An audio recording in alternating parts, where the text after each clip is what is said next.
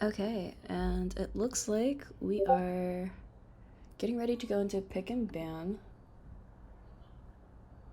Oh, never mind. It's a white screen.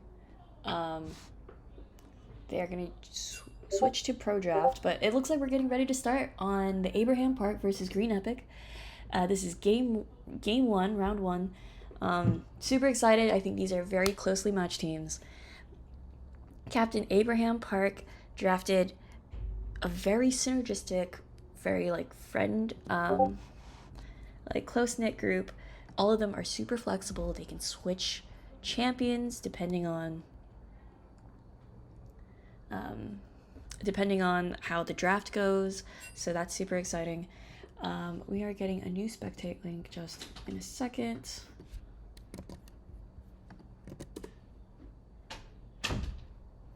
Okay, and we are here looking ready for pick and ban. We got 30 seconds per pick. Okay, let's get ready to go. Oh, and then on the other side, Team greenepic also picked for synergy, going for tried and true people that he knows, and hopefully so this is a battle of friendship. Okay, what we're expecting from the pick and ban phases. I actually have no I fully expect greenepic to ban Captain Abraham Park's Quinn. I think it is an absolute menace. He'll go anywhere. He'll be very good at dueling, and he'll just be like a split push menace. And if we're talking about split pushing, I mean Captain greenepic he does it all. I mean, he has the Ornn, he has the Alawi, he has the Olaf. So they both have both captains are very like split push, draw a lot of aggro in hopes that the rest of the team are able to secure objectives using their man advantage.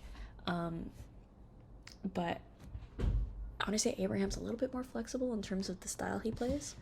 So we'll see how this goes. And right now, they're deciding if... Oh, okay. We have a new spectate link.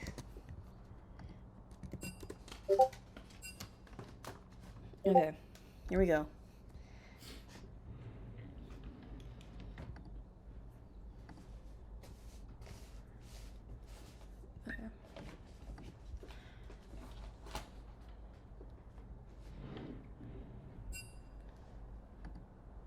Okay, we have Abraham Park banning Brishan's iconic Malzahar. This is the champion that he's known for, or Brishan is known for, lives in Braves.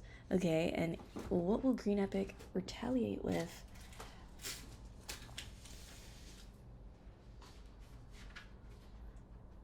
Okay, the Quinn. Okay, so someone is watching the stream. We have the Quinn coming out. Okay, and wow, a very sniped pick and ban phase where Team Abraham Park is actually cutting down on and focusing Brishan. And then we have a Seraph coming out, while greenepic is a little bit more diverse. They're spreading out the bans, and then a cane ban against Rich Game Putty to prevent him from popping off. Okay, these are some very interesting picks. Oh, and a Yorick. Okay, so Team greenepic wants Abraham Park to fight them. They want big team fights. They want the big 5v5s. No split pushing allowed. Okay, and we have a first pick Zach in the jungle, most likely. No, you never know with this team. It could be very flexible. Oh, and he does it, the crazy man himself. He picks the Alawi, and Rich Game Buddy picks Warwick for him. So we have two very, very strong early game champions. They're gonna get going. Very strong top side. in this case. So I do want to see this lead into early game heralds.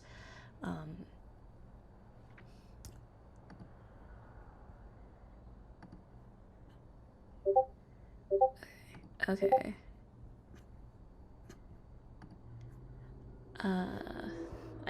I think it's fixed.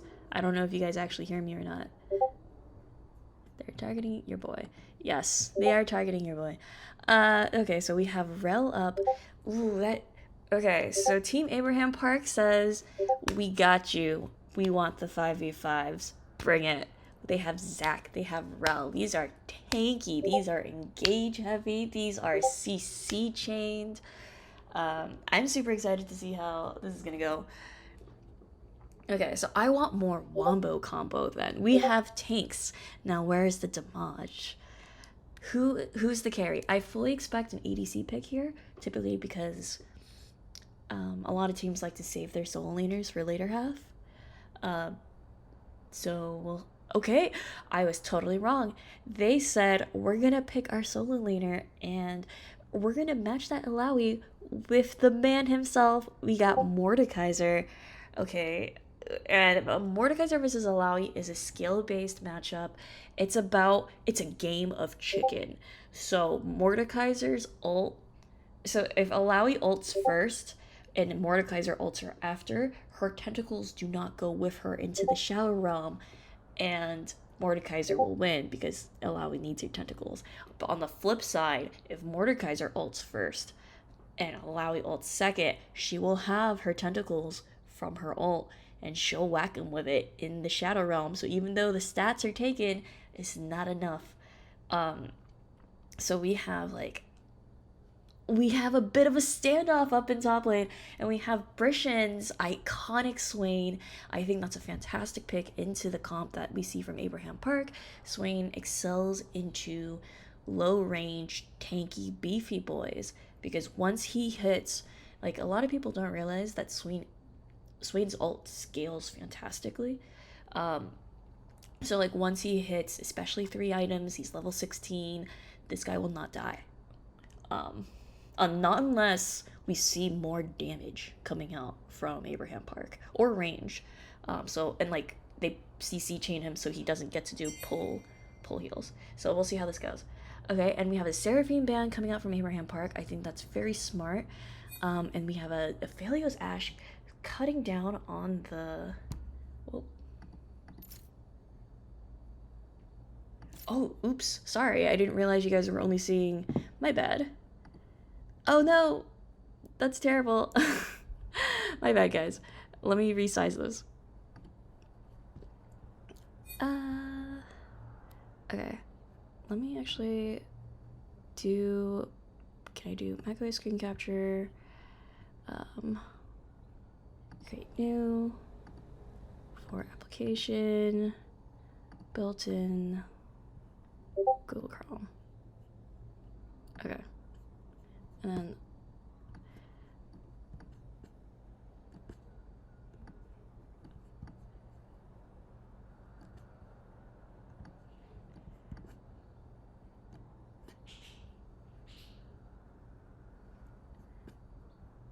it's gonna be a little off, a little smaller than full screen, but this way at least you guys get to see the, or hopefully. I'm like hoping that worked. Okay.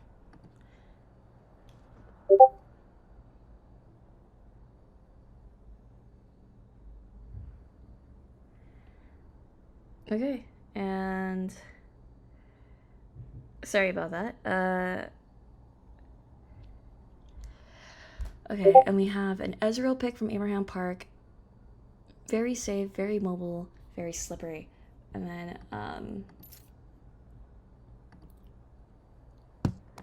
oh, and an Ezreal Tristana. Okay.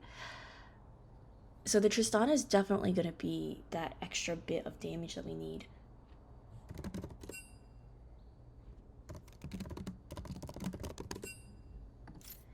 And we have Nami coming out in round 4 for Green Epic.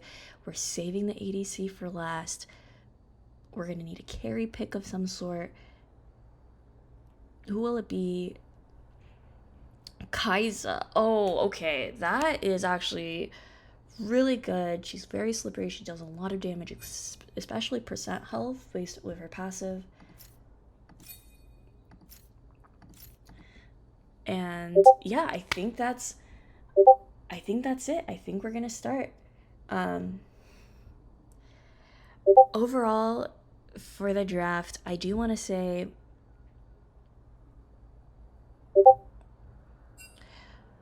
it depends on whose carry pops off better, or like who invests more into their carry. If that Tristana gets going, this game is absolutely going to be a menace. On the flip side, if this Kai'Sa gets going, this game could also flip whichever way. Okay, and we are starting. So I'm going to switch to the client. Okay. Okay. So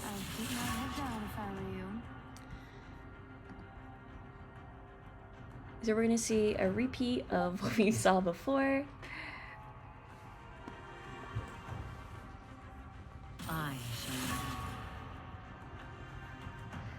Okay. Sorry guys, bear with me. I am not familiar with Twitch or streaming. This is usually a Ben Bowie special. Fear the shadows. Fear controls them. It's your funeral.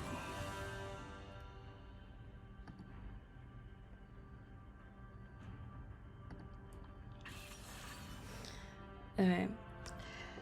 Who won draft? I think both teams have very similar goals in what they want. They both have a very strong split pusher with Mordekaiser Alawi. They have a more gank-prone jungler in Warwick and Zac. I do think Team Abraham Park is more tanky. They have easier engage. Yeah, Mordekaiser can kind of be a strong split pusher. They banned the Yorick. It was needed. But I also think both teams have great elements of team fighting. I mean, Swain excels in team fights. He's an ARAM menace. And like on the flip side, I mean, Rel, like that Rel engage is beautiful. Lots of AoE, lots of engage, lots of lockdown. So yeah, in my opinion, it's all about which carry pops off more, and it's gonna be either Tristana, Ezreal, or Kai'Sa. The fact, or honestly, it could also be Swain. If this Swain gets really going, he's gonna be super hard to kill.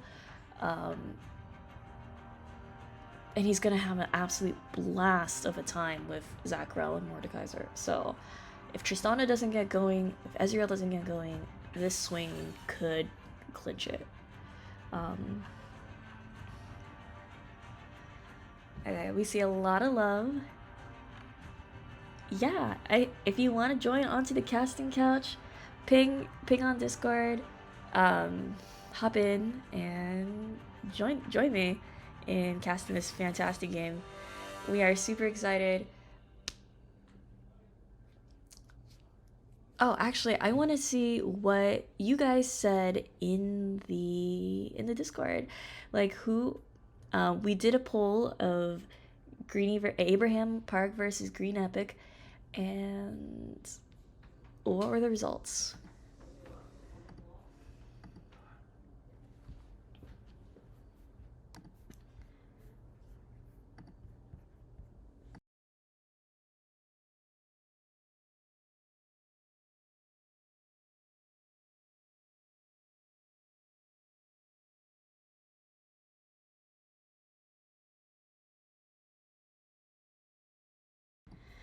Okay, we're heading into the 3-minute delay, but now we can actually see who's playing what. Oh, I think it's, I mean, it's a little unfortunate that I can only see Abraham Park's side with names, but Team Green Epic just says enemy 1, 2, 3, 4, and 5. Maybe that's an unfortunate client thing. Or maybe it's a setting that I needed to have done. Okay, wait, what's this message? Oh, Discord notifications on stream.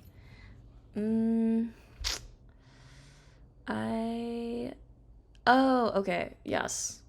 That's a good point. Give me just a second.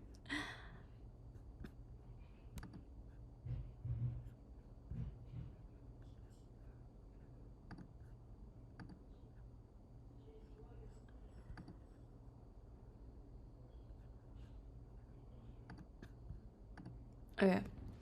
Discord notifications should be muted, so no more pings.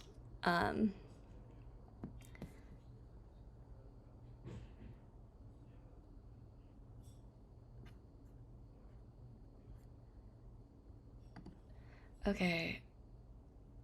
Yeah, I think this is gonna be a pretty close game. I actually don't know how to look at polls, so I do want to see the result of the, or like how people voted.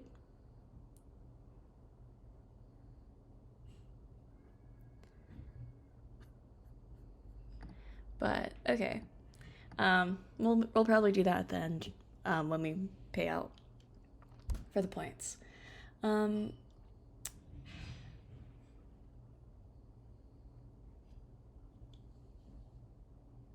Yeah, I'm just really excited to see how this game goes. I want to see, actually, with Tristana in mid lane, Team Green Epic actually might not have Prio in the top side, even though they have Alawi Warwick. Just because Alawi or Tristana does push into Swain. I mean, she pushes and controls mid lane a lot harder than a lot of other picks.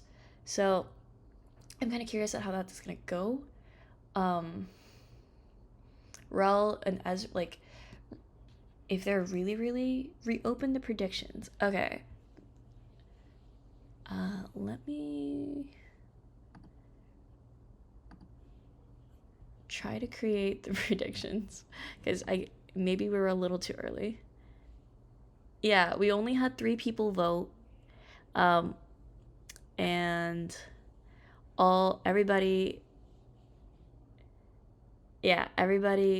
picked Green Epic so far, but I think they're underselling Abraham Park. So, you know, it's like when you have all the item set in like Diablo, and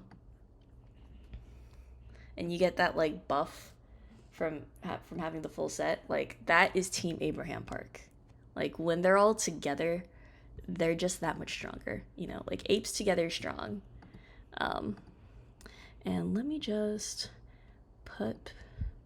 fix the stream so that we can have the client, or the game, because we've just started. Okay.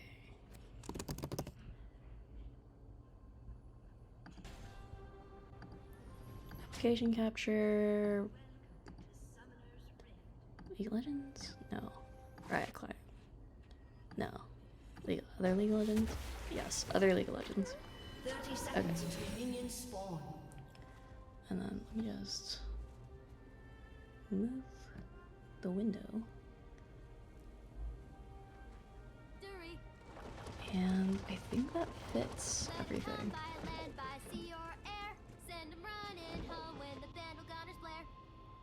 Okay, yeah, I think that fits the screen.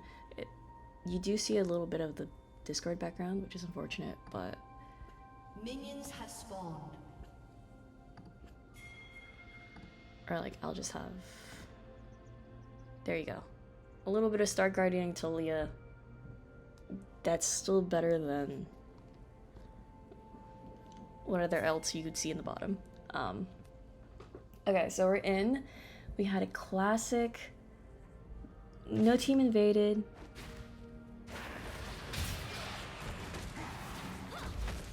So we're gonna start a clean, like, fair game of League of Legends. No crazy shenanigans.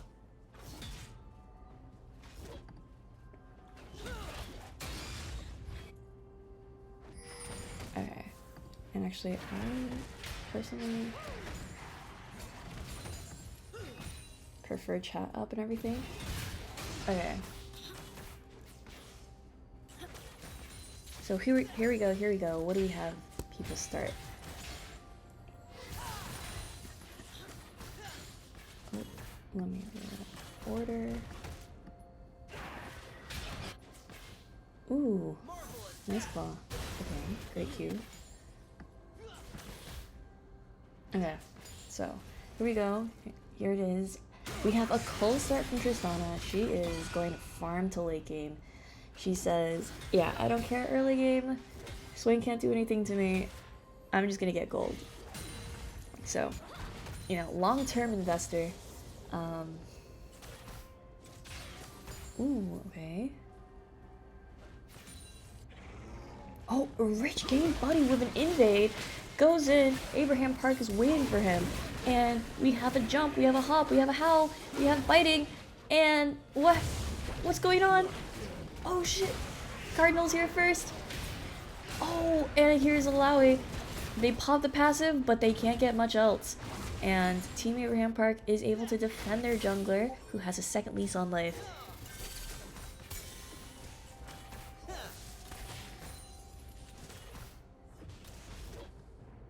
So that's super exciting early game. I did not expect that invade, but apparently abrahampark did. So we have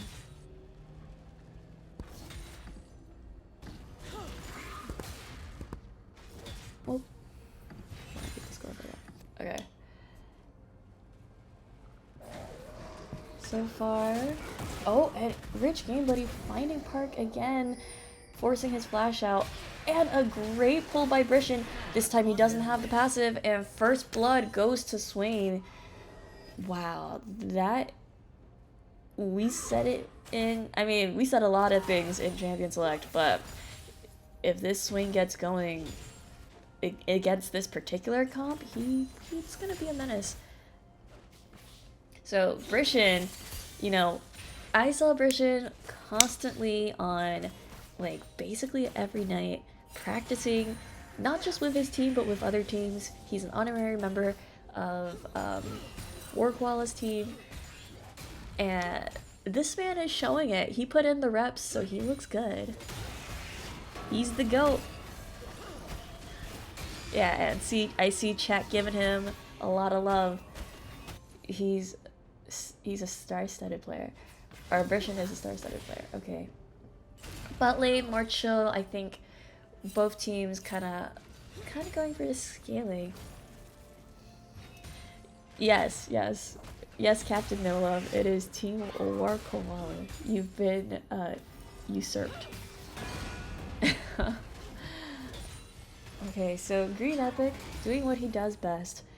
This man is a lame bully, and he knows it. But abrahampark knows. Oh, and he will look like he was gonna go top to maybe consider ganking, but contrary to how he normally plays, greenepic is gonna take that back. You know, this is a man who doesn't know what the B button does on his keyboard normally, but this is a tournament. He wants to win. He's serious. He's got the game face on. Takes his money with him. Gets a serrated Dirk. Huge power spike for Alawi. And okay, so mid lane, Brishan is getting himself a pretty sizable CS lead. Sitting on a lot of gold right now. Kind of curious to see what he's gonna build first. Some Swains like to go first with Leandries. Some Swains like to kind of delay the Leandries. But we'll see, and consider other items first. CS count looking really good across the board.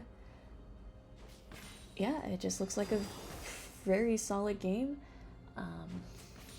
I think both teams are just waiting for that explosive big team fight. They're gathering resources. This is LCK.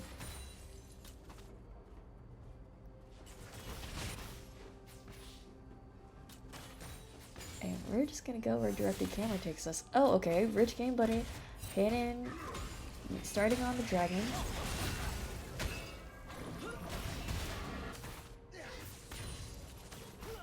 Using his early game prio, you know, that Warwick string.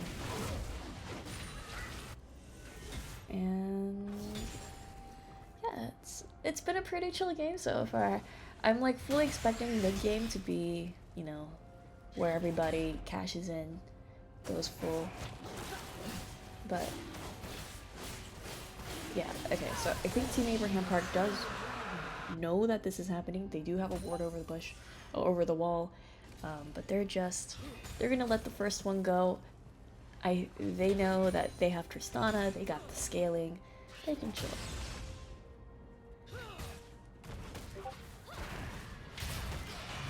Oh, great E pull into, I mean, I call it the Isaron, but oh, and Brishan, fearless, goes into the enemy jungle to ward, looking for Abraham Park, and he pops his ultimate. And he's threatening Cardinal. Oh, wow, and a Ezreal ult from downtown. Oh, but does he almost have it? No, the E kills him just enough. It's the Conqueror Swain, and they don't quite have it just yet. And he is off to the bird races. This is Brishan unlocked and loaded. Wow, that flashed to like dodge the Ezreal ult so that he could stay a little bit longer and heal up with Conquer, and his second E is really what made that play. Like, wow, I just want to say, it might be early calling it, but it looks like MVP Brishan. He has been carrying this early game. I am impressed. I don't think the game is quite over yet, but at least for the early game for greenepic, Team greenepic, this is looking like a Brishan show.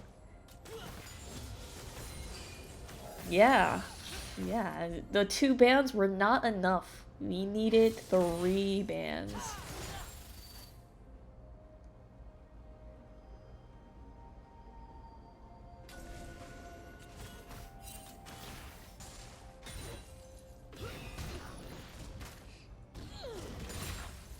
So, oh no.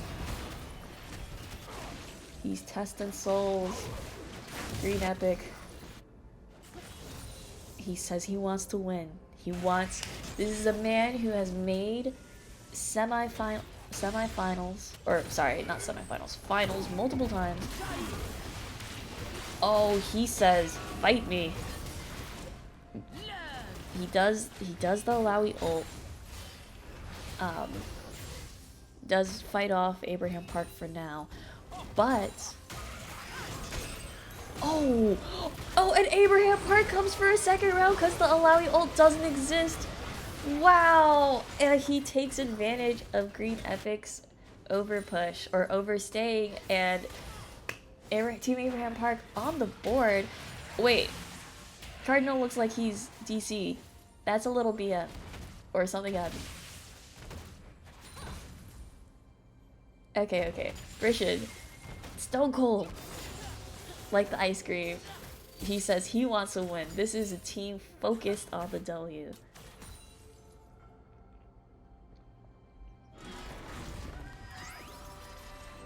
Oh, okay. So I was totally wrong. It is not a Liandry swing. It actually was a Rod of Ages swing. So this guy is going to get super hard to kill. I'm curious to see if Rylai's will be second, so that he's gonna keep everybody in with him. He already has Ghost as his secondary summoner spell, so he has blue switch shoes, and these E's are homing misses. Like, does Brishan miss? Oh, and here's Abraham Park with a fantastic stretch. Oh, and he almost pulled Jatan. Wait, I gotta read this once so then practice. Jatan at Aj? Jatan Adaj? Oh no. I should have asked in lobby. I'm just gonna call him Jatan Ataj, but or I will call him J-Dog because, and we will know who J-Dog is because this man is a pimp on Nami. So I am sorry, Nami. I should have asked for clarification sooner.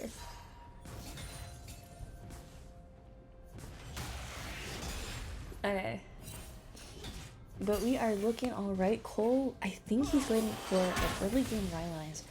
Oh, and Alexei getting nice turret plating before he backs. Zach is hovering, looking for setting up for a long gank. But I think, does Rich Game sniff it? Is he contemplating ganking bot lane? Okay, no, he's first clearing out. Oh man, it is like the Jaws music where you're worried. It's like I'm worried for that bot lane. This is a long-term investment, and Abe is determined to cash out. He's here. He's channeling. Oh, a huge engage by Young Nine. Oh, and they killed J-Dog. But here is Rich Game Buddy for the counter. Is it enough? Oh, and Young Nine re-engages. Alexei poking really hard. Brishan, oh my god, Brishan is here. And he pulls Young Nine. Oh, and they go back in for a huge re-engage. Abraham Park stomping with, oh, but no one is touching the Swain. Can anyone touch the Swain? No one can touch the Swain. This guy is endgame. This is like in horror movies when you have the girl who lasts till the end, and she's, yeah, that is endgame girl. Wow. I don't think anything can go that. Not for a good while. Not until this Tristana gets more money. So it was a beautiful series of engage and re-engages with Young Nine and Abraham Park coordinating on those jumps.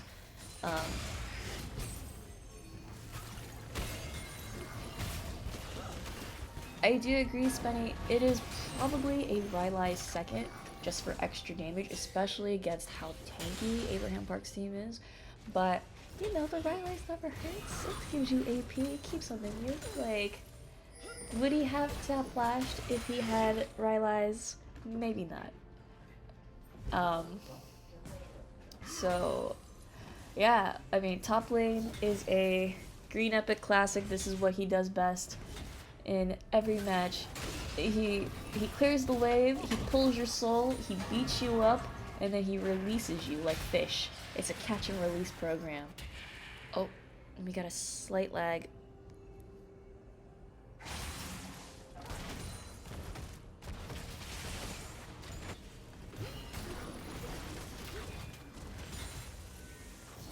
Okay, let's see.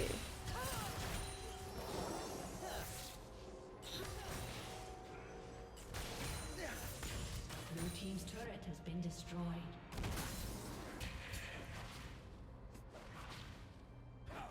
Oh, that is not what I want on the screen. Okay, hopefully that improves the performance a little, so we won't have lagging. Gold League is only like 2.5k, not too bad in the early game.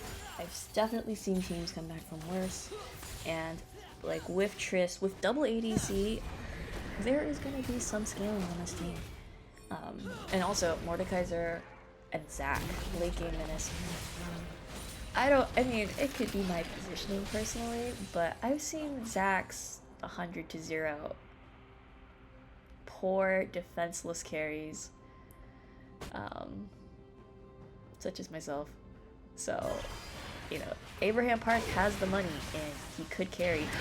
Grishin in the back line, in the enemy team, trying to find his next victim, and he is either finding more than oh no, okay. I was worried that he was biting off more than he can chew, but this man does not die. He's a big bird. You know, I thought that was trademarked by Sesame Street, but apparently not. Okay, but Bershin not having ult and using it too early and not getting any kills does mean that Team Abrahampark is able to secure Prio into Dragon's Hit. They were persistent, they retaliated properly, and with Mordekaiser joining them for the dragon fight, they were able to secure it. But on the flip side, that does mean greenepic is getting turret damage. So we see him on the top side here, pushing and taking a second turret. So Greenie doing what he does. He is the split push menace. Okay, so Bershin takes Rylai's second, but that just means Demonic is third. He's good. Like, he was gonna always get the core 3 items. What I'm really curious about, and it depends if we're gonna get there, is what he's gonna do for the 4th, because that's a little bit more like flexible. And okay, checking in on the items for everybody else, we have a early game Sunfire for Abe to help with clearing. Tristana is going for. I'm actually curious what she's gonna go second after she takes Kraken, but she's getting there. She's scaling. We'll really see her pop off more on 3 items. We have an interesting Titanic Hydra rush. I guess that's for Warwick wave clear. It does give him a little bit more health too, so curious to see who Rich Game Buddy is going to target with the ultimates. And then we have a classic. So I guess this isn't what I totally expected, but it makes sense because, oh, okay, an Abrahampark going in, kills J-Dog, but Demetus flashes in, kills Alexi instead. He says, you go for my support, I go for your ADC. Cut the row. Oh, but Abrahampark comes back over the wall, re-engages, keeps him in. This is looking super close. Okay, greenepic uses ult, Bershin uses ult. We have, oh my god, Rich Game Buddy coming from downtown. I didn't even know where he came from. Oh, but Mordekaiser does what Mordekaiser does best. He took somebody to the Shadow Realm, he killed them. And we see Warwick trying to rush Little Young Nine down. Does he get it? Oh, but Young Nine with a fantastic disengage is able to save himself. But does he interrupt the Tristana back? Oh no! Wait. I don't know if that was intentional. Little Young Nine with... I'm speechless. That is a that is the greatest betrayal I have ever seen. This is worse than when I threw Jaquan into the enemy team using Blast Code. He stood there with the Alawi curse next to his low health Tristana, waiting. Yeah, Little Young. Oh my gosh. The betrayal. I talked about the synergy, but the synergy can go both ways. When you're too close with friends, sometimes you'll grief you.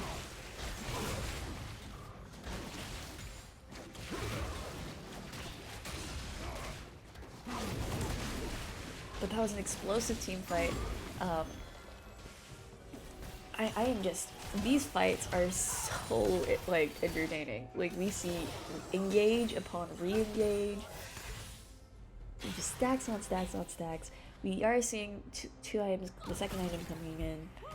Young Nine going for the Even Shroud, fantastic. He once he locks one person down, and he is doing a fantastic job locking people down, including his own team. Like, he wants to make sure they're dead. You know, I love it. Supports. He subscribed to Death being the best CC are the best supports. And for Ezreal, we see the classic Triforce to Muramana. He's very close to getting that fully stacked, so he's gonna pop off very soon. And then a Radiant Virtue finished on Abraham Park. He's tanky, he's for the team, he's engaging. It's a really good sign. Cardinal is facing Green Epic. Oh, he ducks, dives. Wow, those were some fancy moves. Oh, but a little bit of a disconnect. Oh, and because they see Young 9 with Green Epic in bot lane. Oh, and they do kill him, but they're trading captain for captain, blow for blow. And right now, Team Green Epic does have Prio for Baron. And between Kai'Sa, or with Kai'Sa, they do have pretty decent damage for it. So will we see a contest? Oh, okay, no, they're trading objective for objective. Team Abraham Park recognizes that they aren't quite there to contest this, or aren't quite in position to contest this, so instead they're gonna sneak off, kill this Chemtech Drake real quick, and then hop off into safety. Really nice macro trade for trade, doing like the best they can in a less than ideal situation. I like it. They're staying competitive. They're trying. You know, don't you love it when you're in a game of League of Legends and both teams are like trying their best, trying to claw back. It's a little sad when like one team kind of just flops over and like lets the other team kill them. I'm talking about Hanwha Life. If any of you saw the LCK game last night, Abraham Park is like, nah, we're not Hanwha. Not today. Not us. We are who's a team that fights and claws back all the way. You know, I like to think of this team as KT Rolster. Like the current KT Rolster. Lots of synergy. Lots of playmaking. They try to claw back.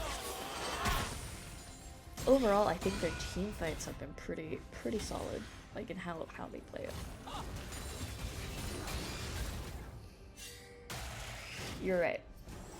SKT in their current state, definitely not. They would not stand a chance against Mr. Green Epic.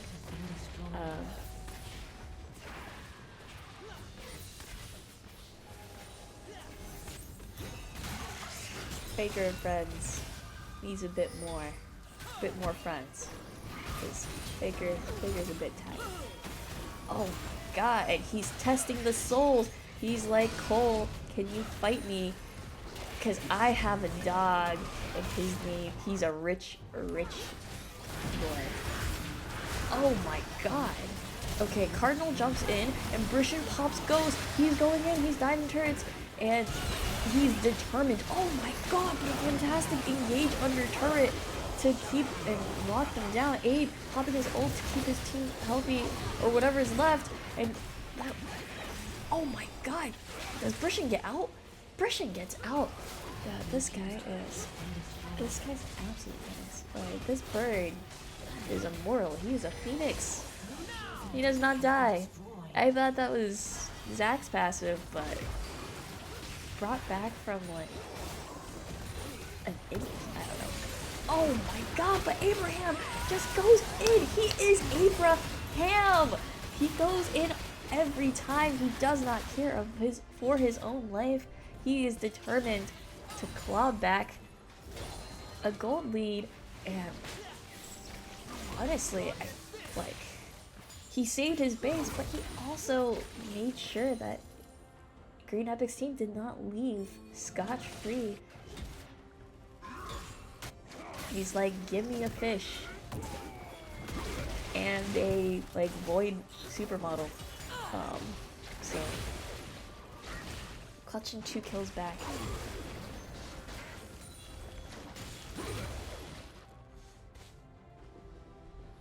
Okay, so these fights have been super epic. I mean, we have had so many pop-off moments from like a lot of people. But we gotta talk about this gold lead because it's big. It's 8.4k. And with the Baron that Green Epic had, they were able to secure mid and mid. They pushed down, they did the force. And with this prio, honestly, like, Dragon Soul is such a far off dream that I don't actually think Team Green Epic is gonna bother like pushing for that too much. I would more imagine that this team is going to like do a 1-4 or a 1-1-1-3. Oh my god, they're gonna go fishing with this bird. And like they're just gonna try to squeeze and push this turret as much as possible. Okay, so I was totally wrong. The Metis pings dragon. They want it. They are aware of the timer. I would imagine that they'll secure it because they're ahead and you might as well get free stats, but like, do they need it? Oh, and we had the game of chicken. Mordekaiser ults first to keep Alawi in the Shadow Realm, and she ulted in the Shadow Realm to have her tentacles, but she stayed a little too long. Oh my god, and he goes right in. Rich Game Buddy leaps, trying to get a kill. Rishon ult. We see a absolute brawl as both teams are going back and forth. They do pop off Abraham's passive. They're trying to kill him. Rishon's under turret.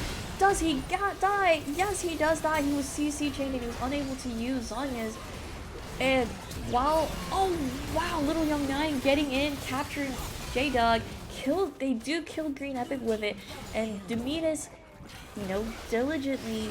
Oh my god, the stretching strike pulls him back. Okay. Ezreal goes in. He's slowing him. He's hitting the Qs. Oh my god. And then Demetus uses his ult to try to escape, and dodge the stretching. I am just overwhelmed. These guys are nuts. So much play and counterplay and try to duck dive and weave, and in the end, Team Abraham Park, they did lose all their turrets besides the Nexus turrets, but the inhibitors are still up besides the middle one, which was already taken from before, and they were able to secure their third dragon. I did not expect that. I'm gonna be real with you. That was if they keep pulling these off, they might be able to turn this. Okay, but as soon as I say this, Baron's up. This is what Team Green Epic was waiting for, because once they have Baron, they're gonna be able to secure the inhibs, and once they have the inhibs, they're gonna be able to squeeze Abraham Park, or Team Abraham Park, into their base. So we're gonna have to see if they have enough wave clear on blue team. And honestly, I don't think blue team has that much wave clear, inbuilt wave clear. If they have 3 waves of supers coming in, Tristana has some, but she's not like Sivir. She can't clear that well. She does clear well, but that well? I don't know, maybe I'm capped. Okay, nice Ezreal poke.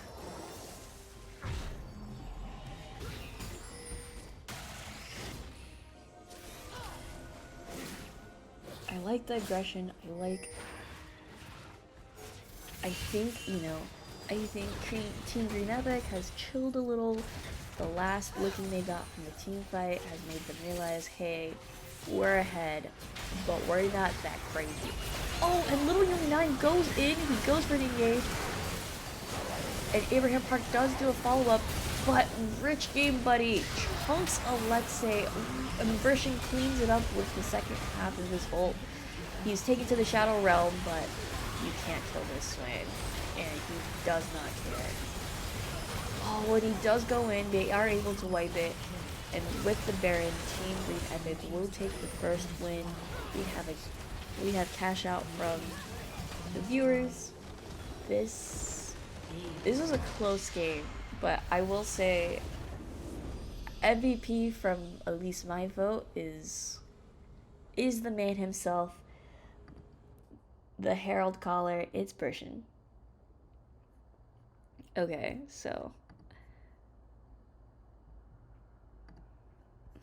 wow, that was an absolute treat. I'm gonna be real with you. Fantastic game one coming in. So many highlight reels. I'm still a little shook with. I'm gonna be real, guys. I'm shook. Like the betrayal of little young Nine, or I mean, he's not so little. He's just young Nine. The betrayal of young Nine on Cardinal. Like they both played really well, but that's a keeper. That's a keeper. I I I can't. We'll clip it and we'll see. We'll show it later. I'm trying to see actually if there's any other games going on right now. We do have the tail end of Tranquil Turtle. Okay. Oh, actually, can we see the? Should we see the end of Kale's game? This is 24 minutes in, so that's actually okay. I was stronger. Who are they facing? Team Xemacs? Maybe we head over to the other side and catch the tail end of I Was Stronger versus Yeetor.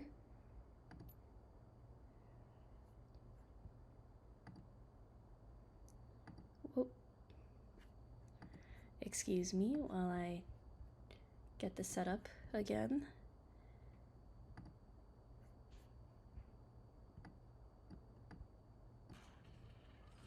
Okay. Ah. Okay. Direct to camera.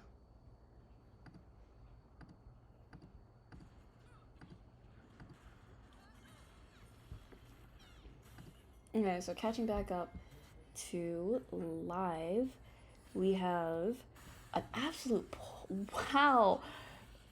This is, I mean, like we knew Yeetor was gonna put on a show, and Yeetor is really big.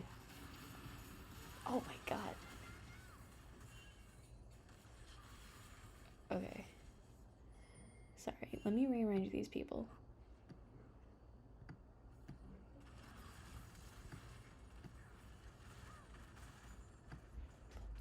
Oh no, this is the jungler. Oh, I just need to change that. Okay. So, gold, dead even at 19 minutes. Like, dead even. 36-36. We have an absolutely huge Trundle. This huge menace, 5-1-1. And a giant Ezreal, 4-1-2. And on the flip side, we have SK Telecom Team 1, big on the Seraph, 4-1-4, and a 8-2-1 Tristana. I mean, Yeetor doing Yeetor things. Ah, sorry. Let me put this back on direct to camera. Okay. Oh no, did this pause?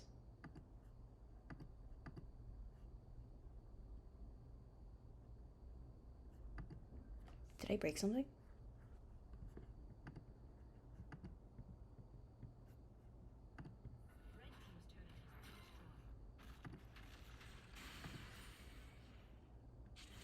Okay, no, it's going. Okay, cool. So in terms of objectives, we have 3 dragons for Team Yeetor, but we have the classic Snuggle Hero Baron Sneak. This man is on Cassie. He plays Azir, he plays Cassiopeia, he plays Tristana, he plays champions that love killing Baron. And you know, early bird gets the worm. In this case, this is a snake, but same principle. They worm hunting and they get it. So a great objective trade on those two.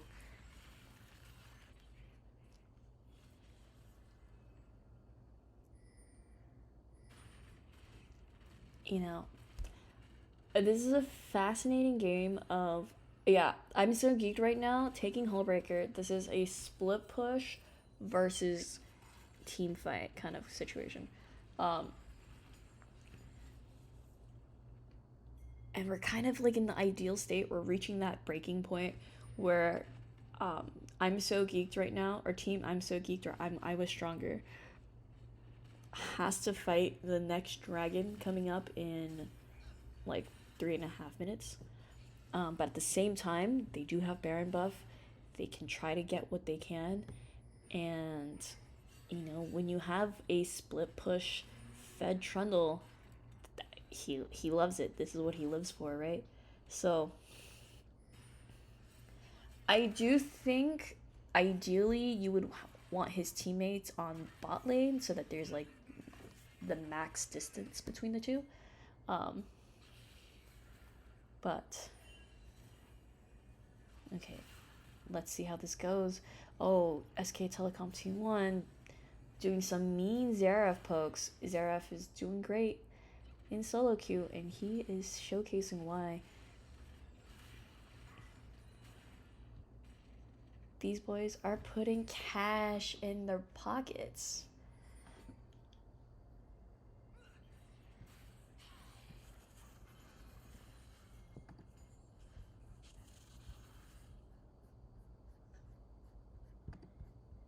Sorry, and then I just have to make sure I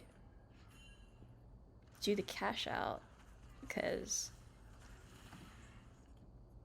I'm not quite sure how to give you guys your points for the people who guessed correctly for the previous game. This is I don't want to be fraudulent, so I definitely want you guys to get the points that you deserve, because you rightfully earned it, but I might need to get BZK back and fix that situation for you. So do not panic, fellow or great investors of the William Street, well, like William Street bets. You will get your points shortly.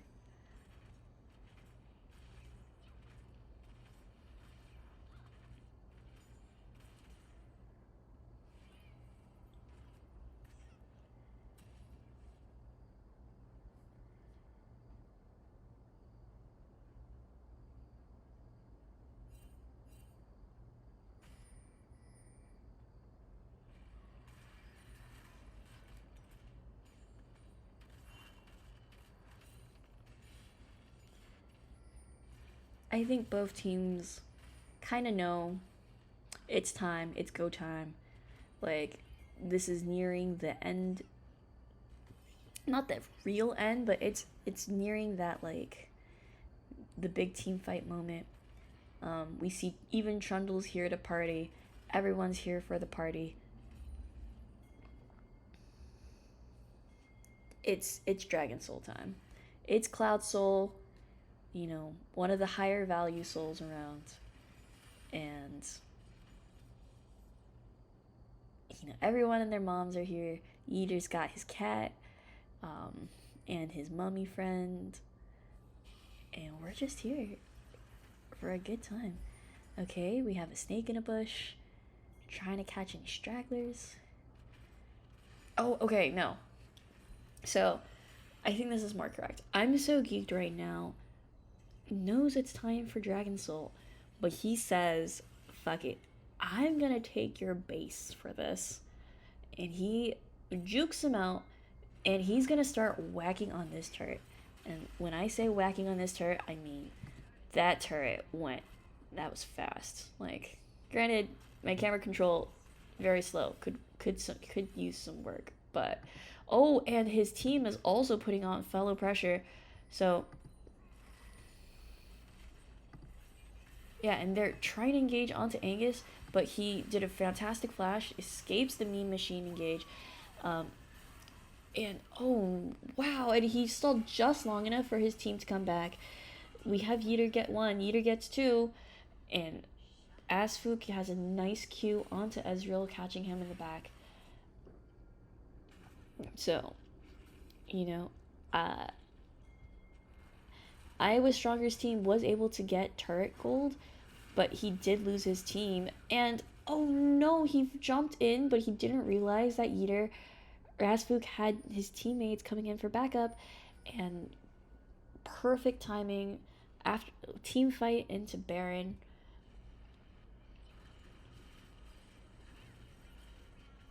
Team Yeetor looking to close out. Marmufa going in for a clutch. Does he go for the miracle steal? Oh, wow. Okay, but as for like smited for 1,406, like that was basically impossible.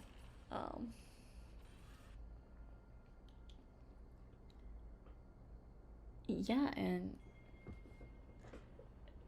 it's looking all she wrote. This is gold lead wise, barely any difference at this point, honestly. Like a 1k gold lead or 2k gold lead, like 27 minutes in, when there's like 50k for both teams, like that's basically nothing.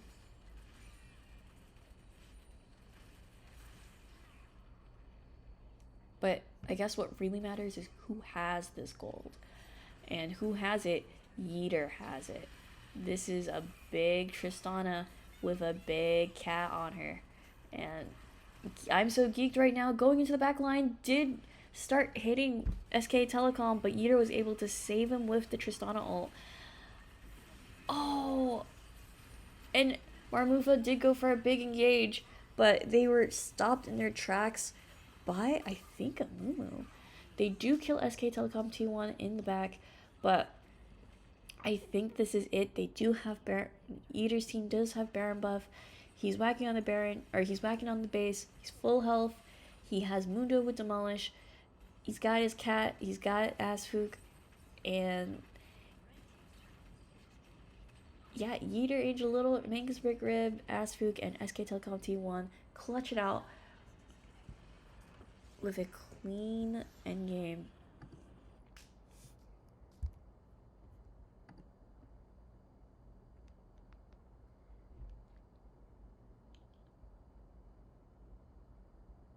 Okay, so let's go back to the clients.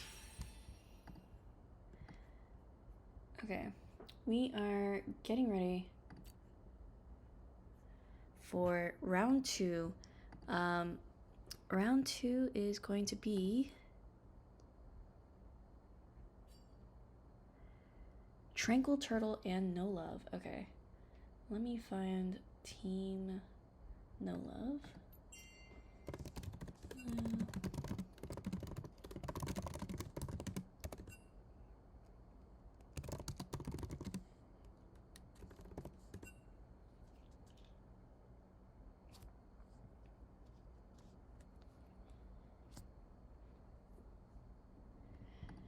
Okay, so we are waiting for the rest of the matches to probably finish.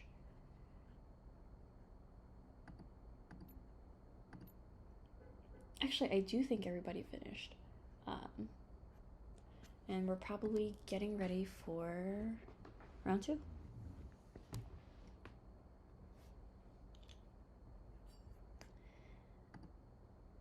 In the meantime, let me actually put back on the intro screen and the nice Talia music.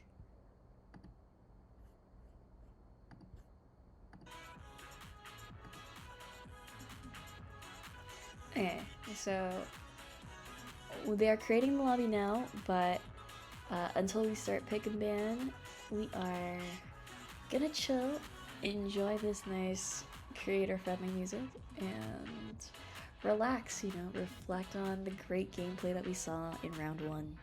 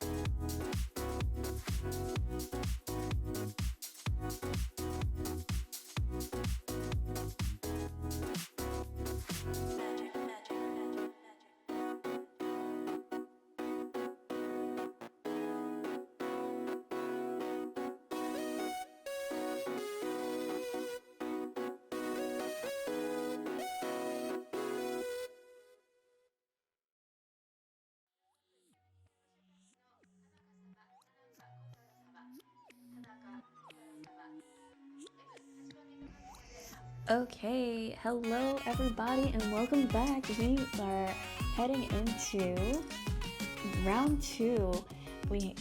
Looks like everybody is making it into the lobby. They are going into tournament format, rotating picks, or rotating pick order. But okay, and we are getting the draft link.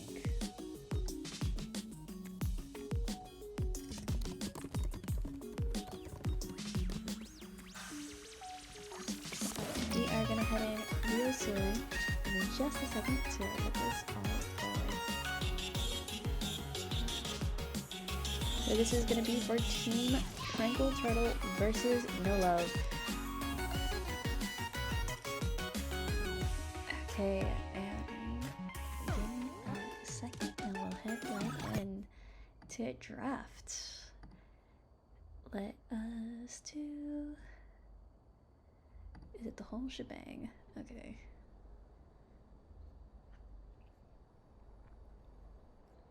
Okay, so we're in the whole shebang. And actually, I should capture, my bad. Give me just a second to fix this. I should do the LG wide. And move draft over to the LG wide. Okay, yeah, and then fix the proportions on the...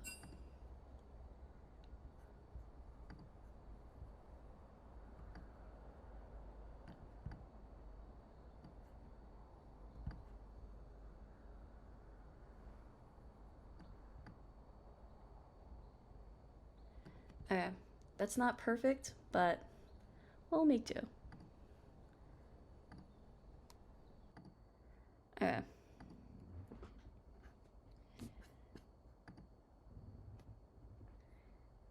So we do have...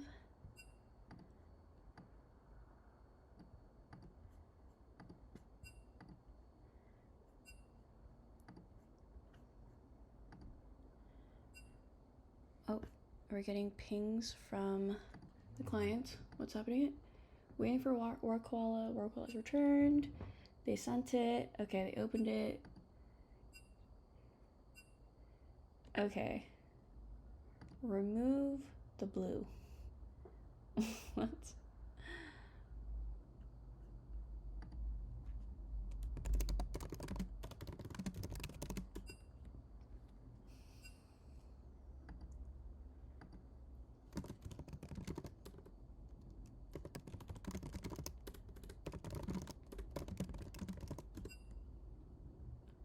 Okay.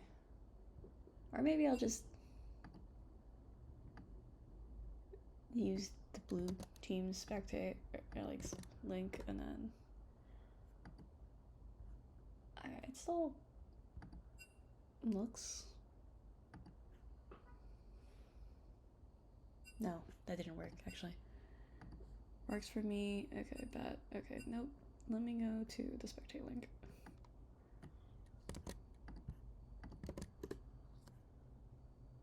Okay, they started. Great.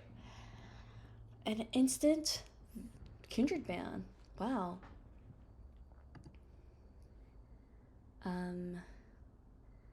Okay, and do we have any... Oh, and an Urgot ban.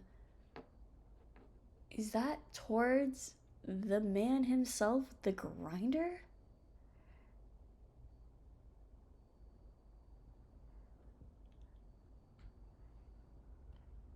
Okay. So, super excited to see how this one's gonna pan out. You know, Team Tranquil Turtle is a classic. Tranquil Turtle himself is a multi-Williams Summer LoL and Winter LoL champion. He's led a variety of teams to victory in the finals. He has a way with draft, a strategic mind, and we're gonna see that pan out in the pick and ban. So first we have that Kindred, and they're taking their time. They're thinking about it. What's gonna come out for the second ban?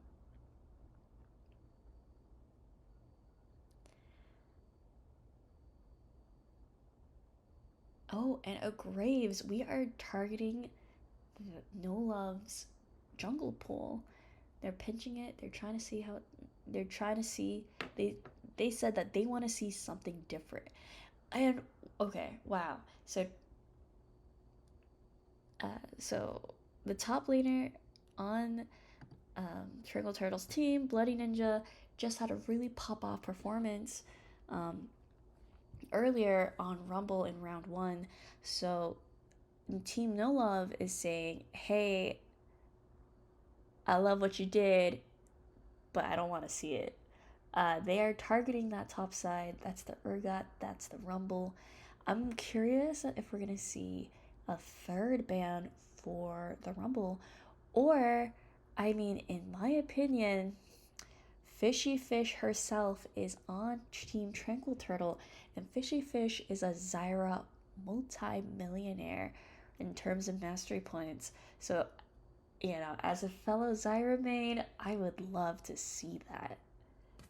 If we're talking about supports who carry, that is a support who carries. Okay, and Team Tranquil Turtle hits the Zillion, says, nuh-uh, no Time Master for you, no free Guardian Angels, no revives. And we see a Tristana ban, okay, hitting on the proactivity and flexibility between Captain Tranquil Turtle and BZK. So, okay, we're waiting for round 1 of picks. What are they gonna pick now?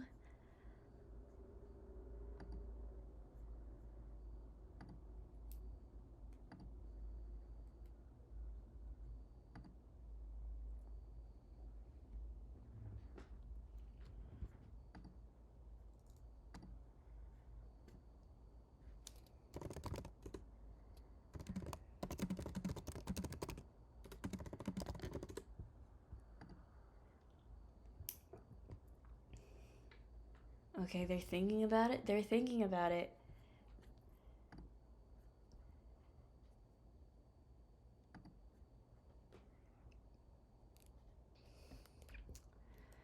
They're discussing.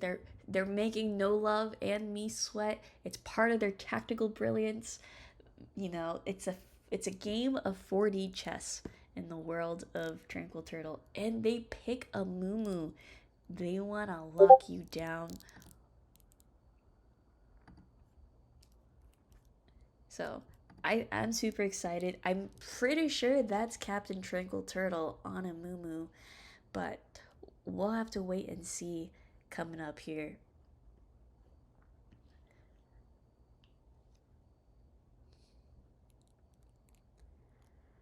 And on the flip side, wow, okay, not what I expected at all.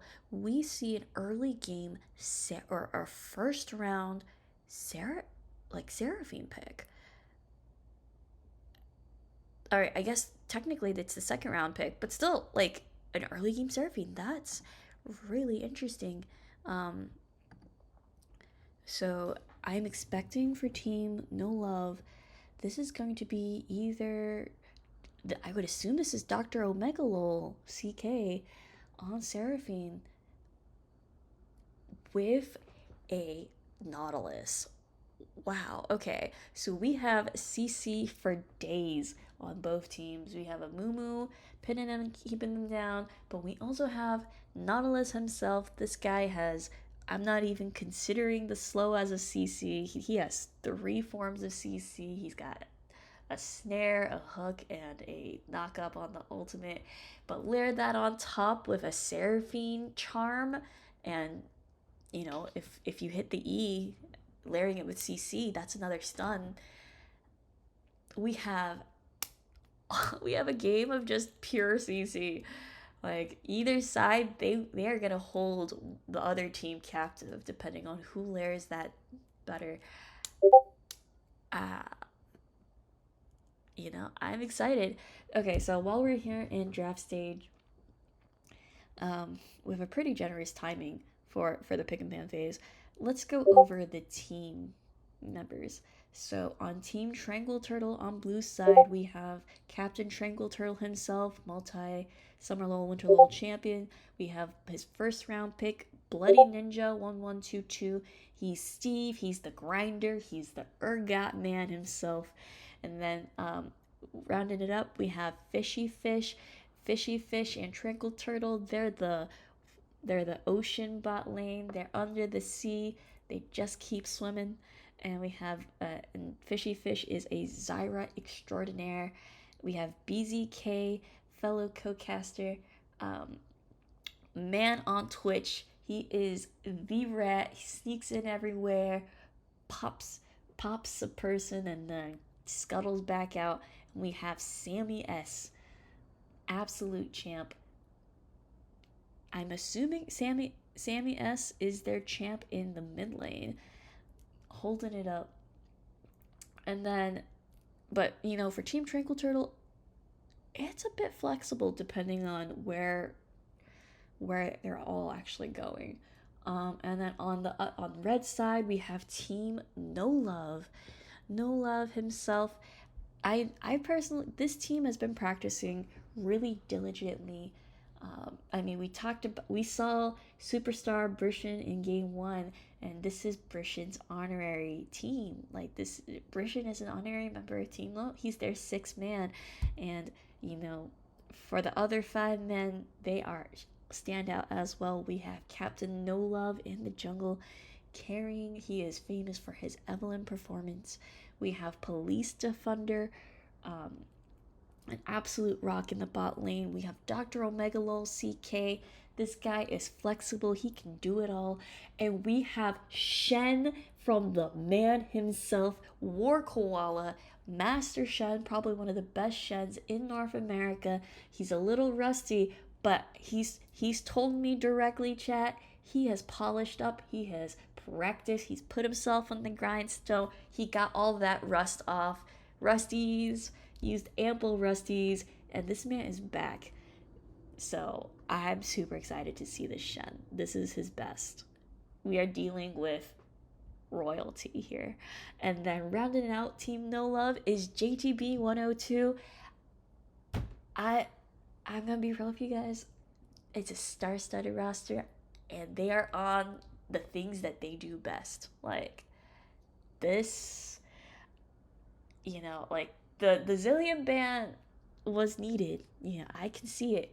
You don't want anybody popping off too hard, but they forgot that the koalas are off to war on a champion who's kind of a pacifist, but he just teleports to where he needs to instigate more fighting.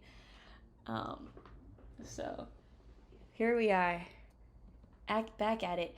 I love the carry performance on this Twitch Lulu. We have a pop-off, we have a Mumu to hold him down, we have Twitch spraying and praying, rat-a-tat-tat. You want it, you can name it whatever you want, but basically it's damage. Damage. Wow, okay, I was totally wrong. That's a Seraphine mid. then that they're pivoting to. And this is actually a Zeri bot performance. You know, she is lightning. Like, wow, I did not expect that. And I mean, that's the benefit of Seraphine. She's flexible. We talked about flexibility in Tranquil Turtle's team, but No Love's team just as flexible. So super excited to see how that's gonna go.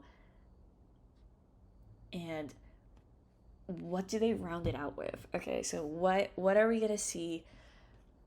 I don't know if Amumu and Lulu are enough CC to pin down this Zeri in team fights. Because between Seraphine, between Nautilus, and between Shen, who's gonna kill her? Like, unless you catch her off guard, that Pikachu is gonna go zoom. So I'm excited. Let's see how this goes. This is super cracked.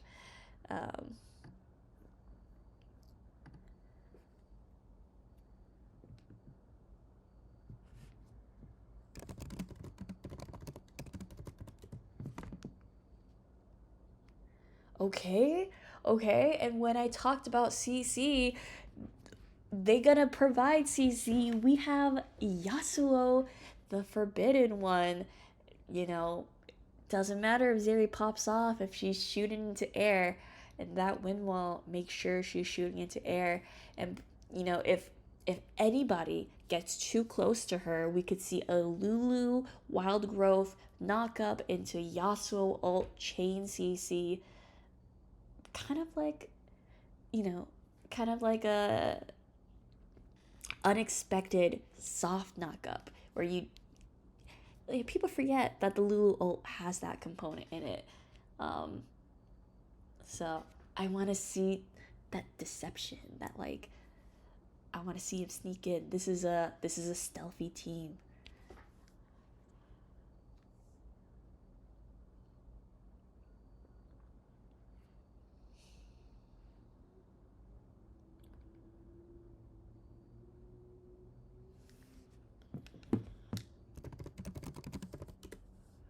Okay, and what is Tranquil Turtle gonna round out the picks with? We need a top laner. We need something from the man himself. We need something from Bloody Ninja. We want something bloody. He got 4 champions banned off him: the Urgot, the Rumble, the Mordekaiser, and the Yorick. And he is the world eater. He's Cho'Gath. He's hungry. Bloody Ninja is hungry, and he's gonna chomp it all.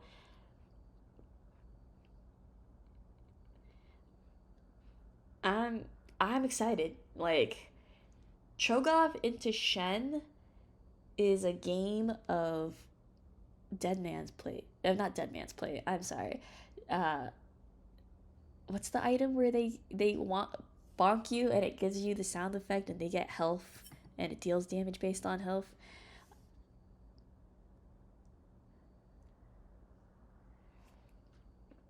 Oh, is there a list of the rosters and the team names? We do have a link in the Discord, but and I can share that for you. I can share it on the screen later on as we're waiting.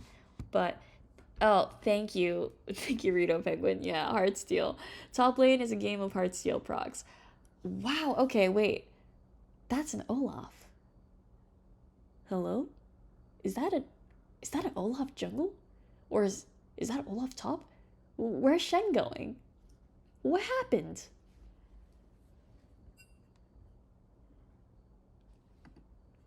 Okay, and we have finished pick and ban. So, okay, and they're sending it. They're gonna start the game. Okay, and they're gonna go through the same picks and bans like we saw already, but I'm a little confused, chat. I'm not quite sure where either Shen or Olaf's going. I'm assuming this is Still Shen top and Olaf jungle, but maybe they flipped it around. Maybe they're trying to keep Bloody Ninja down. It is all you have. End of the line. So, yeah, this is a Team Noah with the super flexible picks. They've pivoted the Seraphine.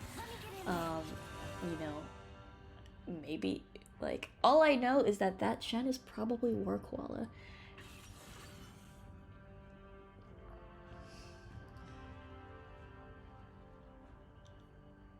So, I'm excited to see this go. It's a little unfortunate that we just see enemy 1, 2, 3, 4, 5, but okay. So I'm pretty sure they're already in like LCS order. That's Shen top. That's Olaf jungle. So that is Captain No Love on Olaf. He's in. He's gonna ignore CC. He's just here to rumble. And honestly, he has the team to enable it. He's got the Shen ult, just keep him alive at the end. He's got the Seraphine ult layered on top of him when he's running towards. He's got the Nautilus engaged, and he's got Zeri zapping over his shoulders, providing extra cover fire.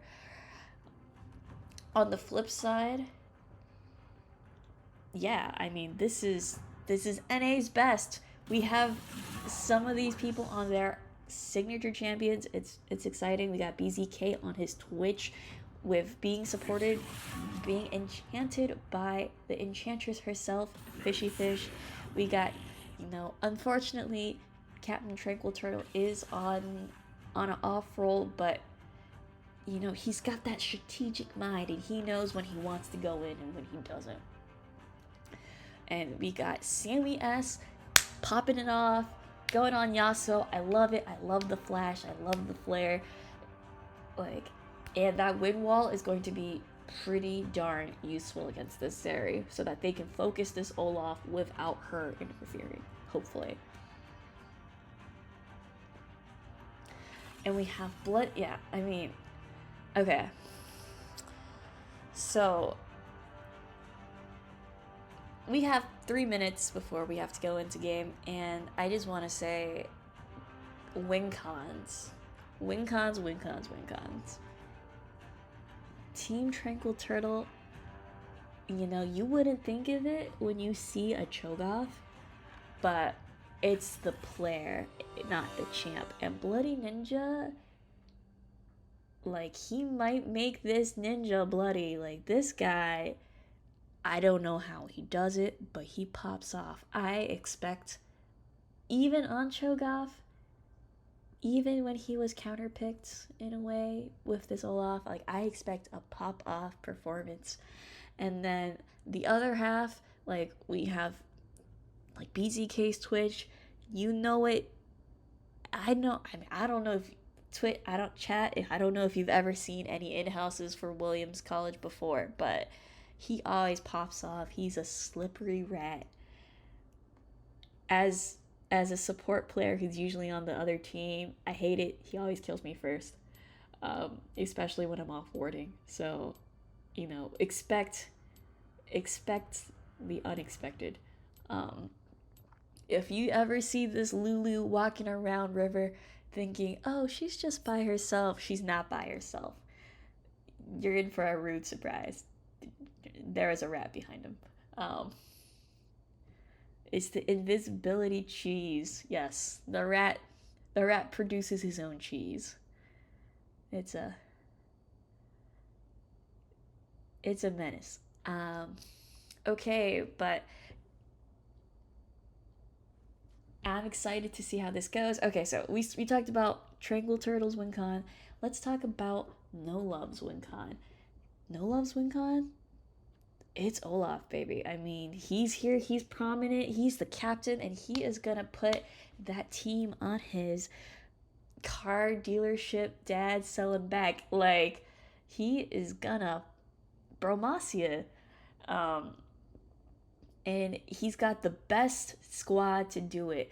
And then, you know, in my opinion, no team is good if you just have one carry, because then, you know, it's too easy to shut down one person. So that's why they got 2 carries. Double prong approach. We have Olaf, but we got Pikachu herself. We got Zeri.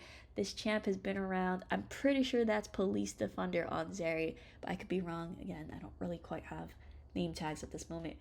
But yep. And you know, I know you're nauseated, but I love Seraph, and I think she's a fantastic champion.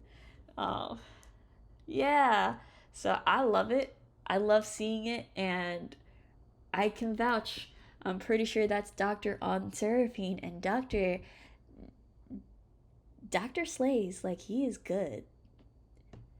He knows how to turn it up and turn it down. Like, he's gonna keep him. Doctor isn't playing. Oh no, is this a sub? Did I get it totally wrong? I wasn't paying attention in lobby. Oh no. Well, thank you for calling it out, Solid Bean and Flight. It was an emergency sub. RIP Dr. Omega Lol. We salute you. Emergency sub. We are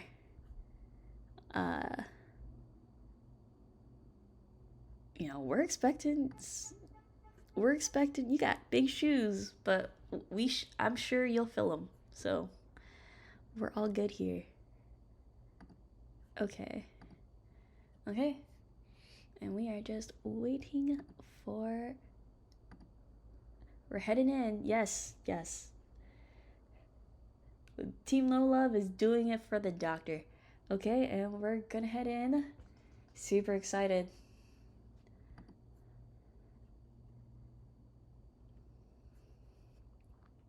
Whoop.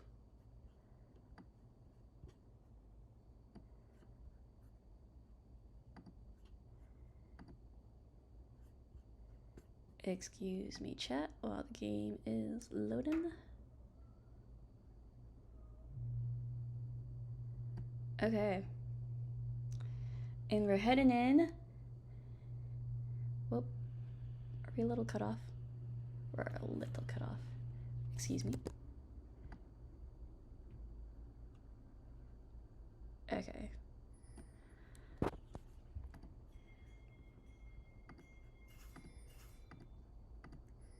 Okay, we have heartwarming feelings being exchanged. BZK says, good luck, have fun. And Police Defender says, no, you. Is it? You know, oh, and I love it. I love cheeses. Level 1 invades, and BZK might be in for a root surprise. He did not look fast enough. He got rooted off on that auto attack, on that charm, on that ward, and first blood to No Love. This is tragedy. No Love, he's getting exactly what he wants. He is the win con, and that win con is off to the races. Yeah, he said no rats allowed, not here. And he chopped it with an axe. A little brutal.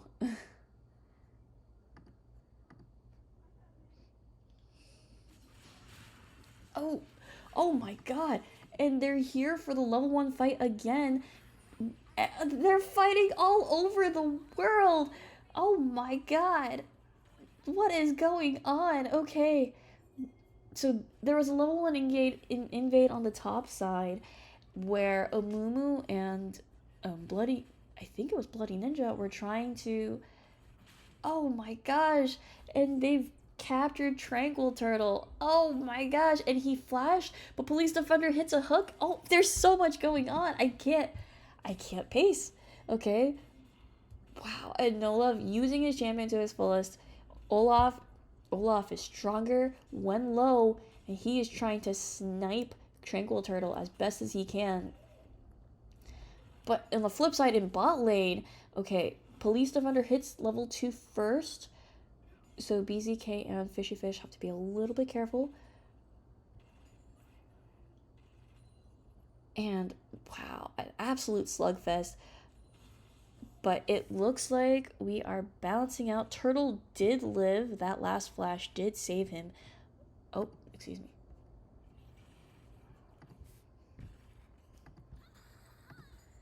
But, you know, Police Defender is hungry. He's not gonna stop. He's not gonna stop yet.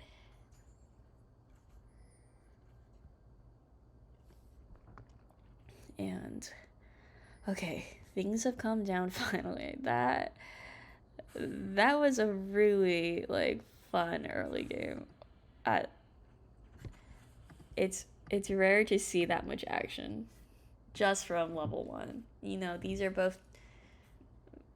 teams excited to win, and they'll win at any cost anyway, anyhow. I love the aggressive positioning by Fishy Fish. She's up there in the front. She's trying to snipe the Qs. She's like, try to farm Zeri. I'll chunk you for it. Oh my god, Sammy S hitting tail end of that Yasuo, 3rd Q. Oh, okay, so so in the spirit of Doctor, we have Jirachi up on Zeri, and JTB 102 is the Seraphine. So super excited with all these picks.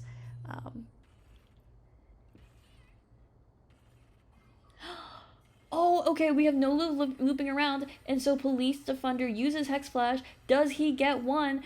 They get BZK instead. They let the fish go, but they hook in her rat friend, and BZK doesn't make it out alive. Wow, that early game. Oh my god, but oh my god, the Portal combat. I thought Lulu had it, but Zeri says, not today, and she uses the passive zap. Wow. I love the attempt, though. That was super exciting. You know, people sleep on Enchanter champs.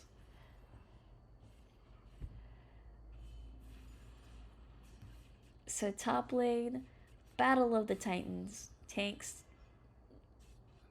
knocking it out. Wow. I mean, Orc Wallet smooth on that Shen, but Cho'Gath doing what Cho'Gath does best. He's gonna use his passive to heal, you know, sustain, and Team Tranquil Turtle uses that extra pressure that they had. Uses that reset that they got, and they are just gonna secure this early first dragon. I think that's really good. You want to do this before Shen gets 6, before he gets around on this map, affecting things, bothering people that he should not be bothering. Top lane should stay top lane.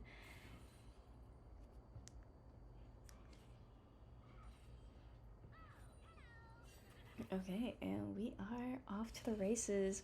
Wow.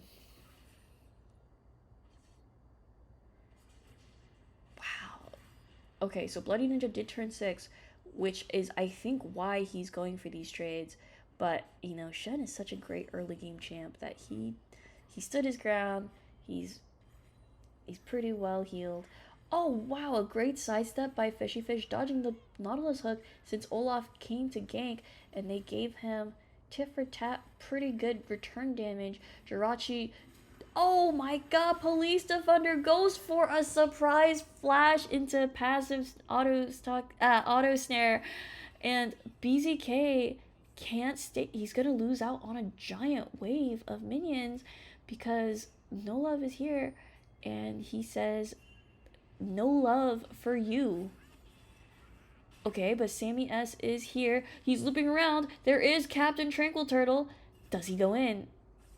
No, Captain Tranquil Turtle says, maybe not right now. Let's just get BZK's farm. And BZK gonna enjoy the rest of his cheese, the minions.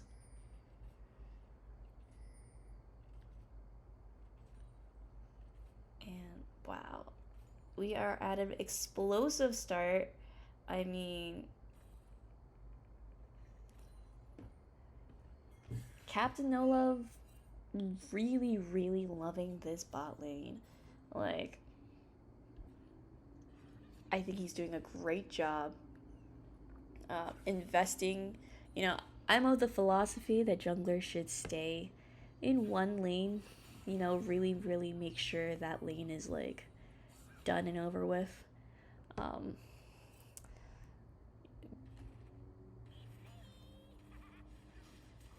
But really, like, I mean, of course, Jirachi and Police Defender are benefiting really well, and Police Defender is setting up these insane, like, picks with his flash, with his hex flash, with the re-engages. Oh no, Tranquil Turtle is absolutely gonna get run down. This is Olaf. He's level 6 into level 5 Amumu. He has a Seraphine behind him. I don't think they can fight this.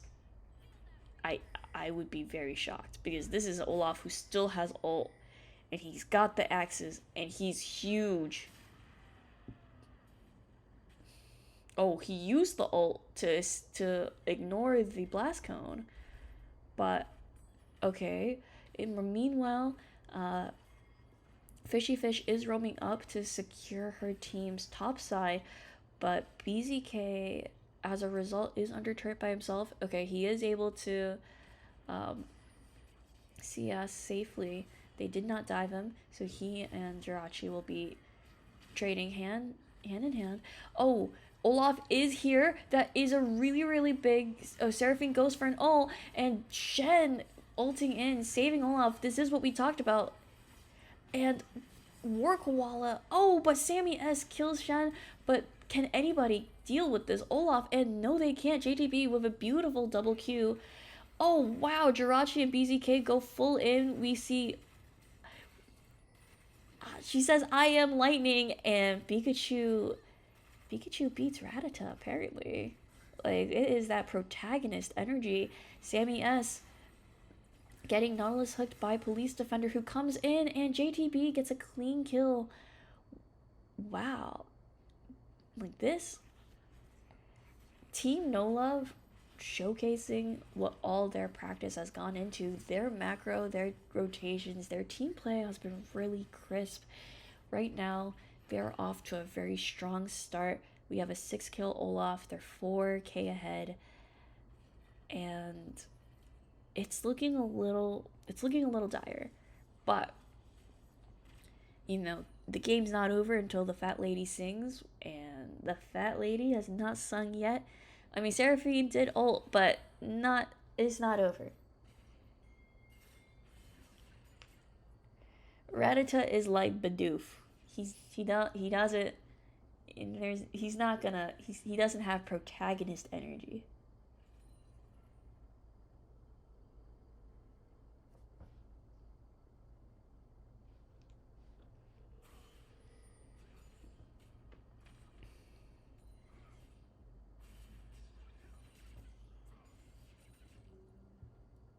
Okay, and you know,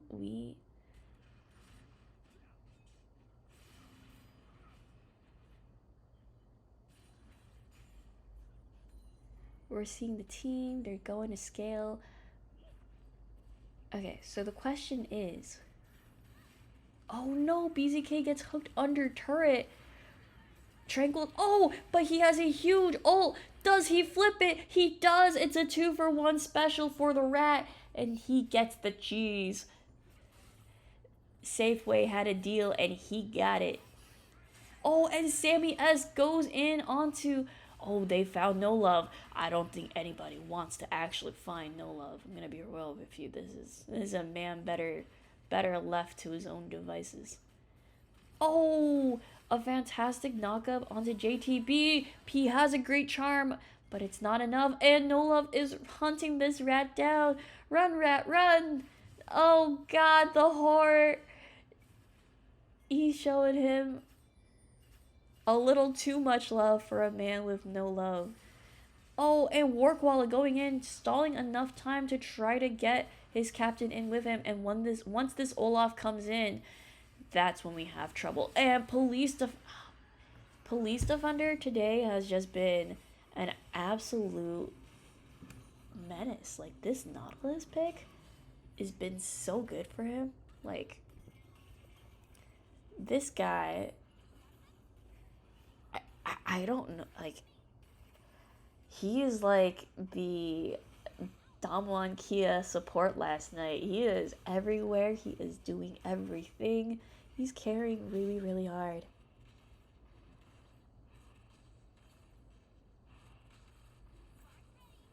Yeah, even I feel sorry for the rat. This butcher does not quit. Oh, also, if any of you want to join the casting desk, ping me on Discord. Would love to have y'all fellow co-casters with me. Though, you know, keep it classy. Yeah. Would love additional insight. Okay, so Big Olaf finished Gore Drinker. How much gold he got? He's got 6,700 gold. Richest man alive. With a close second on Pikachu with 5,500. Like, he drank his protein mix. Oh, and he says, I am lightning. And Tranquil Turtle waited for a counter gank. But, oh my god, Seraphine got really low. Fishy Fish with a fantastic flash ult to save herself. Oh my god, Sabius goes back in on that to try to kill Jirachi. But Police Defender was just waiting for him. I think, and then Red Team, just Team No Love, just they're a little faster, a little together, and this Olaf is in between, and he's gonna run everybody down. I don't know what to say. Like, thank God the rat survived. I didn't know what happened because we were watching the top lane hustle, but this is a big, scary, axe chucking man.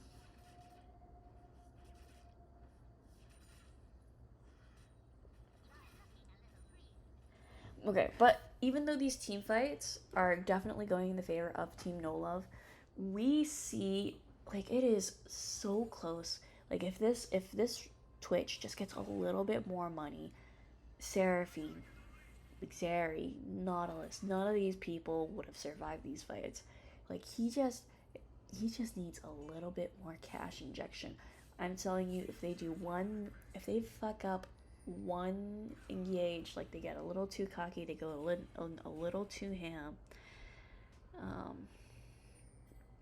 like, you cannot discount the rat. You know, you let one rat escape, they come back multiplied. They're persistent. So it is, you know, as we said, double prong carry approach on Team No Love. We got a big Olaf and we got a big Xeri with him. So he invested and it is paying off. This man should do my stock portfolio because, you know, he knows where to put the cash, where to put the time.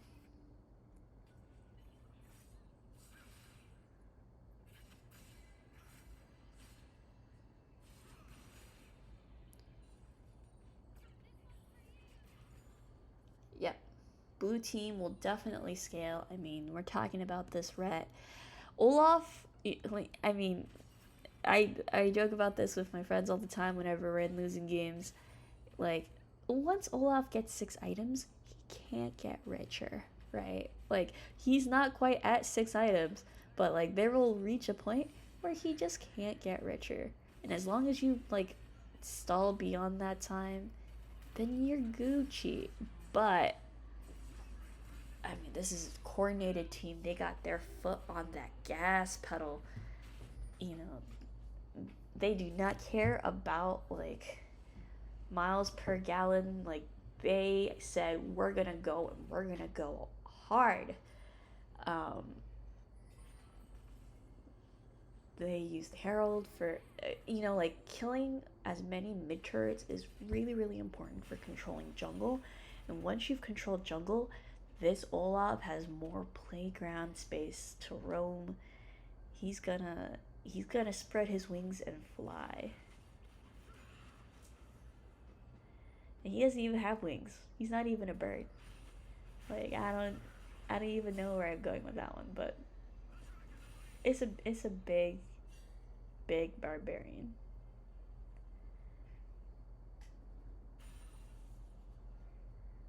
So I'm partially thinking this is Captain No Love throwing a bit of shade back. I said this is Team War Koala, and he's like, no, it's not Team War Koala. It's Team No Love. And he and Jirachi and Police Defender, like, this whole red side team is just really, really well put together. Like, they're all there, they're all together. Like, they're all actively trying. I see JTB rotating for flights, like, immediately. Okay, and here we go. Who watches The Watchman? Who saves Shen from danger? No one. Shen can't save himself. And goodbye, Bloody Ninja. We overcharge the top side to secure a big chomp for Bloody Ninja himself. We talked about it before. You gotta make that bloody ninja. You gotta make that ninja bloody. And BZK giving Jirachi a good run for his money. Oh my god! What? The huge turnaround. Wait. Oh. Okay, so he does die eventually to Police Defender, but and Bloody Ninja, in an attempt to save his teammate, does go down to no love. But wow, the solo kill return on Zeri and blue team getting the top turret bounty is a pretty big, like, that's a pretty good active play on their end to try to salvage his game back.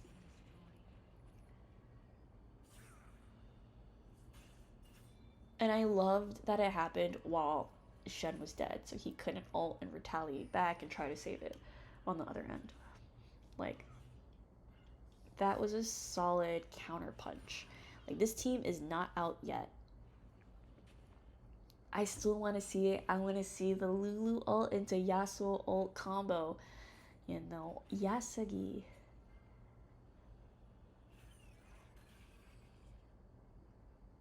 Yes, Cho is getting bigger, and the downside of Cho getting bigger, besides being like tougher to kill, is that he kind of just takes up the screen, so he's gonna eat all the Zeri autos, which is like probably, he of the people to take the Zeri autos, he's probably like the better one, but like, oh, Bloody Ninja gets 4-man into a Hex. Oh wow, what did the heal come from? Oh, it's from Jackshow. Oh, and Tranquil Turtle comes in, does a flash ult, tries to save his top laner, but unfortunately, there's just way too many people up here, and turret just wasn't enough. Okay, so Team No Love does rotate over. They're doing very coordinated play, very crisp, lots of practice. Oh, okay, and we have a teleport from Shen to cover bot lane so that they can't get the return turret. We're seeing why this man... Oh, run! The Olaf's been unleashed. He killed the worm. Run faster! Oh, I don't think Fishy's gonna make it. He popped the ghost. No!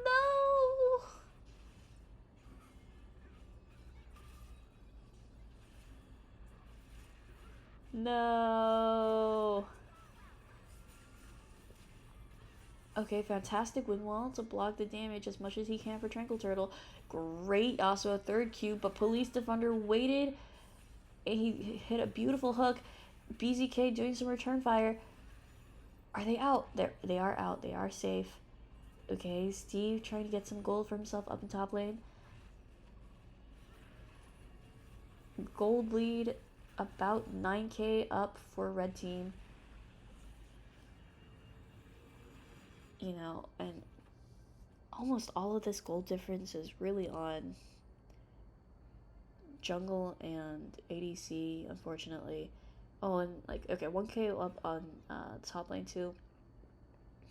5k on jungle. I mean, this Olaf is huge. 500 up for Sammy S on Yasuo, so he's looking good right now. And about 2k, 3k up for ADCs, because I mean, oh, and 1.5 or 2, around 2 for supports. Like this, honestly, it's this jungle support synergy. Like Police Defender and No Love have been doing a great job setting up gigs, hooking people with this Hex Flash. It's unexpected. He's honestly putting on a great Nautilus clinic. Like I'm very impressed. You know, I know Police Defender best for his Lux, but this has been a great game for him. Oh, and Tranquil Turtle goes in, hits a beautiful snare. Oh, wow. Bandage toss into Curse of the Sad Mummy, and into a beautiful Cho'Gath Q, into a Yasuo ult. Just CC after CC after CC. Like, JTB did not get to move. Not a single syllable out of her. But you gotta love it. They're active. They're proactive. They will not go silently into the night. Oh, someone's gotta kill this Olaf. Please. Oh god, he's huge. He's getting shed ulted, but his health bar is going down. But is that what he wants? It is, because he's got Pikachu on the back. I am lightning, she says. Well, does she go over the wall? She does go over the wall. She's fucking crazy.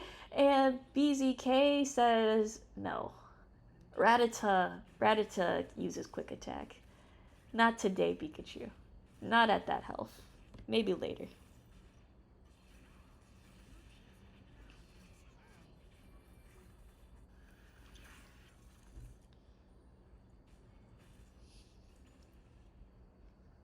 Okay, so big money into a rat. That's a nice shutdown.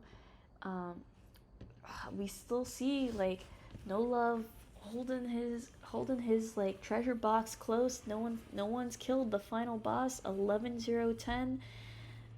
Big money over there. Oh, JTB fantastic snare onto BZK.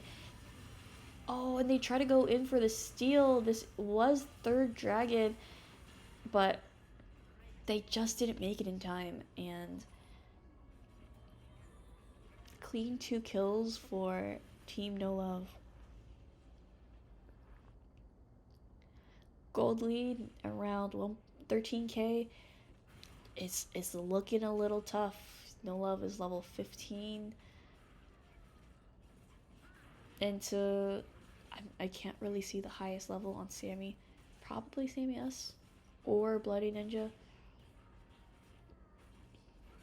But, you know, we just gotta see, can Team Tranquil Turtle hold base? Can they do base defense? Can they do balloon defense long enough that this Twitch pops off? Because, let's face it, folks. Olaf, phenomenal champion, super rich. This guy is 3.5 items in, not counting boots. But he doesn't really have that much defensive items. Like, he's kind of relying on the Shen, the Seraphine, the CC, and the damage. So, like, you know, he's relying on the old adage of Def is the best CC, but that's not really gonna save him if Twitch gets to really rat-a-tat-tat on his face. And, you know, like, he's not quite there yet, but once Twitch gets to that point, things could get dicey. I mean, in those moments, he does have the Zeri as secondary, like, this area again is like also 3.5 items, absolutely huge. Has the stopwatch going into a GA. Like they're looking really good right now. But we gotta wait and see. They found her. Flash ult. Does the Shen ult do it? Oh, the Shen ult might do it. Oh, it doesn't do it enough. Okay, so we're gonna... Does War Turtle get... War Koala make it out? No, he doesn't. Wow, I think that was a Blast Cone Yasuo ult? Or was that... I actually have no idea. Maybe that was the Lulu ult. Lulu ult into Yasuo ult that we've talked about, but... So they trade 2 for Baron. I think, honestly, at this point, like, blue team will take... Oh, no! Oh, No Love says, I don't care about you, Tranquil. Leave me alone. I'm not gonna hit you. But he might be exposed. This might be the big BZK cash out. Oh, it goes onto a Mumu. Not exactly the person that you want, but certainly the person you want to kill. And this is big. They got Baron off 3 people. So now it's just on Seraphine and Nautilus. We want a close game, and it's getting closer. They got the cash out, but even with that cash out of 1,000 gold, he still has a bounty for 1,000 gold. Like, yeah, like this Olaf is a gold pinata. Like, there is so much money to be made if you kill this Olaf. So we have Dragon coming up in a minute. This is Soul. It is Hexdrake, and Hexdrake is the best Soul around. I mean, I'm sure Olaf would love it. I'm sure Zeri would love it. That's slow on the Hextech Soul. It is nice. The attack speed is nice. Like, we're here, we're excited, people are setting up, we got 40 seconds, and they're dancing. Oh, we have a slight pause. Oh no, it's the client breaking because I fast forwarded too fast. Okay, we're doing it again. Going back, set up, sweat time. Do they contest for Dragon? This is the big moment. 40 seconds in, they found Police Defender over the wall. 30 seconds until Hex is up. They found Olaf. He's running. He's collapsing. They're pushing mid. They want inhib. They said, no dragons. Not right now. We're gonna get inhib first. Okay. Red team's grouped together. They're in a choke. They love that because they have Seraphine. They got Zeri. They want to zap in one direction. They want a front to back, easy and clean. But you know who also loves a front to back? The Rat. Does he do it? The Olaf goes running straight towards the Rat. Zeri says, I am lightning. They can't reach her over the wall. She goes flashing. She goes in. She dashes forward. She gets fishy. She tags the Rat with the stun. Slow. And she collects a quadra kill. That's a Raichu. She evolved. It's the items. She big. That was a fantastic clean play. She kited it. She did the ult. She cleaned up, and I mean, we talked about the double prong approach, and it's the double prong approach. Team No Love, clutch it out. 31 minutes, 30 seconds. Okay. Now, let's see what we want to... If there's a game that we want to watch while waiting. And it looks like everybody else has also finished their rounds, but let me just confirm that. Yeah, so that was actually the last game, so everybody is done. That means we're waiting for round 3, and just gonna put this in. Let me just update the text. We are now waiting for round 3. Okay, and we're gonna put the Star Guardian music back on.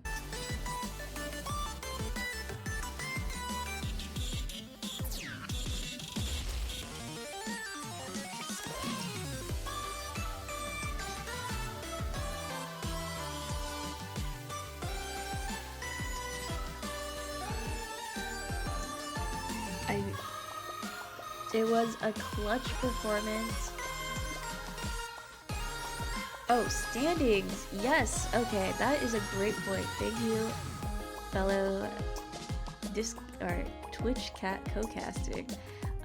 So roundup for we have victory from Team First Seraph and victory from Team Xemacs. It looks like from Group B. And then for the other round for Group A, it was a win from Team No Love and Team Voidliss. So overall standings, let's go to the standings doc.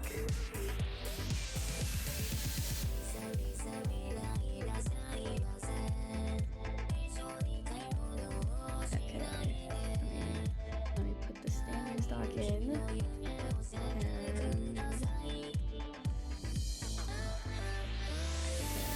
Just a second. Okay, so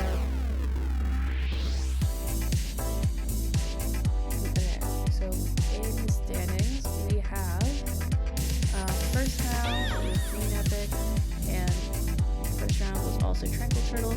This puts Tranquil on 1-1. No Love is 1-0. Voidliss also won this. I don't have cards. So Voidliss is 1-1. So Tranquil 1-1. Voidliss 1-1. No Love 1-0. greenepic 1-0 on Group A. Group B is going to be 2-0 on Team Xemacs. 1-1 for Yeetor and 1-0 for First Seraph and 0-2 for I Was Stronger. So, unexpected thing. It looks like the teams that practiced a lot are the ones really popping off. Like, again, Team No Love was in Discord in the Williams call every night, basically. They would scrounge in, pull in as many people as they could to fill in, just so that they could practice. And that's Group A. Group B, I saw Team Xemacs or Team Avalon, if they could have a corporate sponsor. These guys are on all the time. They were talking about macro, they were talking about how they want to pick the game or play the game, proceed, practice really does pay off.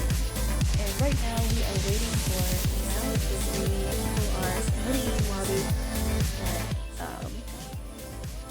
They're heading into the lobby and they are organizing themselves, but we're not quite all here yet, so chillax, sit back, enjoy the Star Guardian Italian music. We got some channel points coming in. Predict winner of round 3.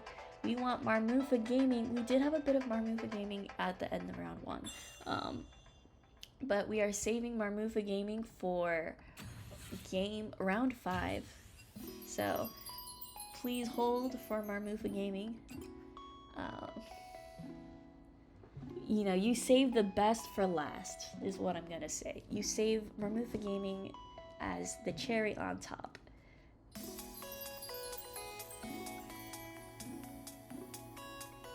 Yeah, please vote in the next 10 minutes. We have a fantastic banger. We are seeing Team No Love up on a high from their last performance. So it's No Love versus Voidliss. I hammered about practice, and Team Voidliss also a very big proponent of practice. These guys are up all night, all hours, They're in it, nose to the grindstone.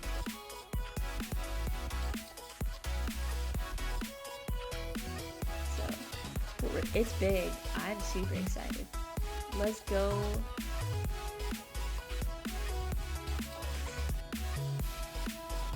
Oh, okay. I'm scrolling up. I see Captain Eric Johnson saying, "Unlucky game. Would Dr. Omega LoL have done that on Zeri?"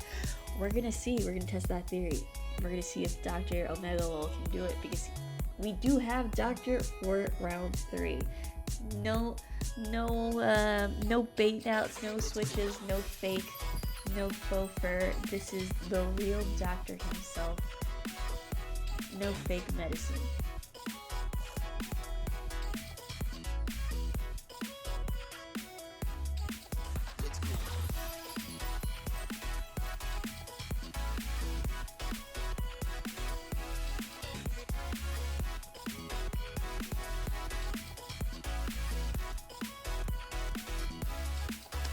So while I'm here with you guys and we're chilling, I guess just a little insight into how we chose the games that we're watching today. So I wanted to pick games of teams that I thought were pretty equal in skill level, that I thought would be pretty competitive, would have interesting background, stories to follow. You know, as all League of Legends World Championships, it's scripted, boys and girls. And yeah, so unfortunately with how the schedule is, we do have to skip one team. One team does not make it to broadcast, and the team that we couldn't broadcast this time for group stage was Team Kelsville. The reason why we didn't pick Team Kelsville is actually because we expected them to win. We're expecting Team Kelsville to make it to semifinals tomorrow, and that's when we'll have coverage for that team, and that's why we didn't show them today in the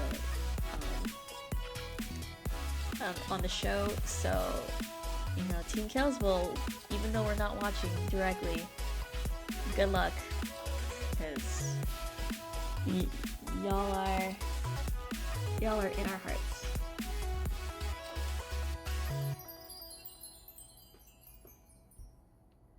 Okay, we are getting draft here.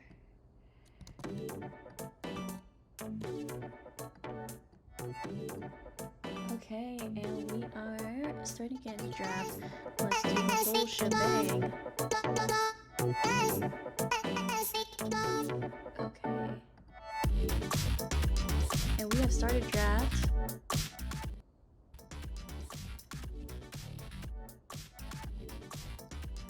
So, okay, let's see what we have here.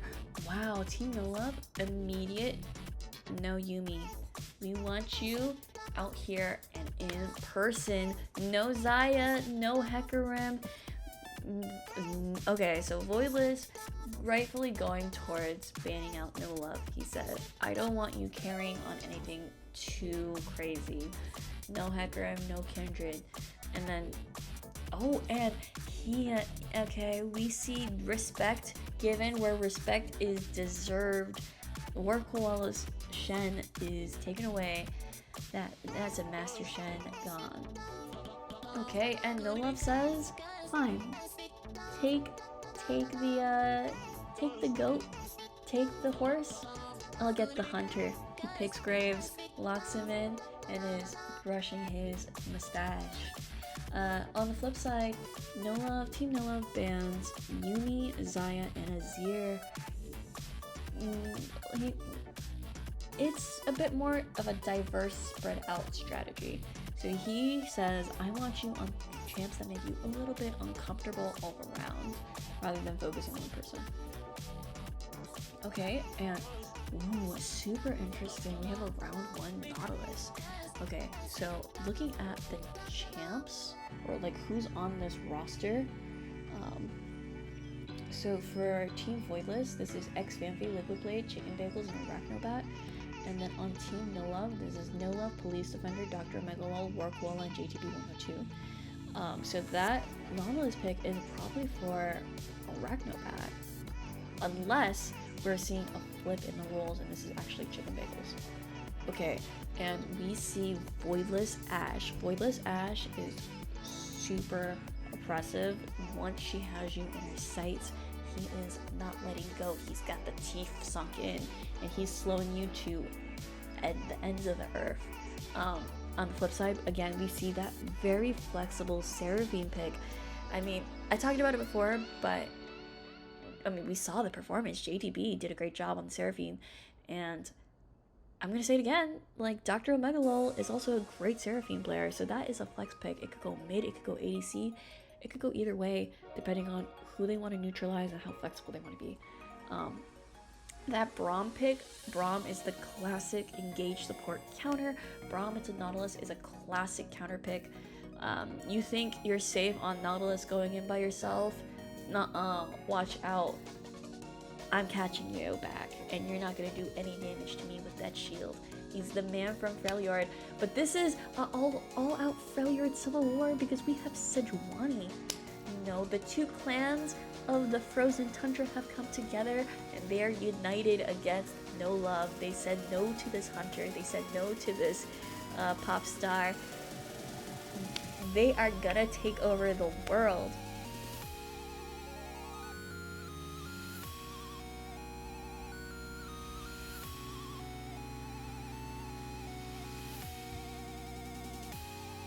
Oh, okay, so I see someone says they were subbed out. If you were the Zeri from last game, you were Pog, dude. Great performance. Okay, and we have, continuing with the bans, we have Xemacs targeted ban. He says, No Love says no fizz. And rightfully so, Xemacs. Dylan is a playmaker. They also said no Vladimir. I don't want you carrying on anything crazy, Fampy. And I think that's fair, because, like, if we're gonna talk about players to watch on Team Voidliss, Dylan Xemacs is definitely up there. I mean, a lot of teams are based on the captain. No Love, you know, we just saw it. It's a No Love show. But captains have their best man, their side piece, their I don't know, the ketchup to their French fries, the tit for the tat. And Xemacs is Voidliss's tat. Like, he got him, and he's gonna do it. Voidliss carries on AD, Xemacs carries on AP. We got a Victor lock-in. And on the flip side, oh, we are beefy boys. Again, we are Battle of the Freljord. We have Ornn himself. We got the beef boys of the Tundra on Team No Love, and we got the clan leaders on the other side. It's pretty big. Oh, and we have a Zillion. So this is, you know, we talk about, oh, is the screen blurry for you guys? Oh no. Maybe it's my internet. Oh no. Okay, I can only hope that that improves with time, but we'll have to see.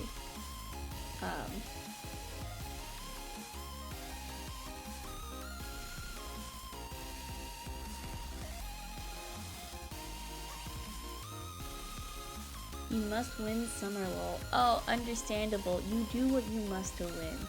Oh, and it is a Yorick. Oh, that's brutal. You're gonna Yorick this Ornn? That is brutal. Okay, and we're finished. We are gonna see No Love versus Voidliss heading into the client and champion select there very soon. This is a fantastic pick. Tell us in chat who you think is gonna win between No Love versus Voidliss. Who do you think won draft?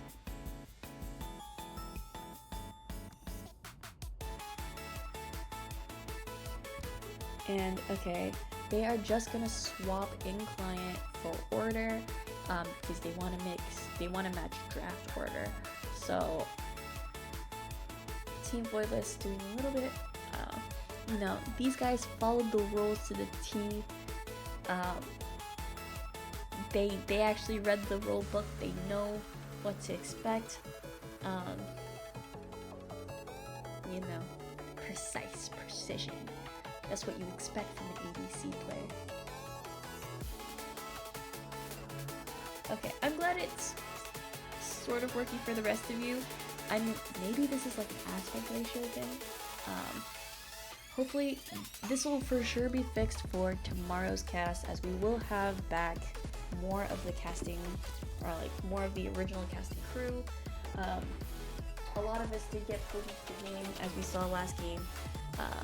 BZK himself. Well, actually, hopefully we don't get too much of the casting crew back, because, you know, they made it to the semifinals. But okay, so they're getting ready to head right in. And we are gonna switch very soon.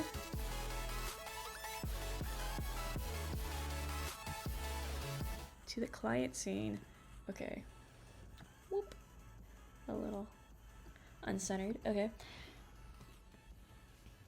Oh. Oh, okay. Very fair. I am totally down for that.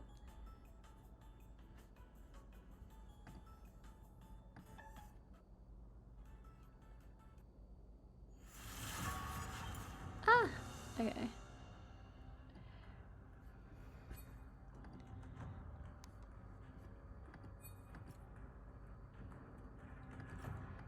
Yeah, okay. Going in and... Okay. Super fast, super quick. I am...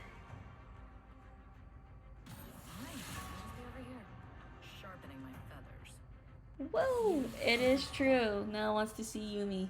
Arachnoback does play a mean Yuumi with Voidliss, but it's a little... We don't want that. So I go.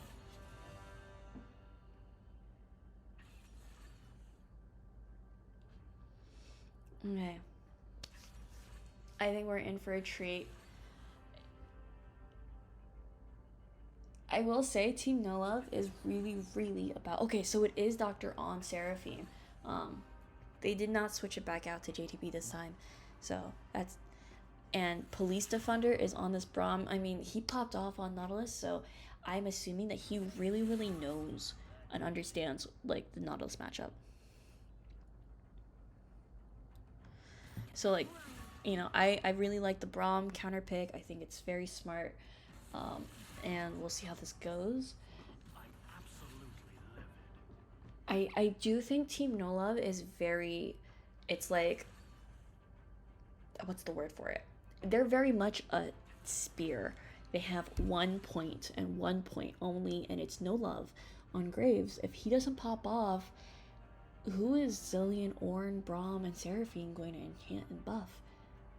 No one. I mean, they can kind of, like, get buff Seraphine's damage, but really, like, the tip of the spear is Graves in this comp. So if Graves gets put behind, this comp doesn't really get to do anything. On the flip side, if Graves gets going, he has a revive, he gets a speed up, he gets a giant AoE like charm, he gets a person to block for him, he gets a giant AoE knock up. Like, he gets a lot of tools to do a lot of things. It's like we talk about Yuumi, but Graves himself has 8 summoner spells, really, with this team comp. On the flip side, Team Voidliss, we have...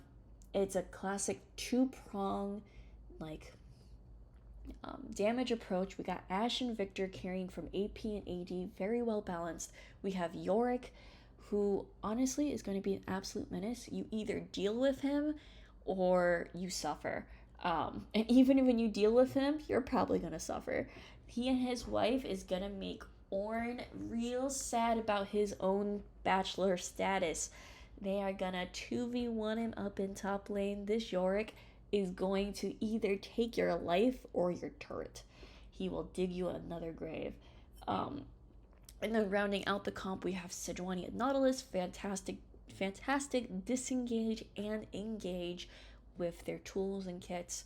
Lots of CC. I mean, we got Ashe Arrow to start fights. We got Nautilus Hook, Nautilus ult, Sejuani ult. Like, I think them having all these utilities and tools is really important for dictating the pace of how they engage and disengage with Yorick. If Yorick has pressure and he draws 2 or 3 people up there to deal with him, then the rest of his team immediately want to go and capture whoever's left. Flip side,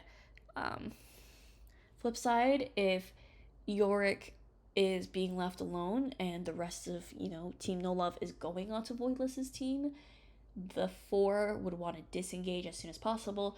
They're gonna spray him down with Ashe slows. They're gonna throw the Sejuani ult, Ashe ults. They have a lot of disengage tools. So I'm excited to see how this goes. This is a game of, this is really a game of, does No Love do it? Does he do the stellar performance that he did last game? Will we see, I don't know what to say. It's really, does he carry? So I'm excited. Let's go see what happens. We have 1 minute until we're in. Yeah, and it's been a great day of League of Legends. I will say, if you guys haven't seen the earlier games, my favorite moment absolutely so far has been game 1. Young 9 just did the most, if we ever, I'm 100% we're gonna do a highlight reel, but if we do a highlight reel, we have to clip the one with Young 9 when he has Alawi, the tentacle curse on him, and he stands next to Cardinal on purpose, it looks like, because he stops moving after, for some reason, and he kills Cardinal using the passive, and then he walks away, dusting his hands off, saying that he did a job. It was so good. It's a group of friends, they're having fun, they're enjoying themselves when they do something like that. It's kind of like what we're here for. Okay, and then the other thing that as we get in, I do want to say, players to look out for. I say look out for Xemacs. I mean, sometimes, last season, apparently, we on the casting desk missed out on Xemacs solo kill, on the game that we spectated, but this time, with the client, we shouldn't miss. If Xemacs hits it, we'll get it this time. So we're here to watch some great League of Legends. Let's go. Game 3, No Love versus Voidliss. I just realized this is a team, it's a team of lacking. Both teams lack something. Voidliss is a lack. Actually, no. Voidliss, I guess, is filled with things because he's missing void. And then No Love is missing love. Not quite sure about that one. Okay, so this invade does get spotted. We do have 2 aggressive wards. We have aggressive ward from Team No Love, and JTB making himself some bank. This is a support Zillion, right? Or is this mid Zillion? No, it's mid Zillion. Okay. No bank made. No money. Not yet.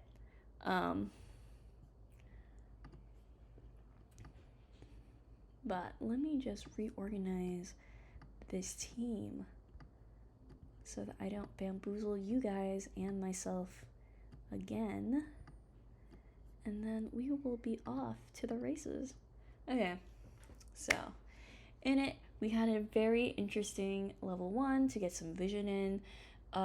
So in response to that, we do have Graves and Sejuani both starting topside. They are going bot lane.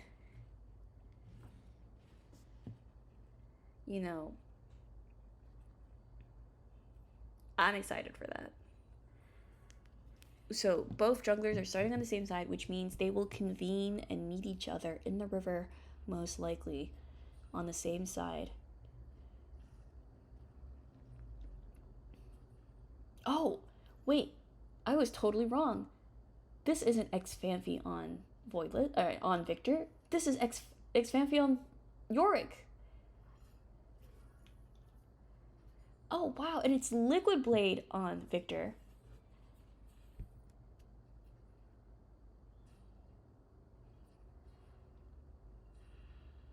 Oh my god, the horror. This man is just throwing his children at the old man and old loner on the cul-de-sac, whacking him. It's a battle of shovels and hammers. Okay, Doctor doing a great job pushing in, but Voidliss's CS is impeccable. The man does not miss. Oh, the children. The children. Okay, No Love invading in. He's bullying early on. Okay, Police Defender does a great Braum shield. Great follow-up onto Chicken Bagels. Oh, hook on. Okay, hook onto No Love, but they do walk away.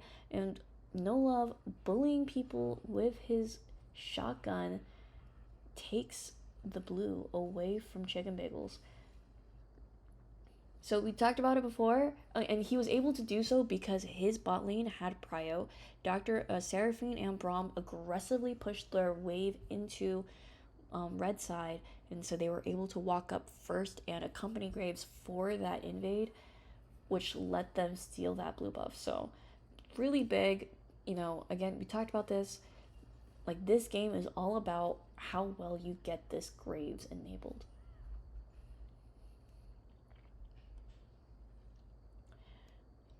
Overall, gold is still in the favor of Team Voidliss. We see Yorick, who started with Cull. I mean, he is CSing happily. He is perfectly. He's probably gonna be on this island for quite a while. I mean, he's on the Shadow Isles, so it is already an island, but it's also a metaphorical island. Oh, wow. Okay. Liquid Blade, fantastic flash over the wall to evade and survive this gank. He absorbed that pressure really well, which is super important because this is a gigantic wave. If he had died there, that would be absolutely, like, lane ending, essentially. But he was able to survive, eat the pressure, and he now is going to collect this fat wave. And then, yeah, top side, battle of the tanks. We see him, he whacks him. We got, I mean, still, like, we did talk about the Yorick and players to watch, and Xemacs is definitely gonna be controlling, like, the pace of whether his team goes in or not with this pick. Like, how he eats and shapes the map is gonna determine, like, the pace of the game. He and Graves, in my opinion, are the two, like, big points to watch out for. Okay, so fantastic CSing by Liquid Blade, doing a great job on that Victor. Honestly, it looks like all the gold difference so far, that 1,000 gold lead, is purely just on the Cull and Team Voidliss doing their best Chovy impression. These guys are hoovering CS like it is Hurricane Katrina, and these are water bottles. Like, they are stacking up.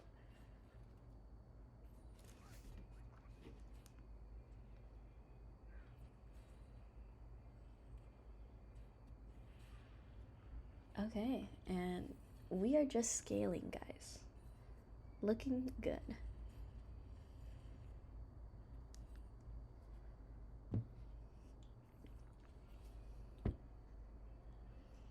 Okay, so No Love able to use the extra early game pressure he has and bot lane prio to sneak this dragon in. War Koala going in very aggressive. He says, I want a chunk of you. I am Ornn.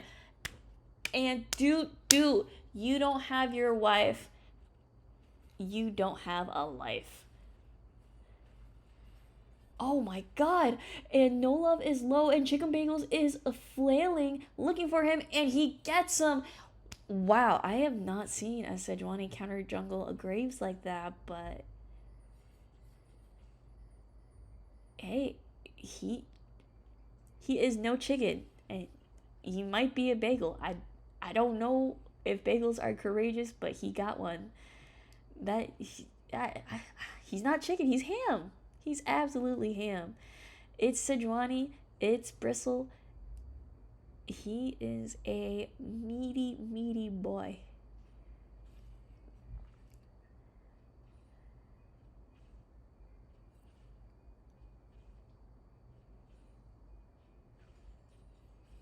You know, I am just so impressed with how this game is going out. It is super close, super exciting. Liquid Blade himself, you know, pristine CS, considering that he's playing on like way over 100 ping. Liquid Blade, for people who are just tuning in, is playing in from, I believe, London or some part of England.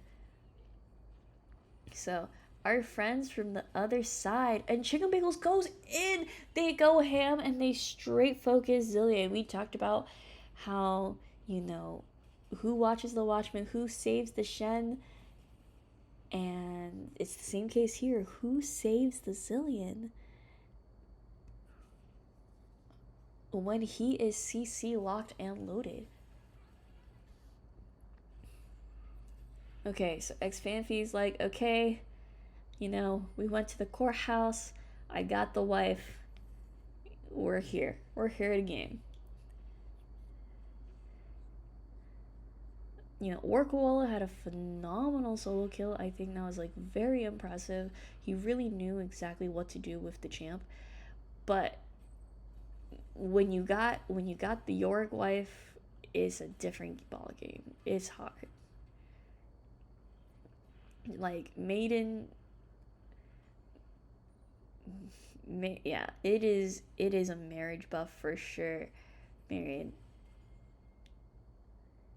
you know, we hear all those statistics about the benefits of being married, and we see it right here today, folks. Yorick without wife gets solo killed by War Koala. Yorick with wife is essentially bullying War Koala very hard. Like, it's a different person. He eats right, you know, he vacuums the floor. It's the marriage buff.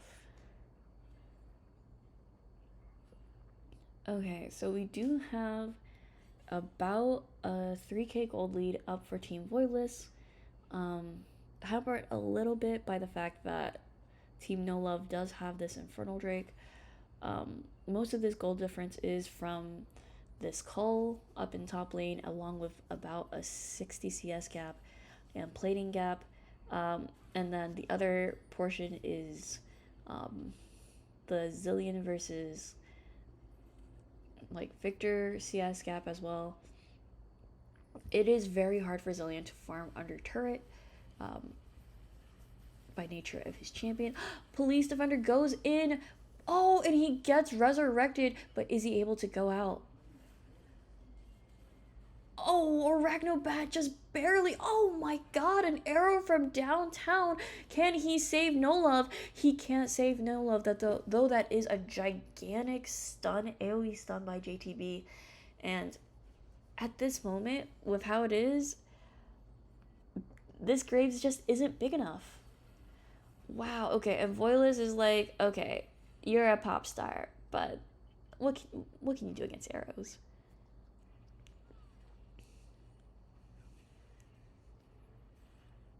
And oh wow, an aggressive flash forward from Voidliss to try to catch Dr. Omegalol, but Doctor returns with a flash, and he does miss out on the wave, so Voidliss is going to get platings and a slight minion lead here. So it looks like it's a game of retaliation, really. Or like, this is just going to be a clean, immaculate game from Team Voidliss. They got the CS, they got the, oh wow, an exhaust? Is this spellbook? Oh god. It's the wife and children. Okay, okay. But does he pull her out? Okay, he does pull her out. Of danger. Oh my god! And Xemacs does a solo kill on Ornn under turret. Oh wow. Like, I actually think if Ornn somehow flashed forward to get the second part of his ult a little faster to knock up Xemacs under turret, he could have turned it. That was like knife's edge, absolutely. Okay, and here we go. We talked about it before. Not Voidliss. No Love needs kills, and Voidliss is a flashless Ashe, and she's blinded, she's hogtied, she's stunned, and she is put up at the Executioner's Gate. That is a Graves of a shotgun. And first turret, 5 platings up into Xemacs. He said, sorry, master, I must go all out just this once. And he is. This is a man unleashed. He's the Yorick. He's free to roam the map.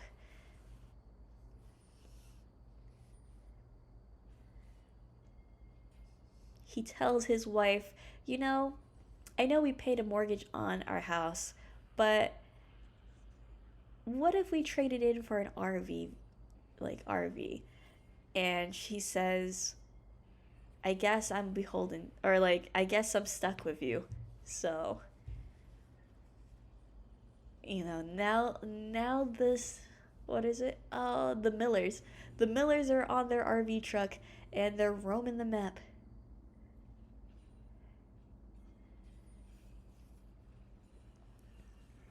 Huh? Why the depression? Oh my god! The Sejuani ult from downtown Glacial Prison, and they come back in, but JTB, he's a zillion. He's got his buff. He's got his ult. Oh my god, and there was another arrow from downtown that we barely missed out on.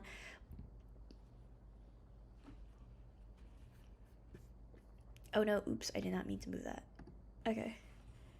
Oh, okay, no. There's no way Liquid Blade dies here, right? Yeah, no. Liquid Blade uses flash. He's able to escape.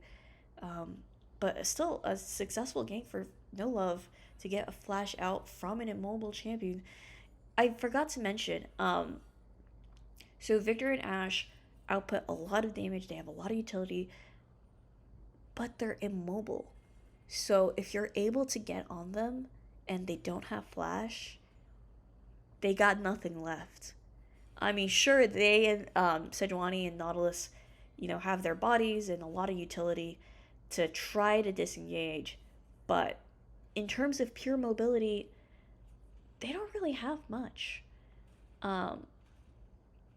Granted, Voidliss does have cleanse to like escape Seraphine Charms or other CCs, but you know, if the CC is damage, if it's death, then what can he do when the Graves gets on him? Okay, and we see Second Herald secured. Oh my gosh, wait, Dr. Omegalol might be in danger.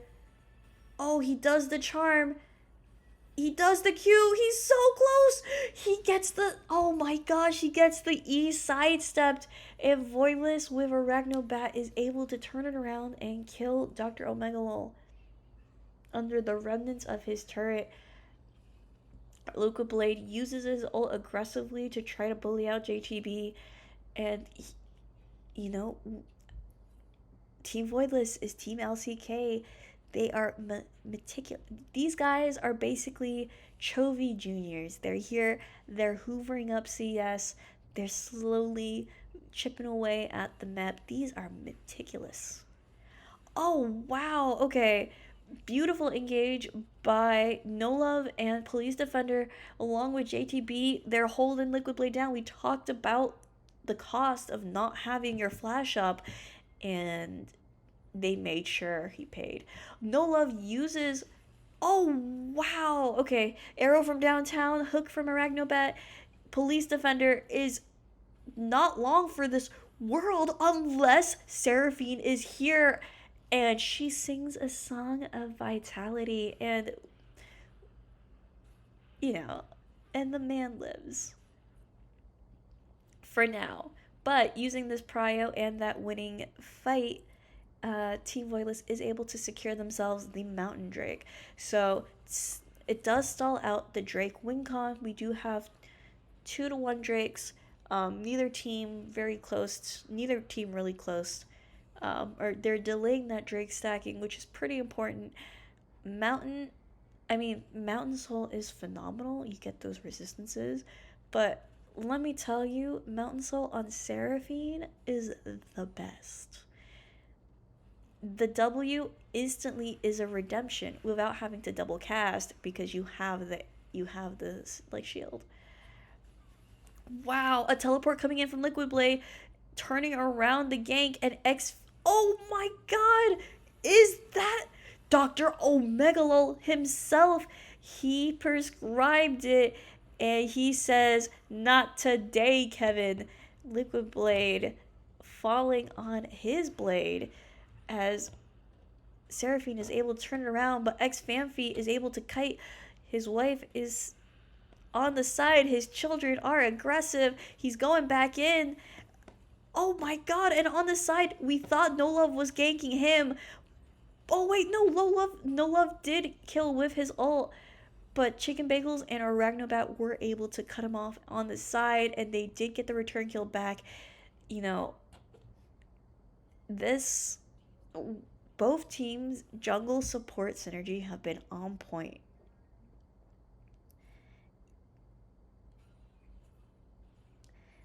I love it. True heroes never die. Not with a doctor on site. And yes, absolutely, we have child labor in this game, and we are going to see more of it because Xemacs bought a hull breaker. You will never see this man until the end of game, and that's how he likes it. He's going to evade the law with his with his women, like with his wife and children. They're on the run in their RV.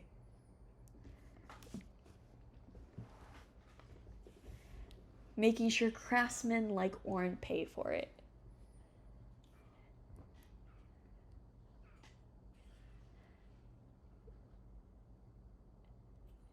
So, okay, looping back in, we have a... Wow, wait, No Love is trying to sneak in a Baron? No, okay, no, they're stopping.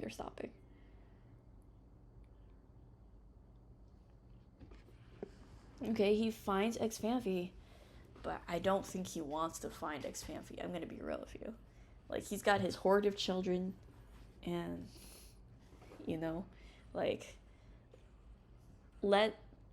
let it be known, the children are the light of his life. They really do enhance and make his quality of life better, because they don't just,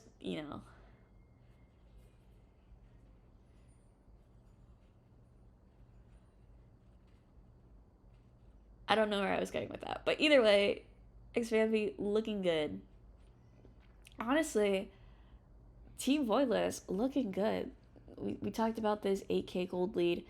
It is pretty, it is from their immaculate CSing. If we see their numbers, Yorick right now about 3k up.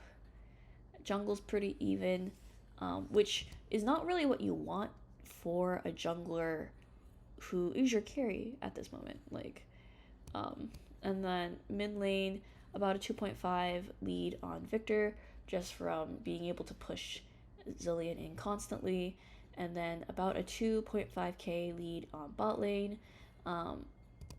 just from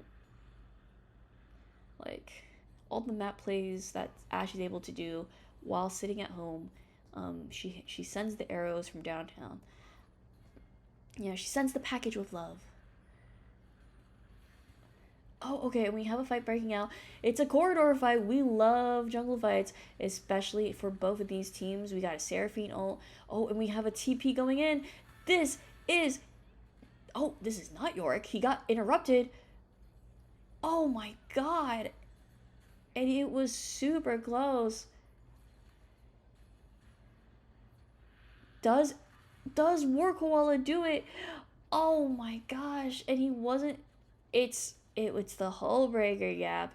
Xemacs able to solo kill Warkoala in a very close 2v2 fight, or 1v1 fight, and he, as a result, is gonna get this turret. This is a man working for his family. Both his league family, you know, his wife and children, but also his friends on Team Voidliss. He's making sure that he provides for everybody.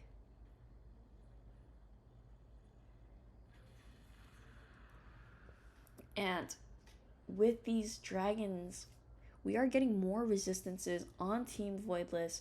You know, like this front line, they were already having, like, Team No Love was already having a hard time cracking through, but it's gonna get even harder. This is a lethality Graves. He doesn't really have straight armor pen built into his kit right now. And oh, okay, Xemacs is hovering around. He's got the wife and kids. They're all stacked up. They're big. They're hungry. They know they're doing it. We see the child right there providing vision.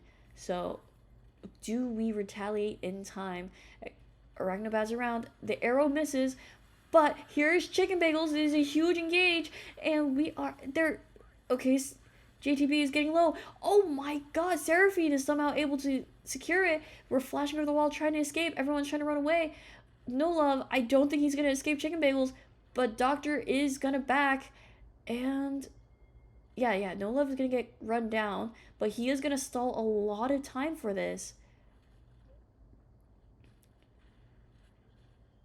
And honestly, he's going to try to give it to Sejuani instead of Ashe. Okay, that is really good. That's a smart decision. And you know, they got this Baron, but at what cost? Oh, a beautiful snare by Doctor. But this, I mean, we talked about it. This Yorick needs somebody, anybody to stop him.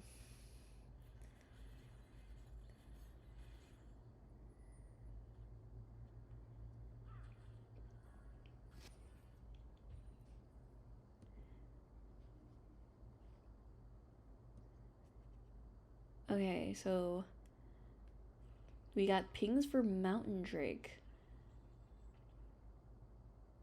Gold difference is 8.5k, so not really any difference after that Baron. So it did kind of even out.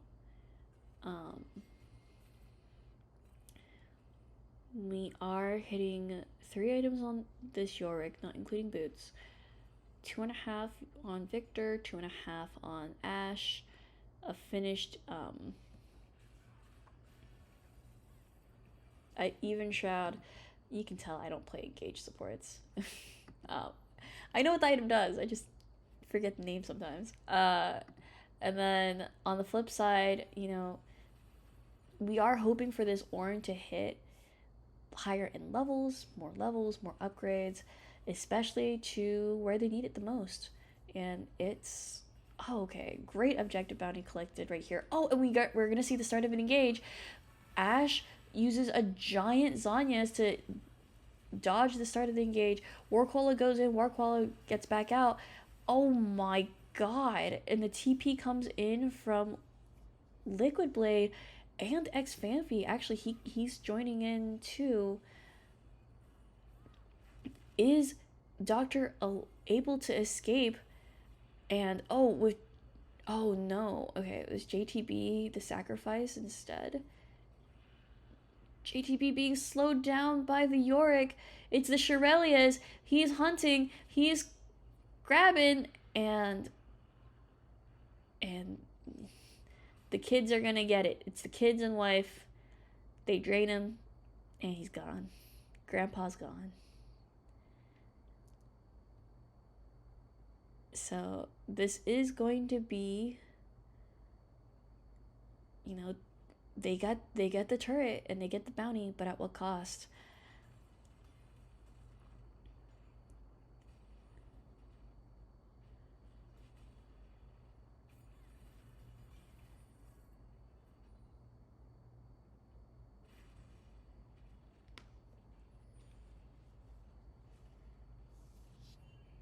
Okay.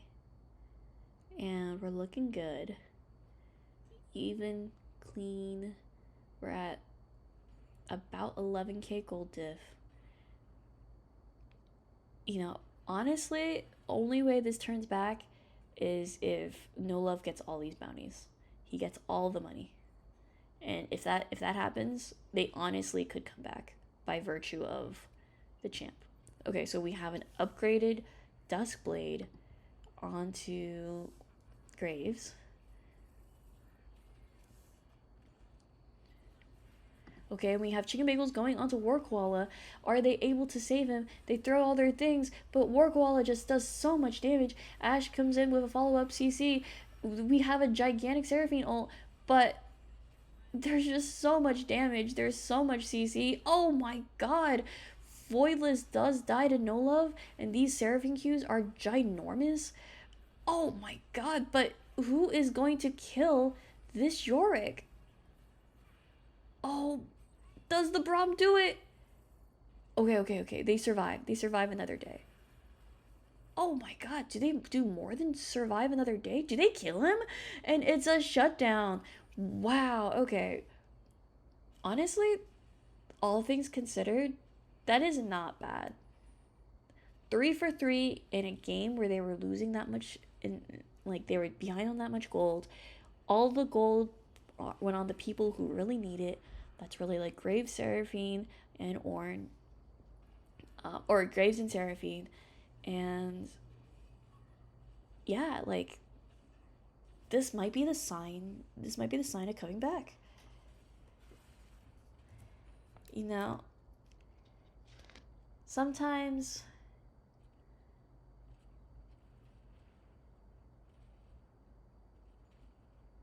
you gotta have a bit of hope.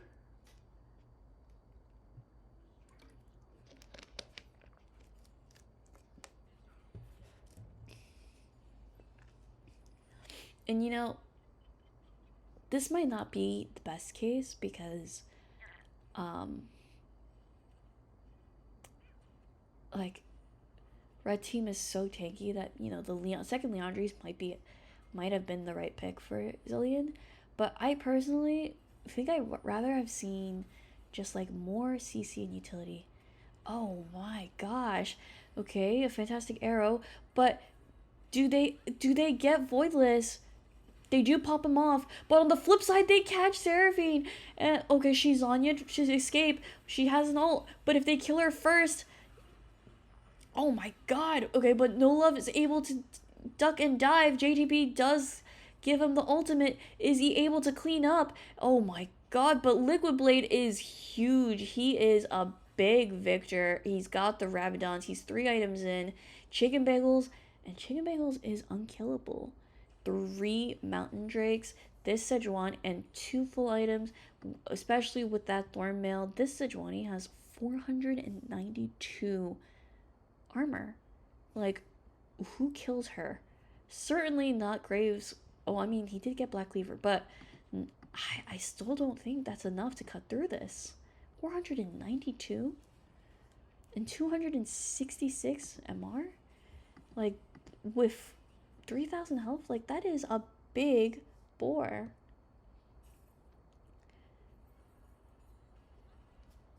Okay, so they did a great job.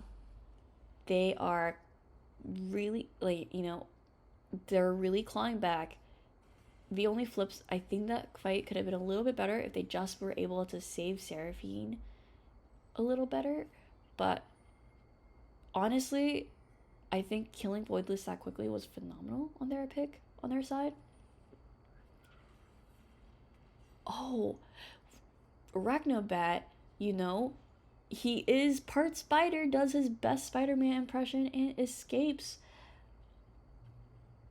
I haven't seen Spider-Verse Verse 3, like, but I'm like, I haven't seen a Spider-Man that's part bat, but here we are. Part spider, part bat, part submarine.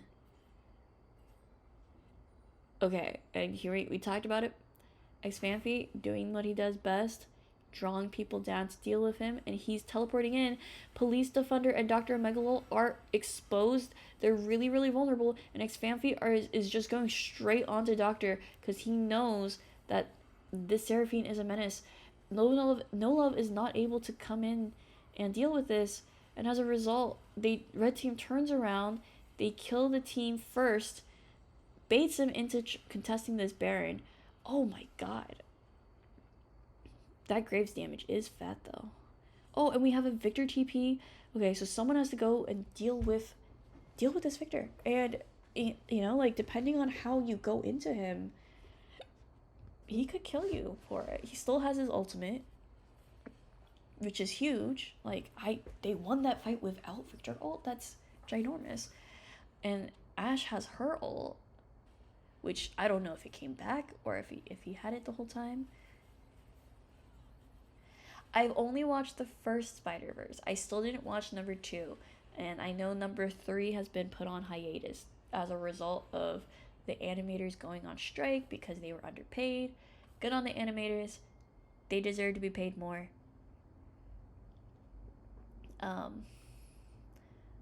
You know, get me that content. I don't know who pays for Spider-Verse.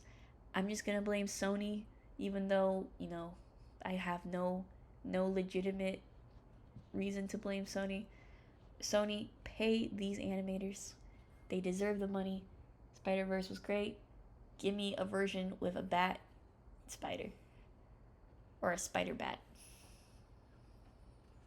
We got a spider pig. Give me the spider bat.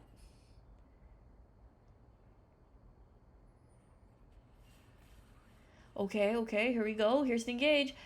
Work while going in. They are onto Arachnobat. Okay, No Love is on the back line, onto Liquid Blade. He kills him. But is he able to escape? No, Voidliss is able to catch him in the back. Workwalla doing his best to try to get Voidliss, but oh man, this Sejuani does not budge. She is the man that cannot be moved, which is a phenomenal song if any of you have, like, well, it's the man that can't be moved, but great song. Highly recommend. And here we go. They do have Mountain Soul. They got the shields. They're tanky. They're big, burly champions. And, you know, like, with Baron, like, Seraphine cannot wave clear or do enough damage onto this comp. Yeah, and without No Love, who's their only real, like, consistent damage dealer, there's just not enough coming out. And we do have a clean finish by Team LCK Voidliss. Swiping it out.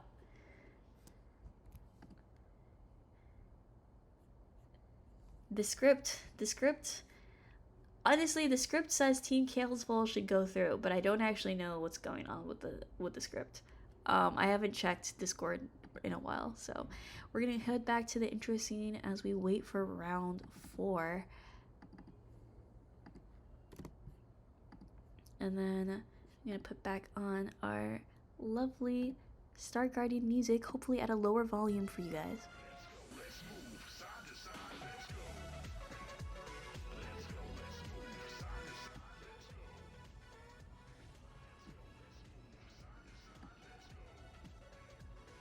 Okay.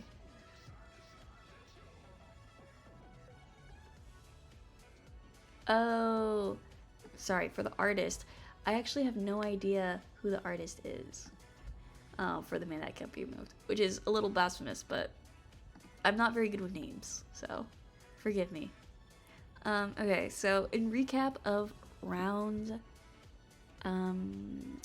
3, we have Team Tranquil Turtle winning over Team Greenepic, and Team Voidliss beating No Love, which is what we just saw. And then Group B, we had Team first Seraph winning over Xemacs, and then we had Team Kalesvol winning over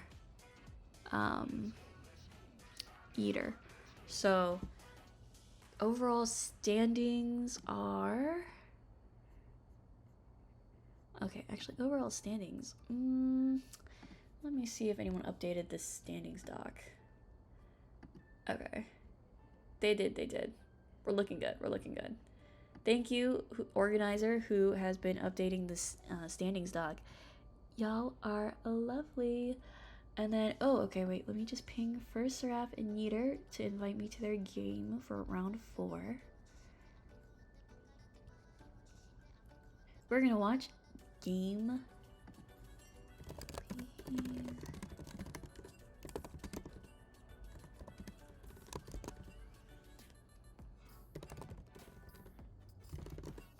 Okay, so I will show the standings in just a second.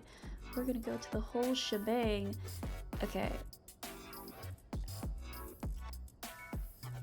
Sorry, and just a second. Okay. So in the whole shebang, we have at the top of the bracket, we have Team Voidliss and Tranquil Turtle in Group A. And then in Group B, at the top of the standings, we have currently Team Xemacs. So, you know, these two are practice makes perfect, and this is just strategic genius. I don't know how Tranquil Turtle does it every season. He didn't even realize the games were today. He thought it was next week, but he's clutch. They still pull through. Marmufa Gaming is round 5. That is Team Iowa Stronger versus Xemacs. We are looking forward. We are saving the best game for last.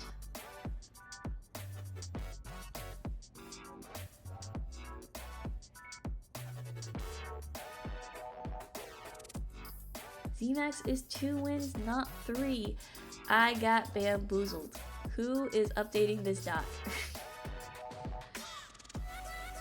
I was betrayed. Then which game did he lose? I know he won the first one. I thought he won the second one.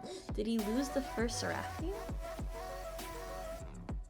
I need to go to match history. First Seraph. Xemacs. Yes, it was the first Seraph game. So I got bamboozled. Organizer, please update. Give first Seraph his rightfully won. Give him his daily bread, for he has worked for it. Give him the point. Okay, so that means top of Group B going to 2-1 is Xemacs, and Seraph is also up there with 2 wins. So technically higher because he's 2-0, but we'll see if he holds the record with the next game, first Seraph versus Yeetor. So big games coming up. Thank you to who fixed that. Okay, we're looking good.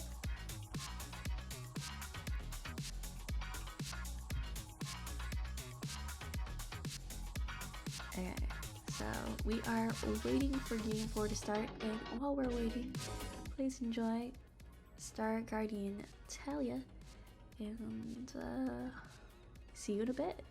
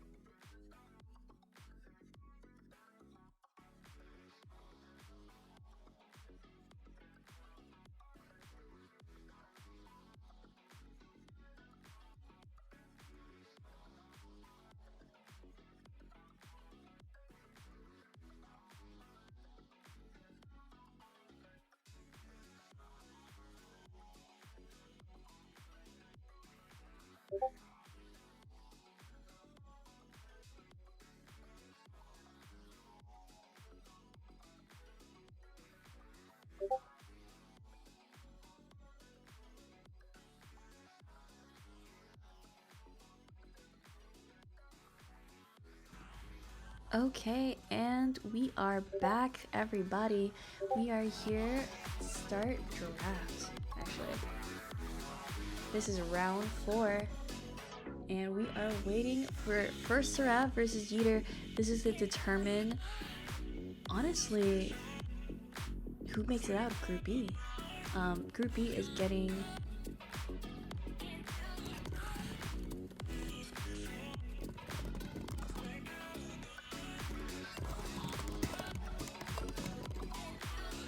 Okay, and we are starting draft, and wow, okay, coming to join me is a co-casting captain. We have Captain Xemacs himself gonna join us on the desk.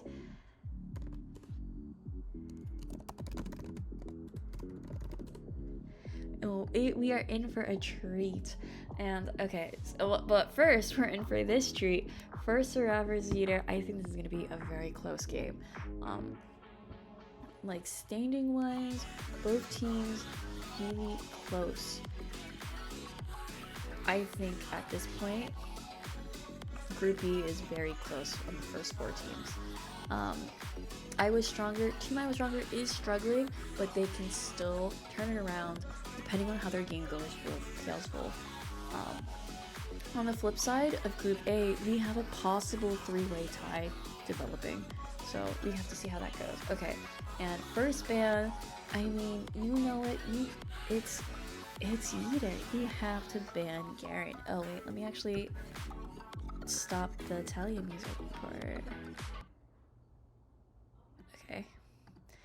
You know, it's, if you're against the man himself, you gotta ban Yeetor's Garen. There's nothing else to it. And wow, and a respect ban to the Yuumi too. They said they want everybody. And a Poppy ban against Angus McRib, I believe. But let me just confirm that in the draft section. We do have, yes, Yeetor himself, Angus McRib, Angel Little, Ass Fook, and SK Telecom T1. On Team Seraph, we got first Seraph, Inspiring 309, Entropy, Taco 1518, and AJ Blast until 5 p.m. And then we have Not Kina joining after. But right now, I do believe it might be AJ Blast. Hello, Xemacs. How you doing? Hello. I'm feeling great. It's been a fun day of games. 2-1 at the moment. Yeah, you Feeling... guys are looking great. Look at all that practice really pulling through. Thank you. Oh, can I get a stream? Oh, yes. Sorry, give me a second. Let me share my second screen. Thank you. So, right now we have pick and ban going through. I think fantastic bans coming in from First Seraph, targeting Yeetor's Garen, this Yuumi pick from Angel Lil, probably, and Angus McRib's Poppy. And on the flip side, we got Inspiring 309's Lilia being punched. Honestly, you gotta punch the deer. Inspiring 309 carries so hard on it. And then we have a Nautilus ban heading out. And I'm surprised, but they banned Nasus, so Taco 1518 is a known Nasus enjoyer. And if Yeetor's team feels like Angus McRib's champion pool is soft to Nasus, which I believe it is, that's why they're trying to shore that up. I wouldn't be surprised if we actually see maybe a Fiora come out of Taco. Wow. Okay, so not only is he an enjoyer of tacos, he loves carry top laners. I love that. Yeah, sneak a little baguette in there. Yeah. Lots of But carbs. We love him. Okay, so a Leona pick coming out. I think that's for AJ Blast or Entropy. I'm actually not sure who's been playing for support on this they've team. been switching it around. I think that this is a Entropy Leona. Ooh, okay. I have Yeah, seen because they Entropy have Leona. Not Kina back, correct, for this one?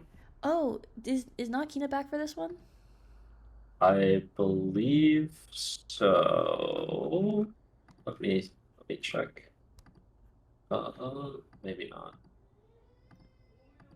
But I think that this is a not Kina entropy bot lane. I know that they play Xayah and Okay. yeah. Wow. I really love it. They have two immobile but very damage heavy carries balanced out really well, AP and AD with Xayah and Victor, and then they have Leona for setup.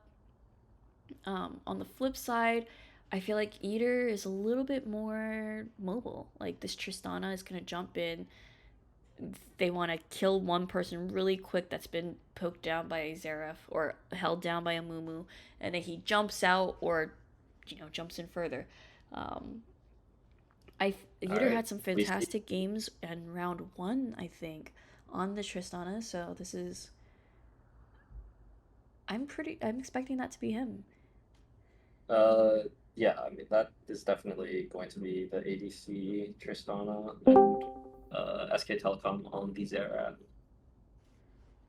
Oh wow! And another captain joining us. We Hello, have hello. Captain Voidliss. Hey, Voidliss.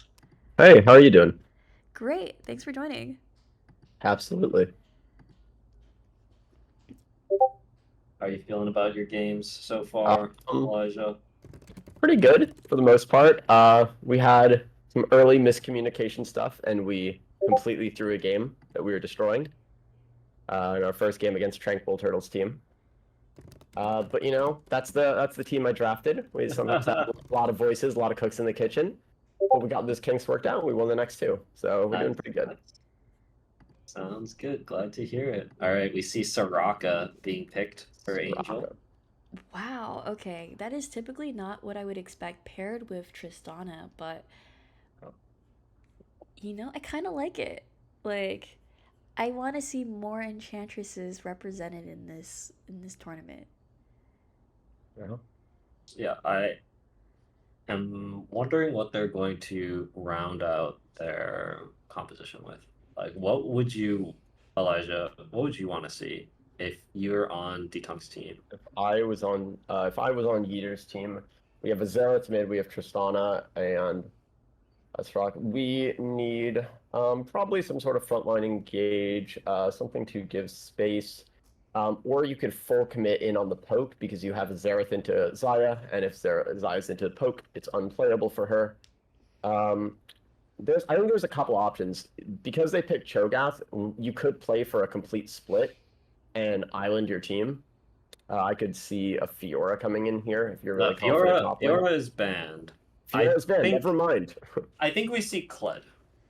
Kled? Ooh. I think we're gonna see a Kled, and I think they're gonna just What's play for the Yeetor's lane. top laner? This is Angus McRib.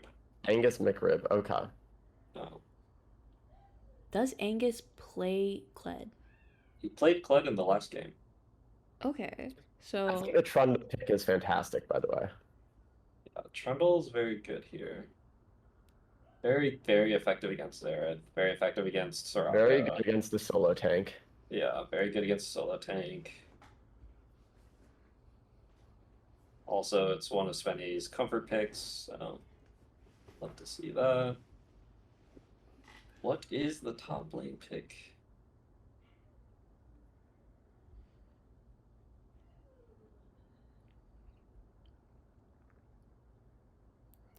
We're really going down to the wire here. It is Dr. Mundo. ooh, okay.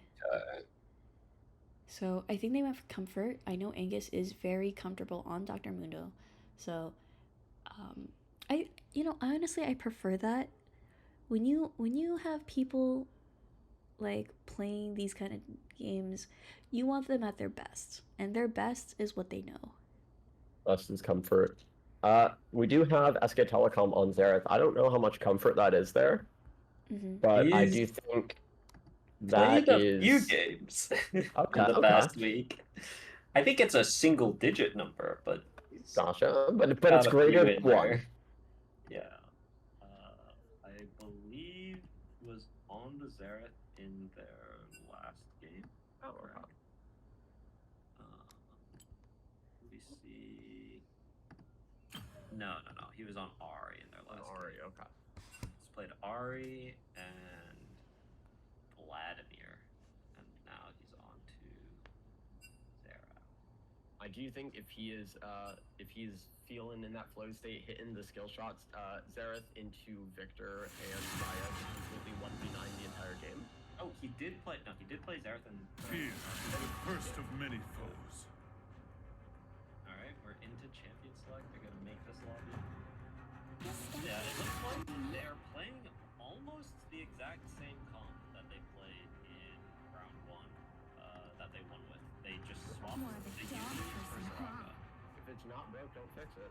And it looks like they won that game through Yeetor's Tristana just absolutely loving. Seems you left your brave pants at home. Want me to wait while you go get them? We'll see if they can recreate that success here.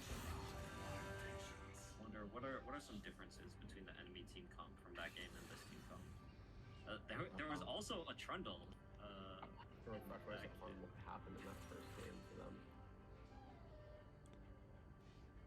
Well, Oh, that first okay. game comp, they're Let playing into an me extra PDC, balance. and Ezreal really can't kill tanks. Even if you're fed, you can't kill tanks. Cassiopeia, all the eggs were in that basket. On Snuggle Hero, he's a good Cassiopeia, but that is a hard game to be pretty much the sole damage dealer on. So I think having a Xayah here is a lot more effective. She can really shred through a Mundo late game. Yeah, Victor is also really good against these like tanks that want to run at you. Not so good against the Seraph, but it gets very strong picking the Tristana, and then the enemy picks Victor, thinking that they're going to be playing into Tristana, and then you swap it out. You're against Seraph. The flexibility is very annoying, and something that like we were thinking about again in the draft against Yeetor's team, and we opted for just picking the Tristana before they had a chance to. Gotcha. I do think these teams have.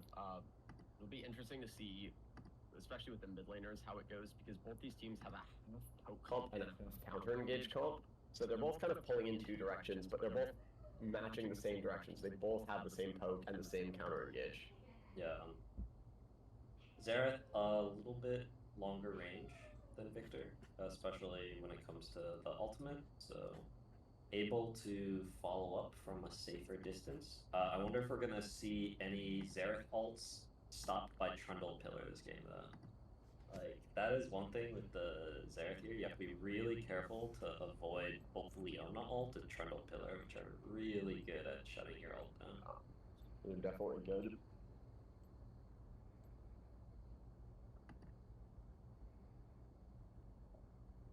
I'm hoping we see maybe some early invades. Both these teams have quite strong early games with their junglers and some CC abilities early.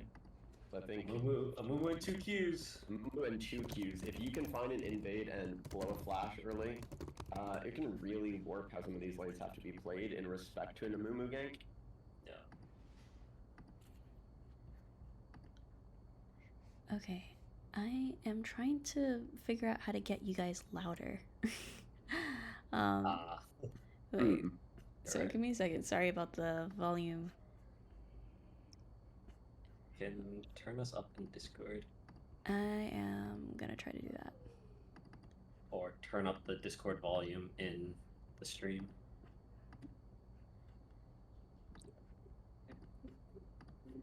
Okay, and then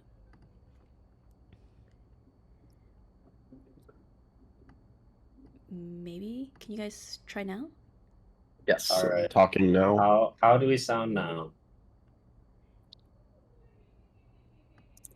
Let us know in chat. I would try Discord. Much better, apparently. Okay, okay. All right. Okay. And Ben, I see you had played in one of your games, your famous Silas. You had a good set of good that game. I actually, at the very last second of Champion Select, I think I was hovering Fiddlesticks. And at like the last moment, I just saw the angle and switched to Silas. I saw that there was Maokai and Ornalt, and I was like, you know what? I gotta play the signature pick. And it worked out. It worked out.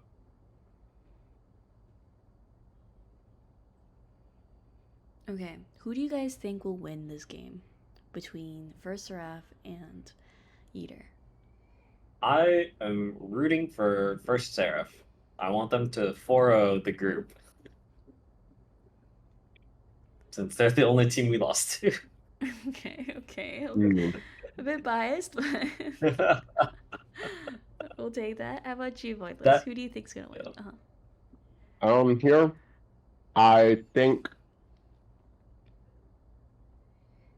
first Seraph's comp and their team is stronger and much easier to pilot, but I have bet against Yeetor before and lost.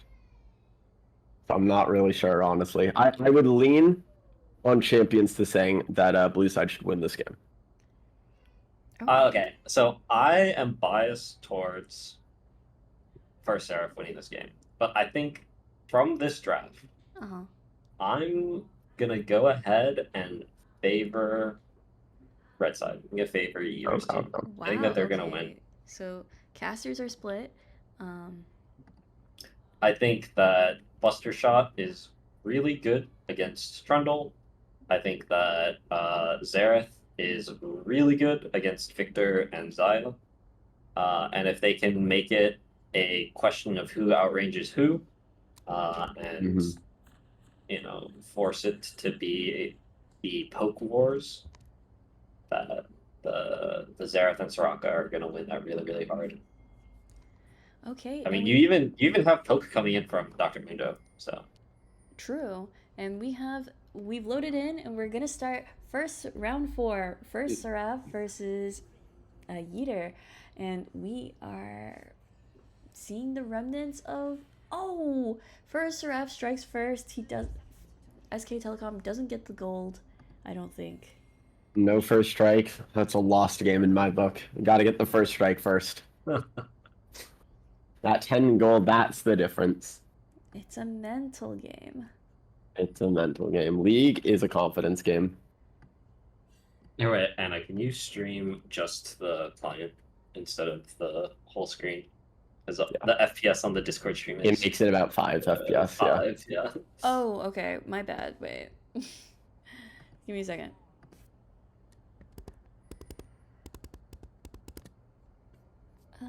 Let's see. Let me try again.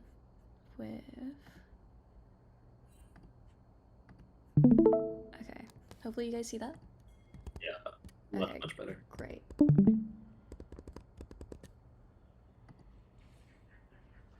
And we're in. Okay. So Mumu is starting top side and Trundle is starting bot. So they are splitting, and hopefully Mumu is going to try to avoid Trundle early on. Angus, showing comfort on this Mundo. He is going to town whacking on that Cho'Gath. 2 cleavers landed already. We see that both of the top side buffs, the red side's red buff and blue side's blue buff, were warded by the respective teams. So they know where each other started, and Inspiring 309 has taken big advantage of that to get an early invade, steal away that blue buff. Yeah, this is a huge play. If Amumu walks into his bot side and has no camps, there aren't a lot of options because you can't go and invade against the Trundle. That's just not a play which is going to work out, and he'd be forced to go for a weird gank against these lanes which are really pushed up. So this could be huge. Looks like it's the buff, the Grump, and then he's out. So that's going to be a 200, 300 gold lead for Inspiring 309 once all of the camps are taken. Just really impressive advantages that Inspiring 309 was able to get out of that ward. League is a game of inches, and honestly, this one was more than an inch. It feels like a mile. It's a good lead to get already into the game. We see Amumu is looking bot lane. If he checks the Krugs, that would be huge. He'd be able to get some gold back. Instead, he's going for a cheeky play, but the bot lane should be aware that Amumu is forced to gank here. So probably not going to be any play to be had. They're just under their turret, content to farm away. Amumu is probably going to move towards the crab now.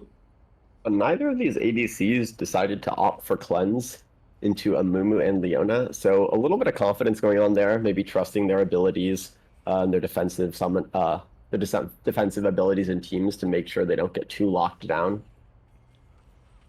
Dude, I don't know about you, but Cleanse is a fake summoner spell for me.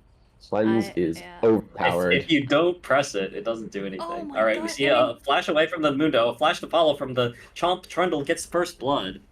Wow, Inspiring 309 really putting on an MVP performance over here. Still already.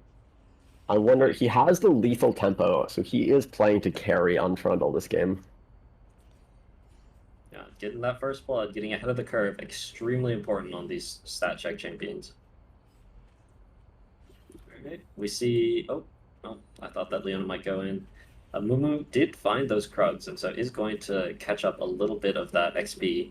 Big wave, they're going to look for a dive and exhaust onto the Xayah, but Yeetor is getting low in HP. Soraka's trying to heal him back up. Flash out from Leona, and there's no kill to be had. Let's see if they position to try to dive again. Nope, Mumu is just going to be resetting, and... Oh, cancels the reset, but it looks like there's no more wave, no more dive. Kind of a missed opportunity there from the red team. Good trade in summoners, though, trading up one summoner and Leona flash when she doesn't have Hex Flash. That's a big engageability to remove from that bot lane. Trading back and forth. There's a huge wave. Trundle is behind. Oh no, Angus McRib needed to just commit to the kill. Now he's just going to give his life over to the Trundle for free. And Spenny out to a 2-0 lead. 2-0 lead. Hasn't based yet, and he's looking to invade onto the Krugs. Another big takeaway to get, but I'm excited to see what kind of item he comes back with. Might go for that Triforce or that Bork. Really try to just put in the pressure on Mundo and keep putting him farther behind. Yep.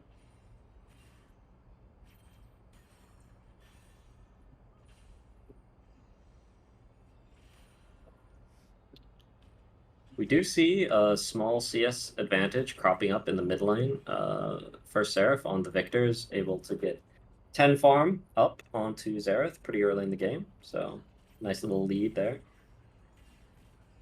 And, on the opposite side, Tristana, 10 CS up on Xayah. It's been poked under turret the whole game. All right, Dr. Mundo, looking for his revenge, finds a no HP, no mana Cho'Gath, and it's going to be an easy chase down.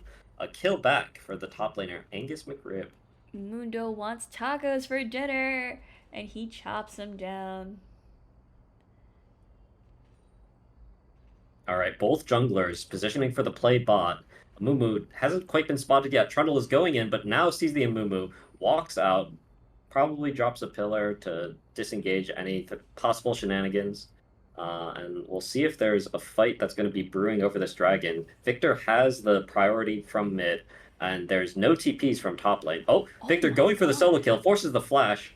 And now Xerath doesn't have TP, doesn't have mana, doesn't have HP, has to completely give up position on the dragon. But blue team, on the other hand, doesn't look like they're going for it. So we'll see if anything can happen out of this mid prio. Mumu looking to find the Victor here. Sees him in the bush. Victor has flash, so isn't going to die here. The first Q lands. Now the gravity field gets dropped. The flash doesn't even have to be burned. Trundle is there to protect his teammate as he walks out.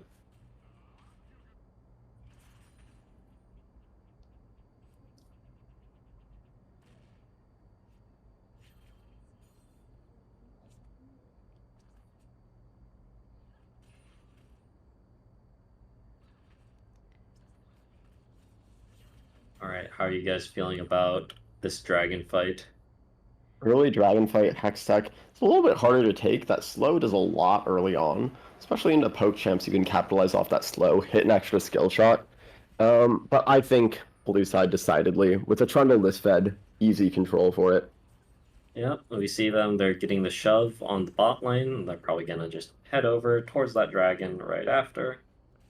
Or they're going to reset and spend gold for taking the dragon. And this creates an opportunity where red team could go and just start hitting the dragon here. Oh, Cho'Gath just ate Mundo under the turret. Solo kill in. Going for that heart steal as well, too. Just wants to have as much HP as possible.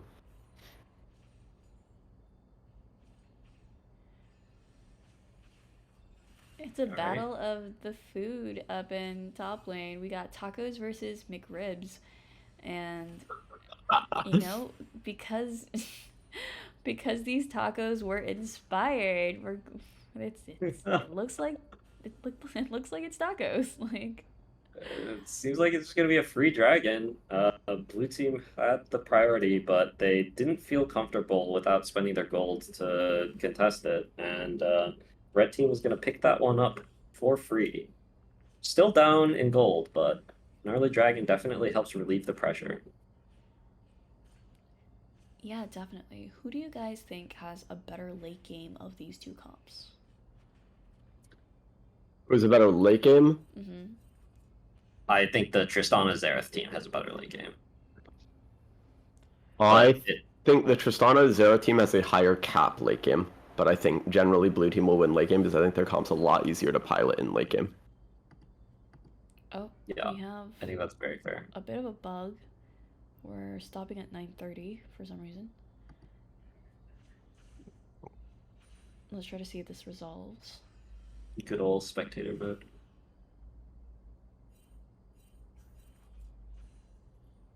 Okay, we're out. Okay, we're good. We see the various CS leads for Tristana and Victor aren't really growing, holding steady at 10 CS. Yeah, gold is pretty evened. What advantages they do have is pretty spread out, except there's a bit of a concentration up in top and jungle, because of how well Taco and Inspiring have been able to convert their. And also, this is a free Herald. Is there a contest on that? Spenny just picks up the Herald.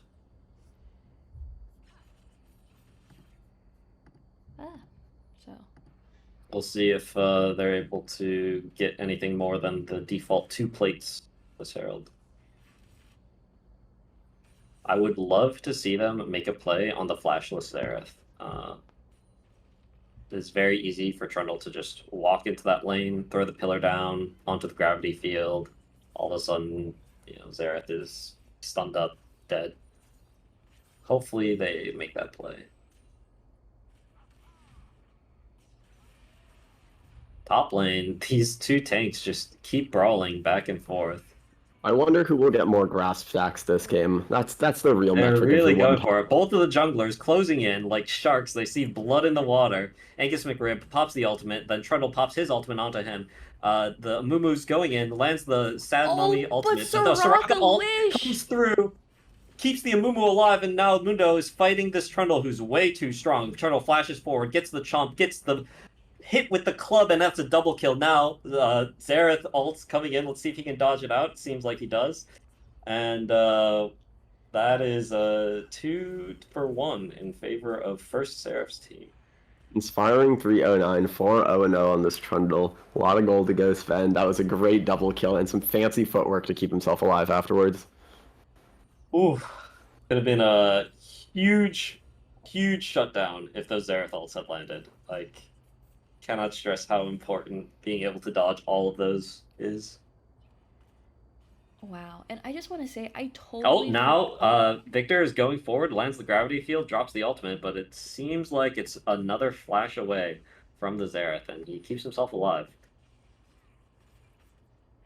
Okay, sorry, this game is so action-packed. I just wanted to say, I was really impressed. I totally forgot with how many globals or near globals that red side has between Soraka ult and Seraph ult. So whenever they do have these fights, it's not a clean 2v2 like you think it is. A good point. They can swing the health in both directions, eviscerate the enemies, and buff their own team back up to full with a big Soraka wish. Trundle looking for the play onto the Soraka. They catch him with Leona. That's going to be an easy first kill. Are they going to continue for the dive? Flash forward from the Leona into the stun, buffered with the rocket jump. The pillar tries to cancel, but isn't quite able to.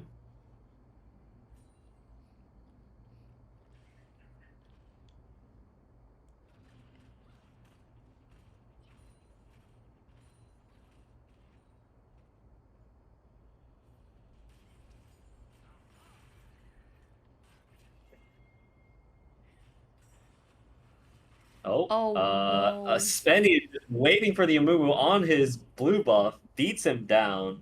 1, 2, Absolute 3. murder. If I am red side right here, there's a very powerful Trundle on the enemy team, which is definitely a tough champion to kill. But what I'm eyeing is that 600 gold shutdown, and how can we get that onto Yeetor? Yeah, absolutely. I think you want to be using these globals, using this range to try to poke down Spenny and see if you can get that. But I don't think that at this moment they have the damage to I don't think kill. they do. I think we need at least one, maybe two items on Tristana. But Although Spenny is going to go for the board. He's going for a very squishy build. He wants the enemy to have the 600 gold shutdown. He's begging for it. Whoa. He does like an aggressive play style. He definitely has the opportunity to completely. I mean, he already is. Putting the early game on his back, finding picks all across the map on the enemy jungle top and support, really just putting pressure on every lane. That's what we like to see from a jungler.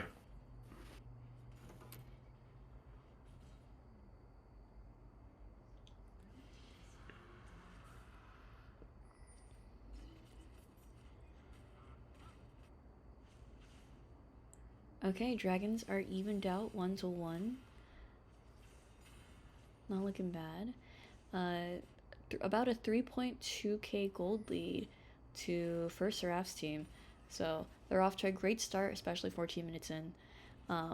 Most of this gold is concentrated on, as we said, it's this Trundle.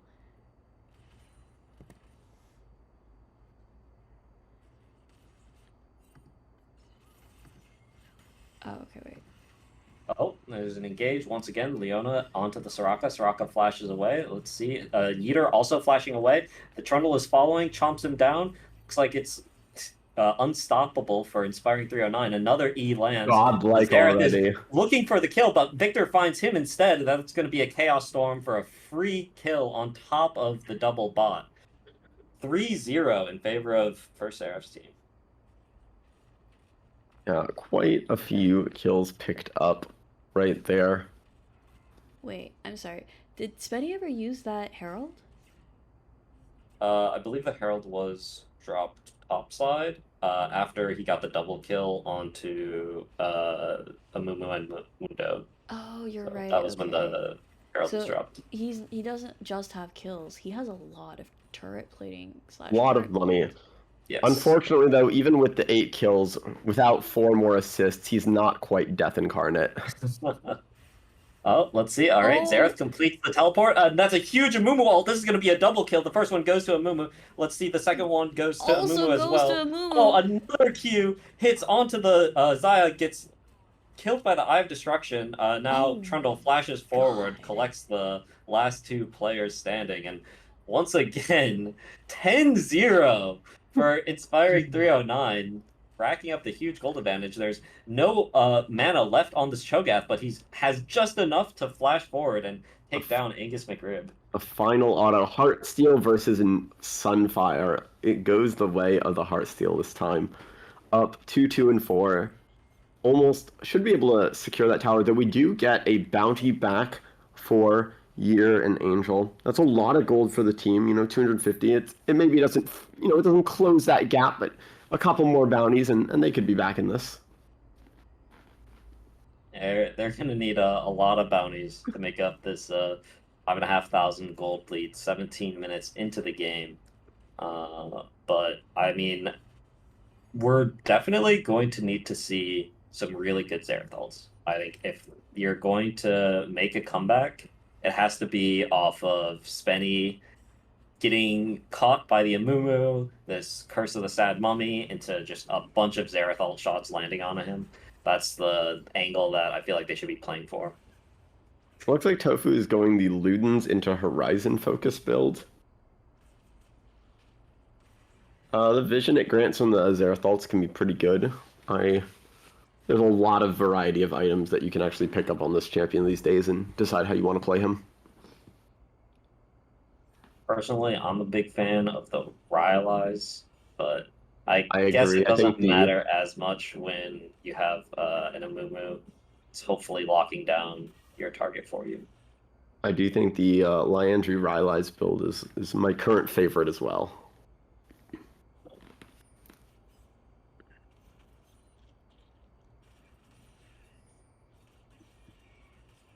I just got a message from a resident Xerath player saying that Rylai's is dumb, and he does not support that. He only supports full damage Xerath. Fair enough. I mean, who cares if they're slowed if they're dead? They can't. If you don't miss any skill shots, you don't really need the slow. True.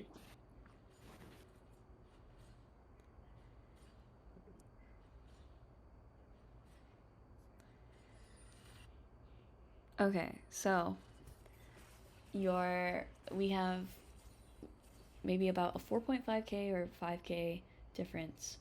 If you're on Team Yeetor, what do you do to come back? I think you need to get this shut down. Trundle is building full damage. He's not as tanky as you might expect. He absolutely can get blown up. There's no enchanter or anything keeping him alive. Like, look for that poke and try to find an Amumu ult layered with a Xerath ult.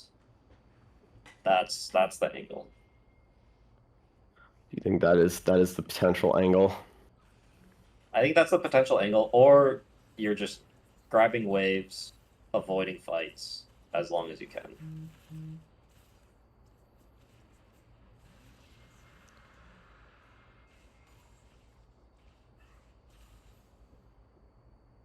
Looks like the red team is going towards this Victor on the top side, but they're spotted over a bunch of wards. So it looks like there's a play to be had. The rest of blue team is going to reinforce this top side. Don't think they're going to be able to take this turret down. Alright, blue team is walking into the red team. We see a fight starting to break out.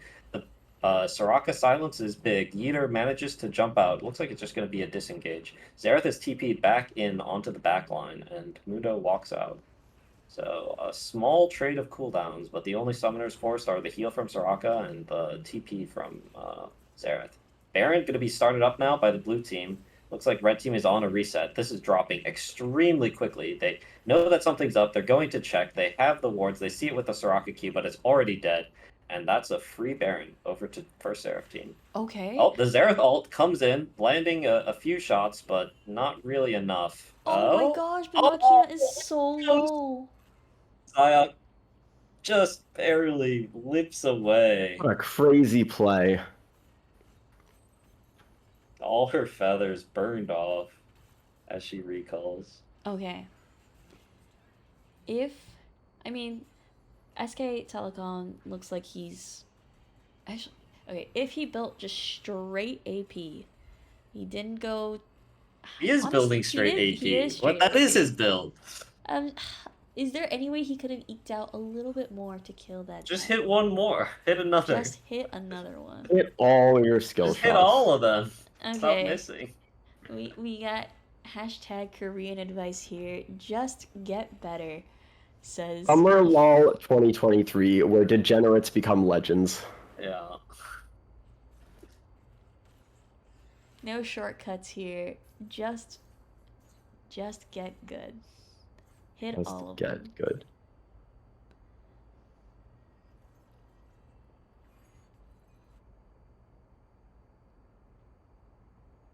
All right. How much of the gold lead is between Trundle and Amumu right now?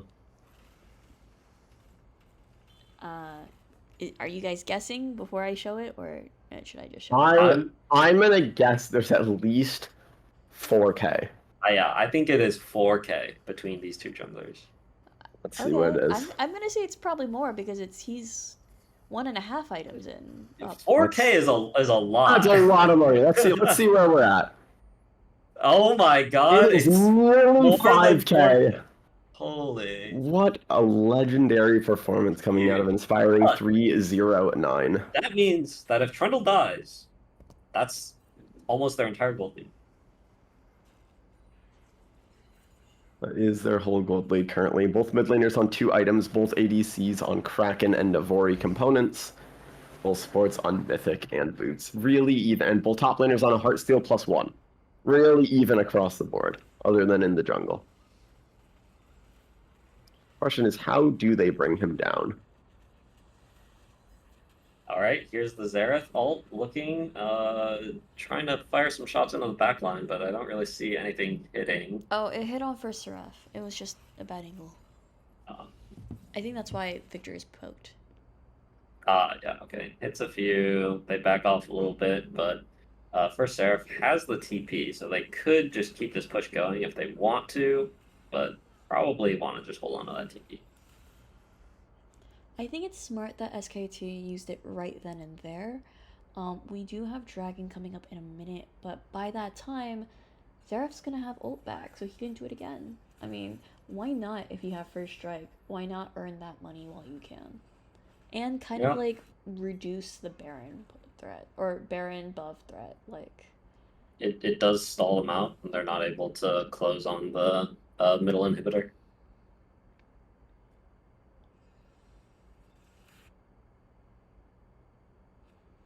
Xerath being sent to answer the split pusher has TP. I think this is really smart. I love it when teams send their control mage to answer the split pusher.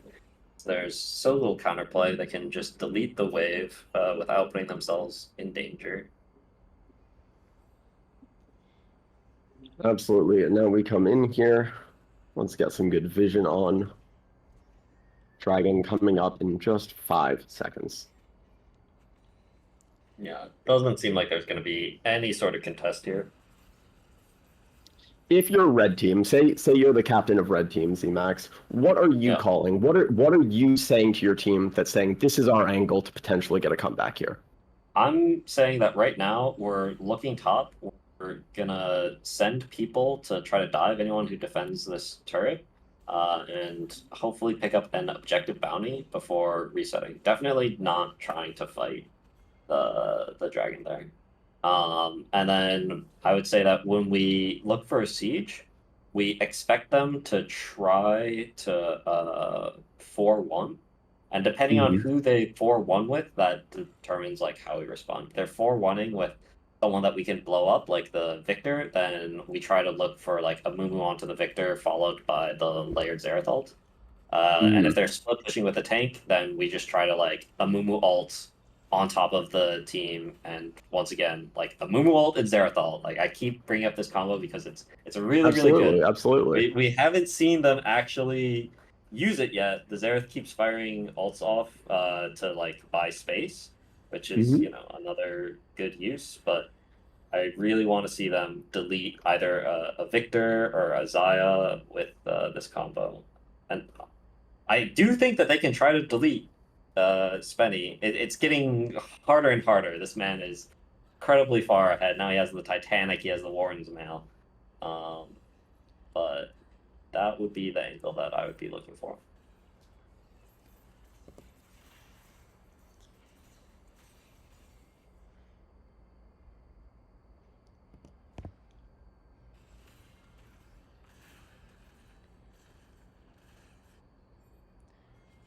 Okay, we do have both teams starting to make their way in. This is the Baron dance. Trundle, watch the Trundle position. He's deep in the enemy jungle, looking to find a pick. Alright, Mumu's looking to go in. They're back off. Cho'Gath's looking for the turn. We see the Rupture land. No one is caught out just yet. Disengaging. Trundle's walking in. There's a pillar. It catches both Soraka and Xerath. They're going in. The Chaos Field comes down. So does the, oh my god, the Xayah Feathers deleting a Mumu. Now they're onto the Tristana. 2 for 0, and this is an absolute rout. Xerath trying to ult, but 3-man Rupture! Oh, it's huge! Let's see if they can take down everyone. Trundle does drop. It's a triple kill for Xerath, and it ends up being 3 for 2 as they got too hyped off of the Cho'Gath and ended up walking into all of the Xerath damage. Aggressive play. Xerath getting 3 kills there, including that Trundle shutdown. Still only 1.5k up, but that is exactly what you needed to maybe have a chance to come back. Rabadon's completed for SK Telecom T1. And this is the point where the Xerath poke starts to really just rip through the blue team. I thought that was going to be a disaster as soon as the Cho'Gath Q landed on all 3 of them, but holy moly, that last rotation of spells out of Xerath, getting 3 members of the enemy team.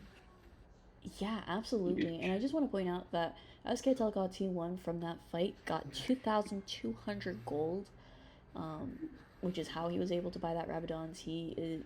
That is a giant cash injection. We talked about putting it on Yeetor, but having it on this Seraph, who's been so good, and he just hit so much in that fight. Like, he used his ultimates, he killed first Seraph really quickly. I think he also sniped off Enter, like, or actually maybe it was inspiring. Like, we talked about Tofu having to hit the Curse of the Sad Mummy Seraph ults, and he did. He really did. Yeah. And just do that again. Repeat that play. You have Flash on a Mumu. At this point, you're starting to get into that zone where having a Mumu flash onto the Trundle and just lock him down while Xerath peppers him with these ult shots, those 2 champions can 100 to 0 Trundle with very little risk. So I would love to see them try that. Okay, red team looking a little more inspired themselves after that last team fight. They are walking Mumu forward. looking on the flank, seeing if he can find anything. Only finds Leona. Flash onto the Azaya, immediately shut down by Xerath. Now Trundle is ulting, trying to get through the rest of the team members. First Seraph is fighting Mundo on the side, goes down. Now we see Trundle running over the team fight, flashes onto the Xerath, gets exhausted. Now Yeetor takes down Trundle, gets another shutdown. Mundo on the backside finds the Leona alone, and now Cho'Gath 1v3 gonna slowly get taken down. Tries to chomp the Tristana, but Soraka is there to make sure that that's not a kill. That's an ace, and they're going to push straight down mid lane and see if they can end the game, maybe? Nope, they're going over to Baron. Wow, can we just... That orb walking was masterful. Can we just rewatch that just a quick second? Like, I'm sorry. That was beautiful. Like, just watch this, man. So, Spetty rightfully identifies Seraph as a giant target, but this kiting is What? clean. And can we just say, what a huge exhaust by Tristana there. Like, absolutely keeps his Xerath alive, keeps the damage coming from this really fed mid laner, and wins this team fight, really. Yeah, when you thought all hope was lost, we see Team Yeetor coming back off some fantastic team performances. I mean, Angus McRib catching Seraph on the side, preventing the other carry from team, like, for Seraph. I mean, like, he's the captain. Like, that... If you can keep him busy, then you've done more than... He might be the captain, but I think we know who the carry is. I mean, yes, but... this is an exciting game. I mean, and Angel Little, like, keeping everybody topped up, just alive, taunting people, beckoning them in before dashing their hopes with all the Soraka heals and... She's a siren, or Angel Little, absolute siren.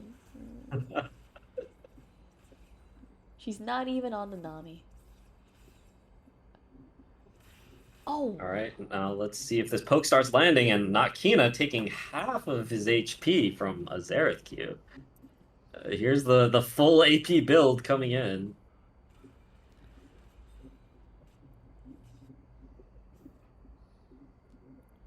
And now it's really unfortunate. This Trundle, who was 10-0, outscaled. 11-2, starting to fall off. Yeah. We will see what happens, though.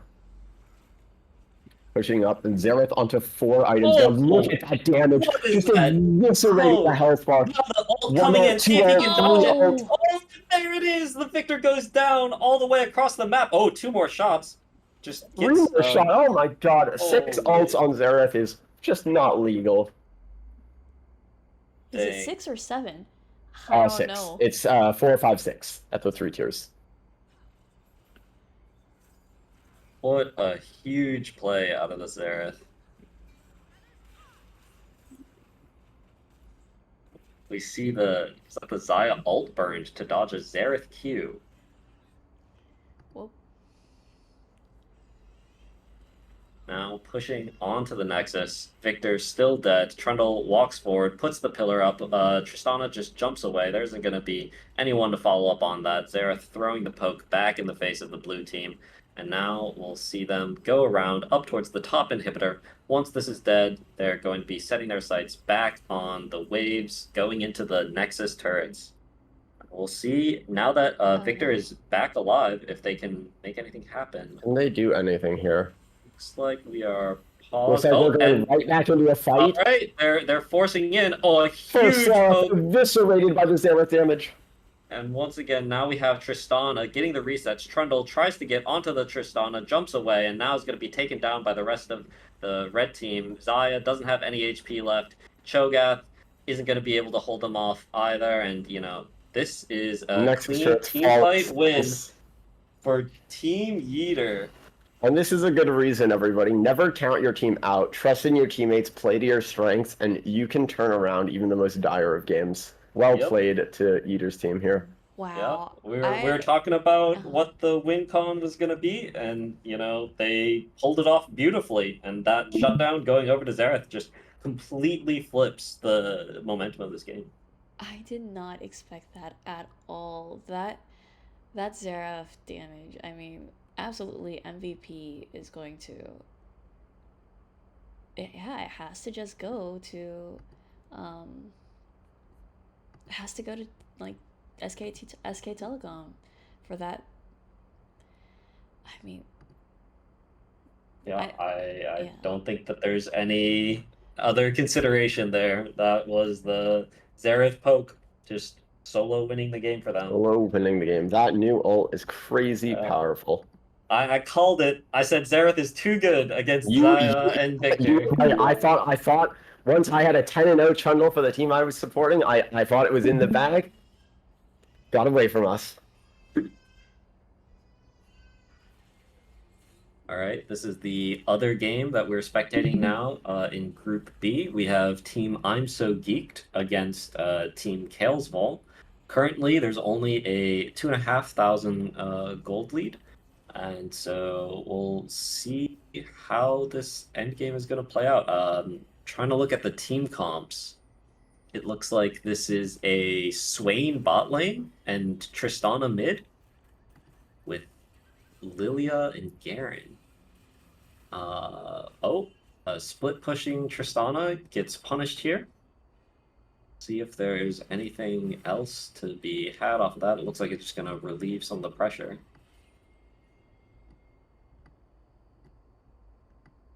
What is this? Oh, wow. Kalesvol getting to play Jace in this game. I did not think that I would see that.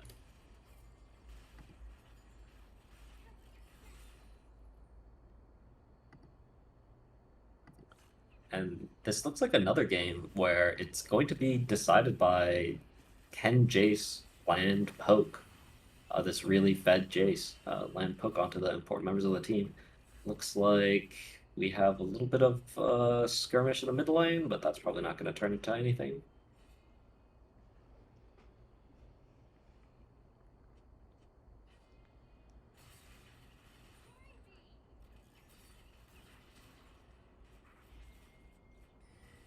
And can you restream on Discord? Oh. We're at 1 FPS right now. Oh my gosh. Okay, give me a second. As much as I love casting a slideshow.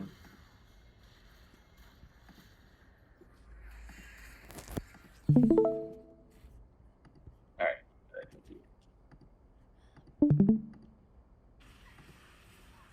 Oh, looks like Swain is going in. Garen is in Ash jail.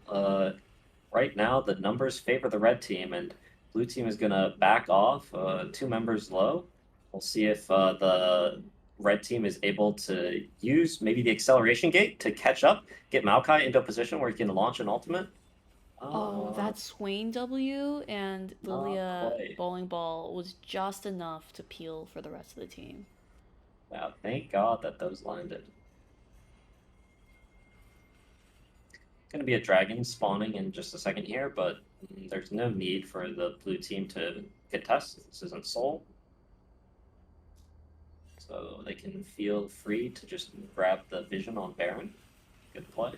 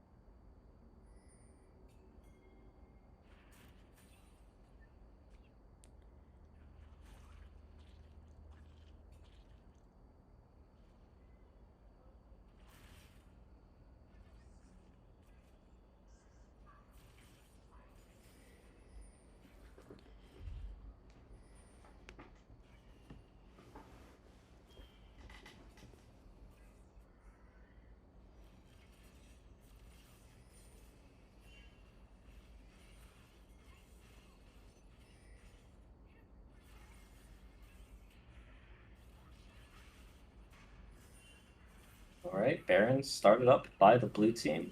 See if there's going to be a no. Maokai ult engage. Oh, it looks like a flash away from the Tristana, but already very low. Swing going into the back line. The Maokai ult comes through, roots up a few. Red team is teleporting in with the Tom Kench. Looks like they're content to play it slow. Jace trying to land the poke with the Shock Blast. Swain still on the front line, has the ultimate ticking. Now Lilia coming in, flashes in for the Q into the Drowsy. Now we'll see if they can clean up this team fight. Tristana is back in, getting the resets, jumping in. And 1, 2, 3, 4, all of the members of Red Team fall one by one. Jace still alive, sees if he can... Oh, he gets the Duskblade proc. Oh my god! Everyone's dead! Double ace as all members of both teams die at the same time. Watch that? That was... What a huge Lilia ult. And I thought that it was going to be a team fight route, but it looks like Kelsvold is able to just barely kill the remaining 3 members right at the end of this. Ash also, like, oh no, that was Ash, not the Jace. Quadra kill for Ash. Crazy. Come back to a quadra and a triple. What- 10 what people killed them? dead? What did they die Is that a to? double Was it They eight? died Turret? to a Tristana bomb. Oh, the Tristana bomb killed both of them! Back They couldn't to walk back apart! ace. Oh no. Inhibitor respawn, so... Yeah, everyone's just watching the minions do their thing. yeah, just... We're coming Wow. back, another round. 37 minutes in, the gold is dead even at this point. Only 1,000 separating them. We're at 3-3 dragons. Baron on the field. This is going to be an explosive game. Okay, the question is, who needs summoner spells more on either team? True. Because they All used flashes are down. everything. Except for John's.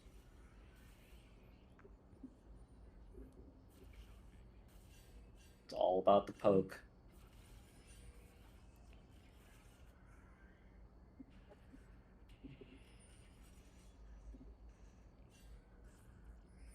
Oh man, I feel for this Thresh.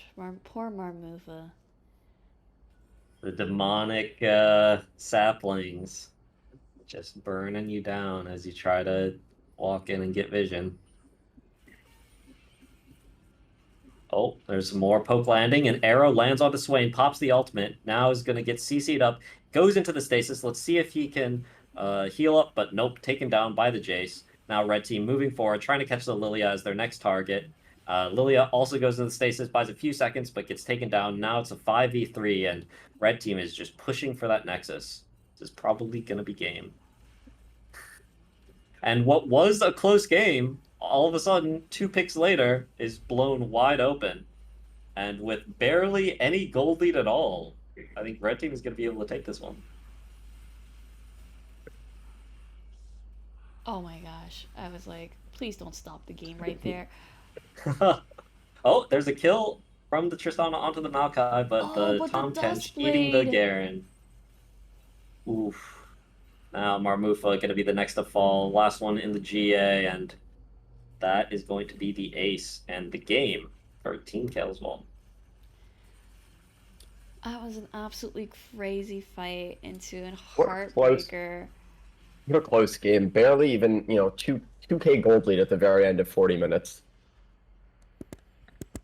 All right. Well, it has been fun casting, you guys. I'm off. I have to as well. Okay, thanks guys Thank for you so showing up. much. Yeah, and good luck in your last game. Appreciate it. Okay, and for us, we are going back. Now we are waiting for round 5, the last game of the day. And sorry, give me a second to fix this text.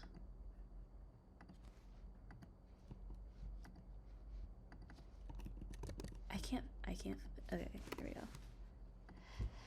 Whew, okay.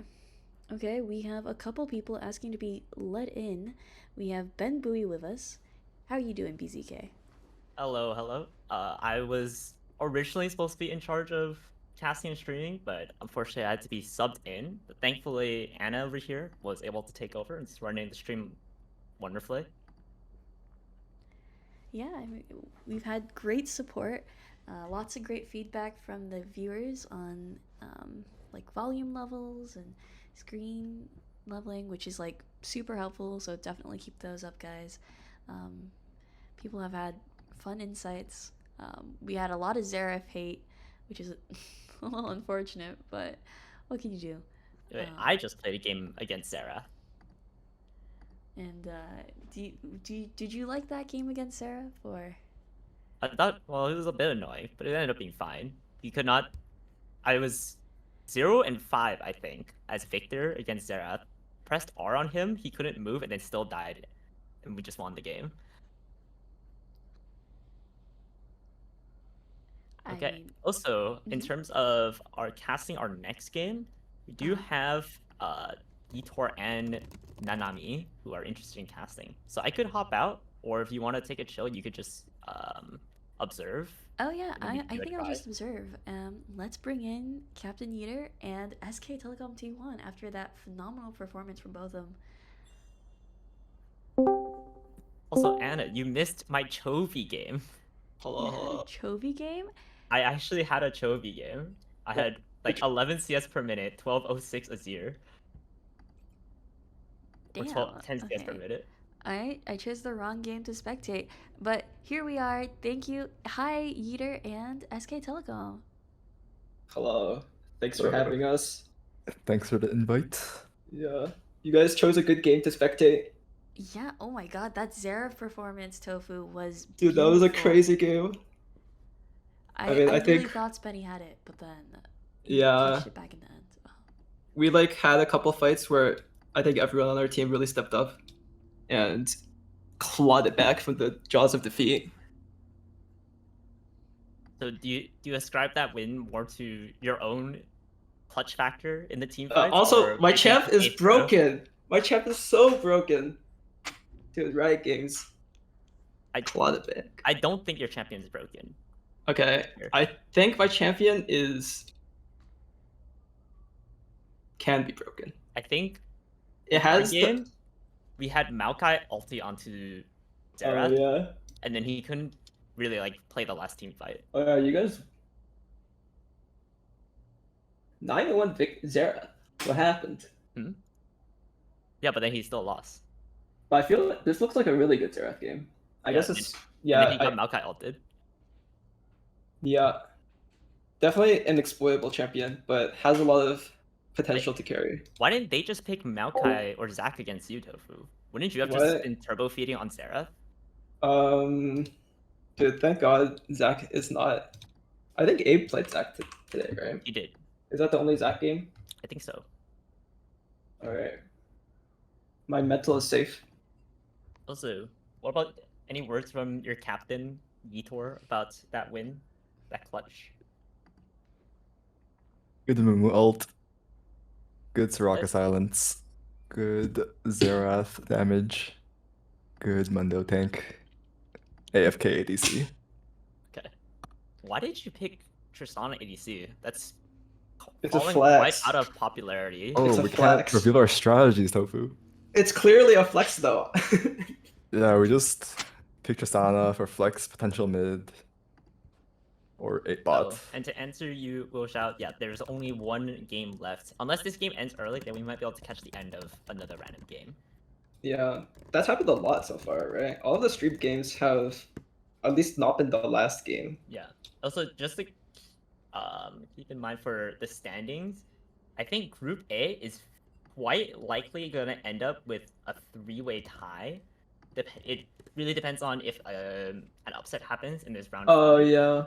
And Group B is also looking... Group B is currently a 4-way tie. Group B is currently a 4-way tie, but the only... So who's out of the running here? I Was Stronger is out of the I running. Was Stronger is out of the running. And everyone else has a chance. Yeah, if Ben's team wins... Wait, actually, if I Was Stronger loses, I think we're out as well. Because either Caliswell or First Seraph would be on 3 wins. Yeah. Yeah. Okay. Alright, so that's the standings. And then I think we are getting ready to go into draft. Yeah, so this is I Was Stronger versus Xemacs. Yeah, I mean, Xemacs are definitely looking like the clear favorites here. I Was Stronger is currently winless. I have not seen or caught any of like the match results. I don't know how close they actually have been. Well, you guys I are think in the like game against Caliswell looked pretty close. What other? They had a game against Team First Seraph, which seemed like a stomp.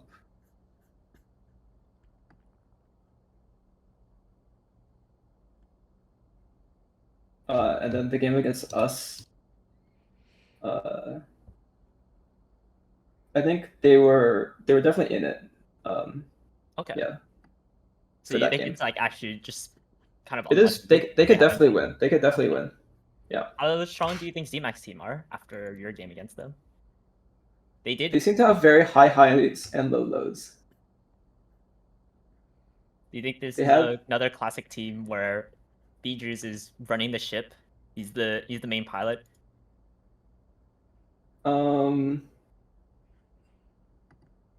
I think he's tends to beat the shot caller of teams, although I don't have insight into their comms. I mean, like, it's the game like kind of riding and dying on his performance. I think NA definitely has a lot of carry potential as well, and Teemo XXX Teemo main XXX has had some pretty standout Teemo performances, so I definitely want to count him out. Teemo? Yeah, he has 2 Teemo games. We got destroyed by Teemo. You lost against Teemo?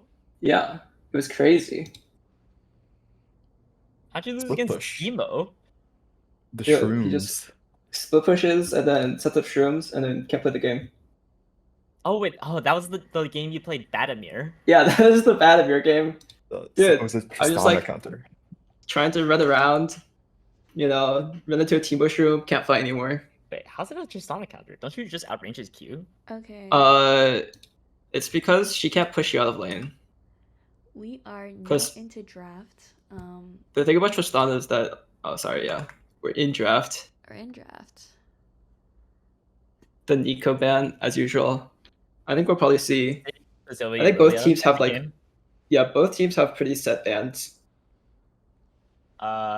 Wait, are they the team that has the Azir one trick? Yes. Mhm. Snuggle Hero is a millionaire Azir. Yeah. Millionaire Azir. Both teams have 2 one-trick players. Oh, and he's not gotten a game of Azir yet? Is that what it's looking like? I don't think so. And I think rightfully so. Like, Snuggle Hero on Azir is really safe, super useful, very aggressive. Like, he just really knows the champion. Okay. First pick Tristana. On the flex pick. Flex pick. Snuggle Hero, second most played. I just feel Might like be Tristana is Tristana. so much better mid than it is bot. I think so. I think it's more. I think I definitely like Tristana a lot more mid. But you do have the option. if the situation demands. Team Xemacs picks MF. Yanni has been playing that champion quite a bit. MF and Ash, right? MF Seraphine, Seraph. for the most part, yeah. So, oh wait, they're running the Lilia MF combo. Oh, They're doing the thing. In case people don't know, Ivern. DOTs. Anyway, yeah, DOTs don't wake up Lilia sleep, so you can plop an MF ulti onto a Lilia ulti. So, and I also think Yanni's entire job this game is to press R. Oh, that's actually, I think, really good. Ivern? No, Yasuo. But also, I think Ivern Oh, pretty good. But I think Yasuo's yeah, super yeah. good against this. I wonder If will he it can be pilot it. Yasuo top lane, bot lane, mid lane? Could be just on the bot playing to the flex pick. Or Yasuo bot. Yeah, it could be Yasuo bot. I guess we'll have to see. It could be anywhere. It could be Ivern It top. could be, yeah, it could be Yasuo jungle. Okay, Malphite. That makes sense, given the pick so far.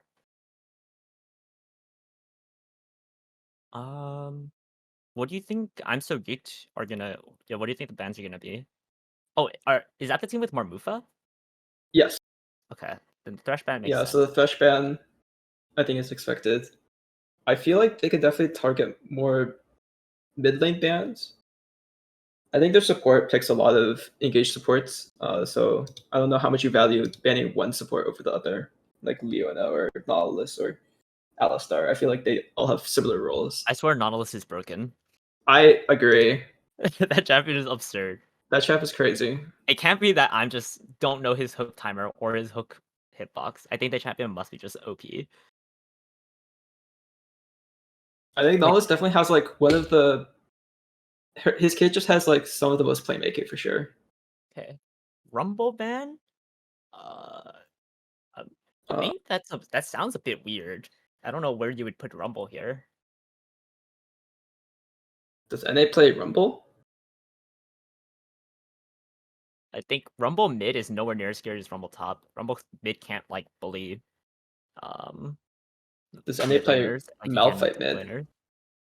I think anyone can play Malphite mid.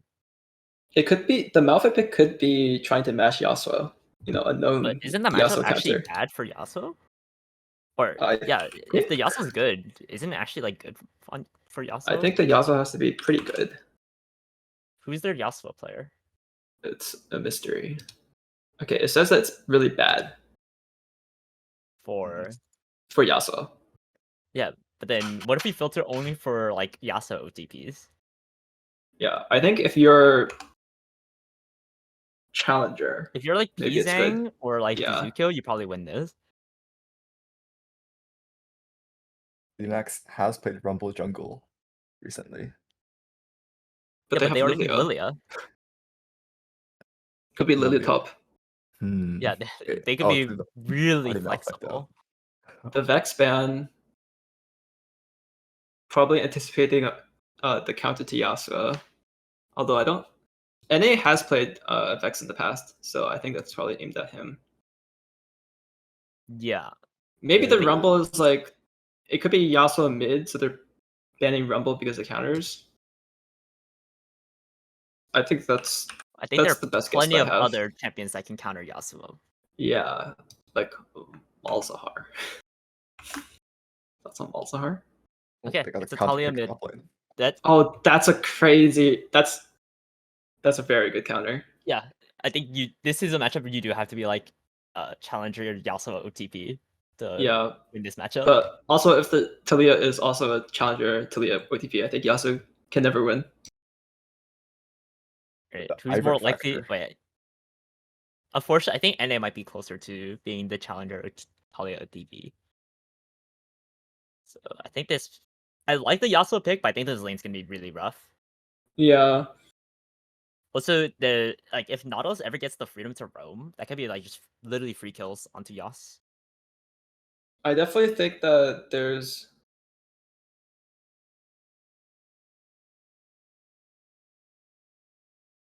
Yeah, I agree. Uh-huh. Yeah. Okay. Now they're just setting up in the draft. In the meanwhile, Tofu and Derek, feel free to talk it out. I'm going to use the Louvre real quick. Yeah. So Derek, whose draft do you think is favored here? Well, top lane is Mordekaiser versus Malphite, which is Yeah. Mordekaiser favored. Bot lane, they have the Alistar kind of counterpick the Nautilus. Or about even bot lane, maybe? Yeah, Tristana Alistair into MF Nautilus. Hmm. Then the mid lane, Talia favored. Although I do in general think that Red Side's team comp is just easier to play. Like they have a lot of go buttons with Nautilus and Malphite, and then Lydia can follow up extremely well as well, with the MF as well, Yeah. to follow up on any engages. Like they can pretty much just say like, "We're going in," and then everyone presses their R's. Yeah, but there is good counter engage. Like Mordekaiser ult into I've upping heard, Malphite yeah, and wall for the MF ult. Might be a case of whoever goes first loses. that could be the case, unless they find like a very very good engage, onto the key carries. I think if they can lock down the Yasuo before he can cast Windwall, then they can definitely get a lot of work done. But if Yasuo reacts with the Windwall, um, it can be very hard for the MF to do anything in the fight. Wait a second. It's Snuggle Hero on Tristana. It's Tristana mid versus Yasuo bot. Oh, What? it makes so much sense. Alistar Yasuo bot? Alistair Yasuo into the MF Nautilus. Yeah, I guess that can work. I think that the Tristana mid definitely feels much better to Talia than Yasuo into that pick. Wait, their brains are so wrinkly. We did not see it coming. Yeah, we really didn't see it coming. Although I don't know if Yasuo Alistair wins into MF Nautilus. I Could be think level 3 difficult. they can. Level 3, level Yeah, 4. MF is like probably one of the worst ADCs in all-ins. Misfortune. definitely expect a lot of Mm. fighting in the bot lane. I expect both of the junglers probably to path towards bot lane in this matchup. Yeah, kind of odd because the captain of the Yasuo team is the top laner. Yeah, I think that Mordekaiser into Malphite, you should be able to win in the isolated 1v1 without even taking into account the rank differential. I think if you path towards Mordekaiser, I'm not sure if this is a game where Mordekaiser can solo carry. I think there's a lot of peel with the Talia and the Lilia. Yeah, like on one side, I can see if you're playing against like a team fight heavy comp, like what Red Side has right now, then if Mord becomes a big problem in side lane, that could be an issue. But also like Talia kind of addressed that pretty well. Like Talia is able to patch up whatever's going on in side lane if Malphite can't hold against Mord, and then just roam back to a team fight, depending on where it is. Yeah, the global ult. The limited range global ult. Yeah, and the go buttons just also address. Like if Mordekaiser isn't able to get tempo and start pushing out side lanes before the Malphite team groups up, Yeah. there could be problems. I definitely think they need to get out ahead in lanes. They need to be able to like side lane on blue side. Otherwise, this game is really rough. Yeah, I think the 5v5 mid would be tough for blue side to win. Also, Ben, do you know how tiebreaker situations work in our format? So I'm gonna say tentatively, the way tiebreakers should work is in terms of like one-on-one, like if it's just two people tied, then it's that head-to-head that decides who comes out ahead. And then beyond head-to-head, then it's average game win time. Okay.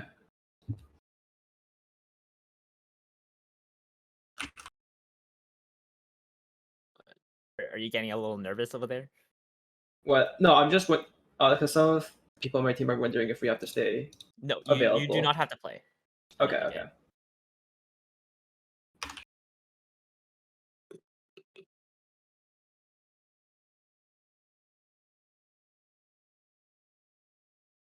While we wait for this, I will heat up my Costco lasagna.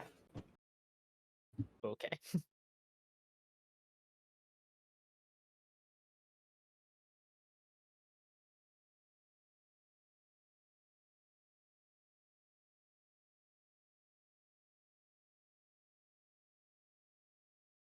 I wonder if this will be the Jack Show demonic Lilia or the Philip Lilia.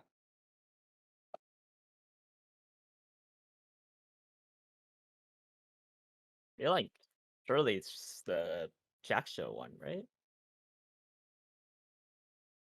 Is that the standard? I think so. That's all I've been seeing.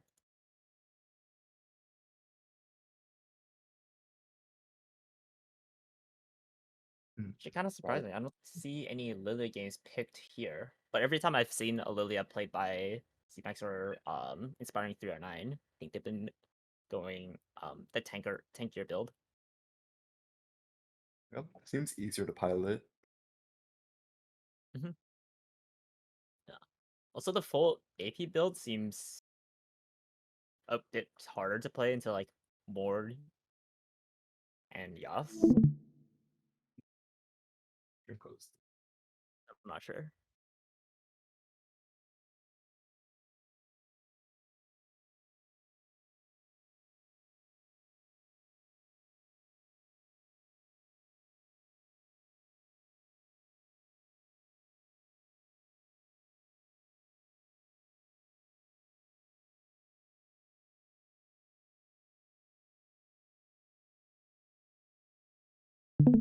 All right, looking at the bets, seems like there's a 100% chance of people are predicting 100% chance of I was stronger winning. Stronger.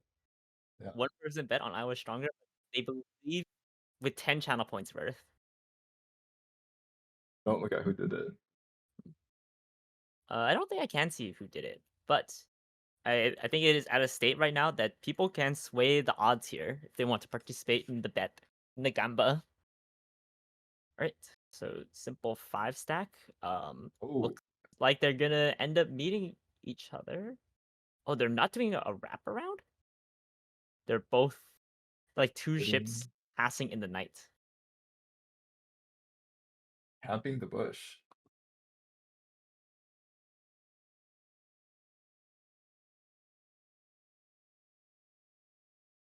Oh, red team's still going in. Oh, they've been spotted.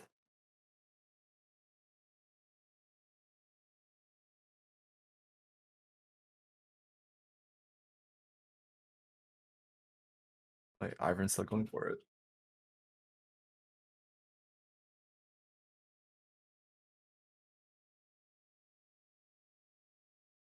Alright. I'm not gonna lie, I don't know a single thing about Ivern pathing. I have no clue how that champion works, except that the Daisy is broken. Not sure I think either, but you mark one side, smite, buff, go mark the other side, and then loop back and collect your camps. But there's I'm a lot not of sure. walking back and forth. Yeah. Although I'm surprised he didn't smite something. Yeah. Oh, Seems he's interesting. saving the smite for the invade. The technology. Oh, is he gonna go Ivern to the buff? invade on a Lilia. Alright, we're using some vertical jungling here. Mordekaiser needs to be careful. Although Malphite Lilia early is pretty weak gank power. Yeah. And it looks like it's pretty Mord favored. Alright. Oh, so I'm putting my Ivern took bet the here. buff. I think Wait, first did he what's take the happening buff? bot lane. Yeah, it's.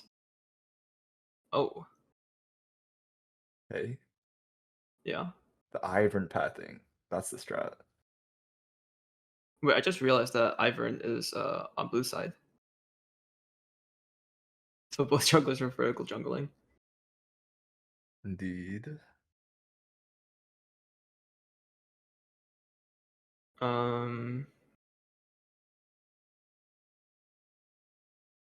I think it does make a lot of sense for. I think this is advantageous for blue side, right? Because I don't think Mordekaiser's really that afraid of Lilia plus Malphite. Yeah, I mean he has ghosts. There's like no way he should die. That's for sure. Yeah.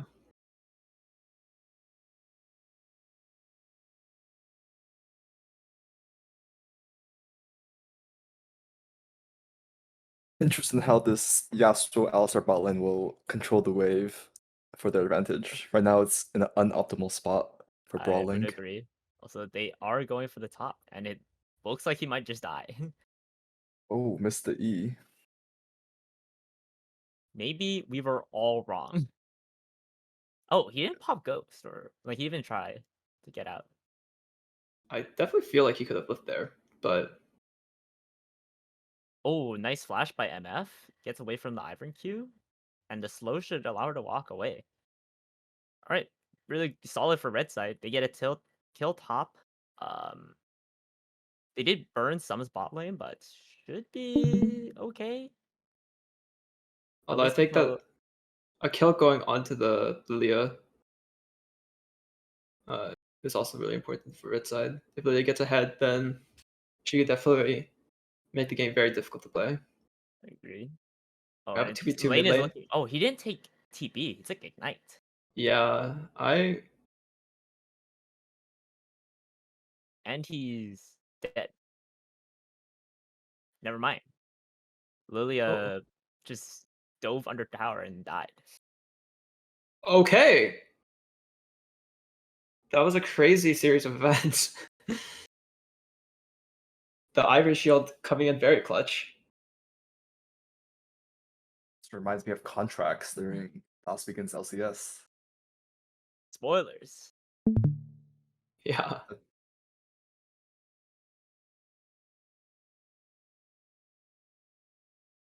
Oh, Marmufa unfortunately fumbles the combo, but But Fook Yasuo is is not holy done fuck is yet. going in. Wind walls. Nollis mixes hook. That's the brawl we like to see. Yeah. But the red side bot lane is very low on mana, so they should. Oh, but Lilia is here, so they could try to bait it. No, Wait, I don't think anything's happening in bot lane right now.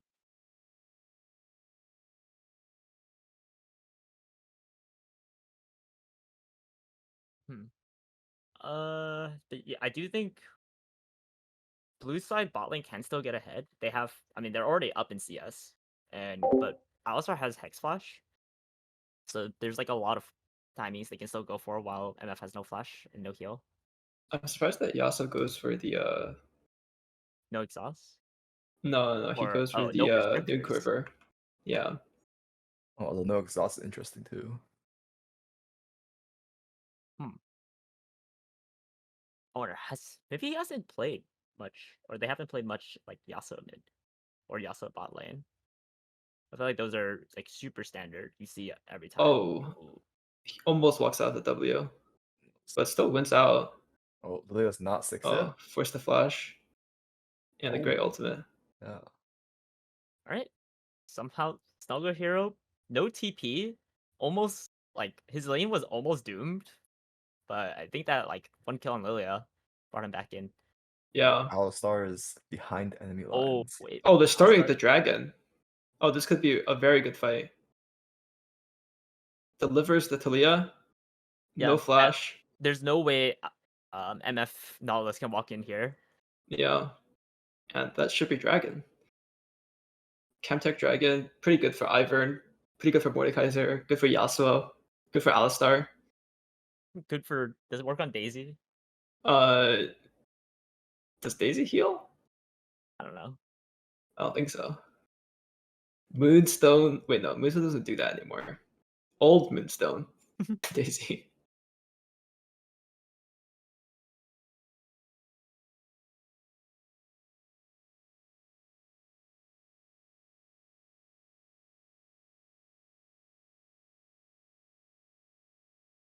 Yeah. think they're all chilling out now. Lilia's probably gonna look for a gank on top lane. Again,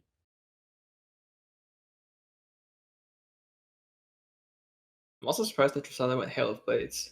I think Fleet Footwork feels really good against most mage matchups. But with Ignite, I guess he's definitely going for a kill lane.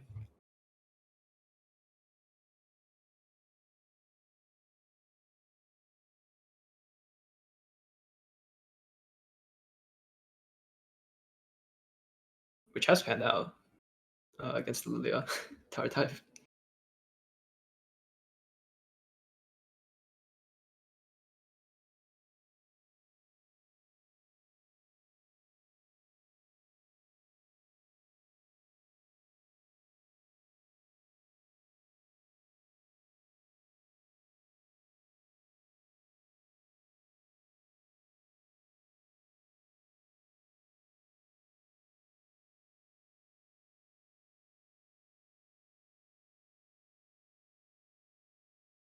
I kind of don't like the fact that Yasuo is just that they're like just perma shoving. I think if they Yeah, if they froze the wave or like let it bounce back and then freeze under tower, then it's way more uncomfortable for MF to play the game.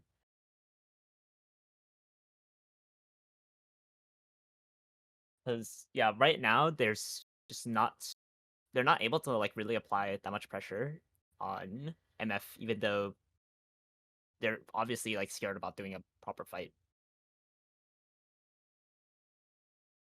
I think they need to just let the wave push out. Oh, they are doing a fight Uh, now though.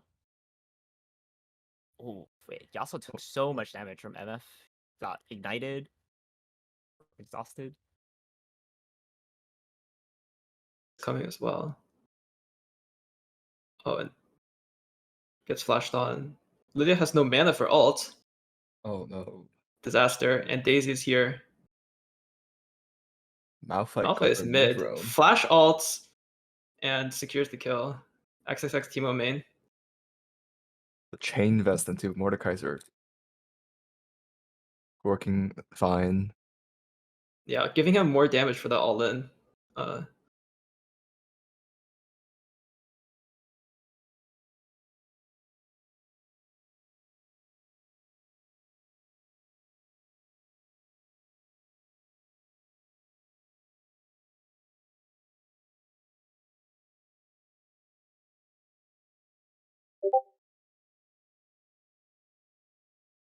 Mordekaiser coming for the mid lane roam. Lands the claw. Lands the ultimate. Oh, But Lilia's here. and Talia flashed. This time Yeah. there Oh, is enough they just walk mana. away. It's actually fine. I guess Malphite's just gonna get maybe a plating top.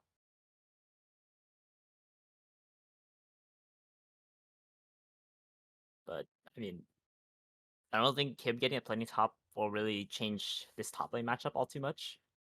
He might get his Frostfire sooner. I don't think that changes the top lane matchup all too much. Mordekaiser already has Rylot. Yeah, Malphite needs to be careful. Is that the usual Mordekaiser first item now? I think so. Yeah, quite common. Yeah. Lets you stay on top of people. One of the big problems of Mordekaiser is getting kited. That's Especially rough. oh, MF was not allowed to play the game there. hard tower Yeah. dive. And Ivern being there just makes it impossible for like a return kill to ever happen. He even still has Sylvia coming for the Daisy. ultimate, perhaps. Thinks better of it.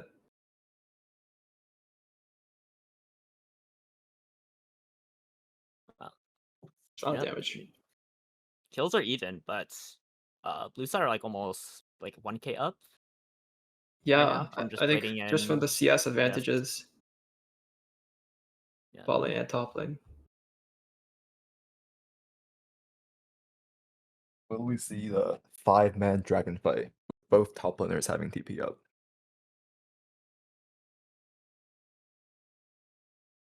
Mid lane is taking a lot of damage. That is rough. Top lane is taking a lot of damage. Alistair could go for the wraparound, but Talia does have a ward, so she should be able to spot it out.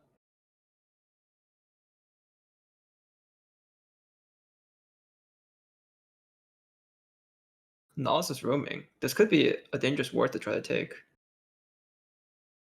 Ah, he's fine.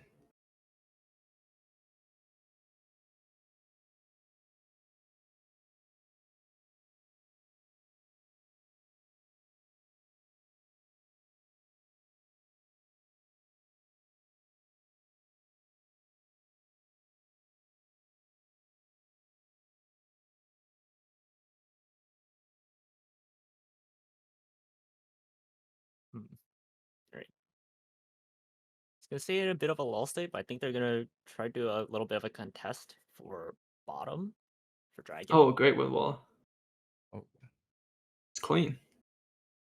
those need to play safe for the next 30 seconds or so until Windwall comes back up. Is it 30? Surely it's not that long. Oh, Alistar's. They're going on to the Lilia.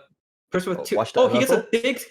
Big MF ult. This is Oh, the dream that they were a dream. playing for. He barely lives. That's Sleep. so tragic for blue side. That was the fight. Yeah, and it's probably because they used like the wind wall early. If they had wind wall Yeah. there, then they definitely just don't take any damage from MF. All right, I think Malphite could be dead. Although he does have ultimate up. Oh. Accepts his fate. Where would he ulti? Oh. The ultimate of hope. It is possible to ult when Mordekaiser ults Yes. Oh yeah. to escape during the Fortunately, it unstoppable is period. just the ocean dragon, but a lot of the kills going over. Oh, looks like a lane swap coming in from. Oh no, just a Nihilus roam.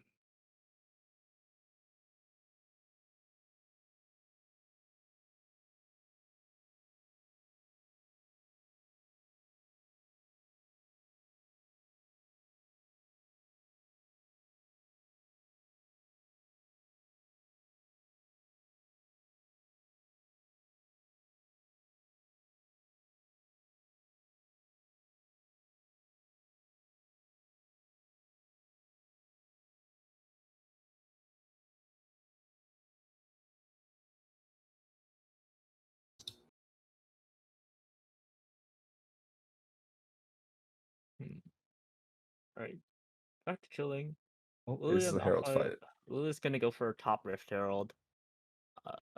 Just, I don't think Ivern's really planning on contesting that. What is Ivern's plan here? Bot Might side.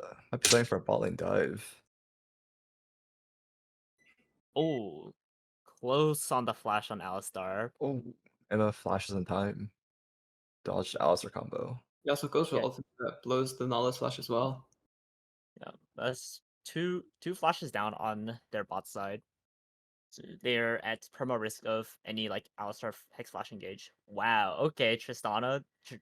Okay, Oh. Tristana went for it. He was feeling Okay. himself. That's for sure. Yeah, but yeah, and then gets the nice like flash big Q. Just a one tap the Tristana at the end. Doesn't even get the ulti off. Yeah, I do think Talia could become very problematic for blue side. Does Mordekaiser get the ultimate off? Mordekaiser has ulti. I think He does not get it Mordekaiser just off. ultis Triss or Mouth. Malphite. Maybe he wants to walk farther from tower. Never mind. Is Mordekaiser ulti that long of a cooldown that you don't just use it? No, I think if anything, moving a bit farther from tower so you could continue fighting them would be better. Yeah, I feel like he could have definitely turned that play if he ulted while he was falling asleep.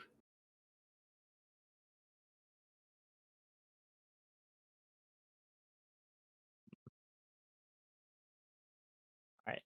So now unfortunately blue side are about like 2k behind. Oh wait, nice windwall Q. Do they have enough damage to get the MF? They do. Okay. Alright. That was actually really nicely played by Oh. Yasuo. Windwall's the Nautilus hook. Oh, and they just get the redive because Alistar doesn't take damage. Yeah. Taking full advantage of the lack of flashes from Yeah. both side bot lane. Yeah.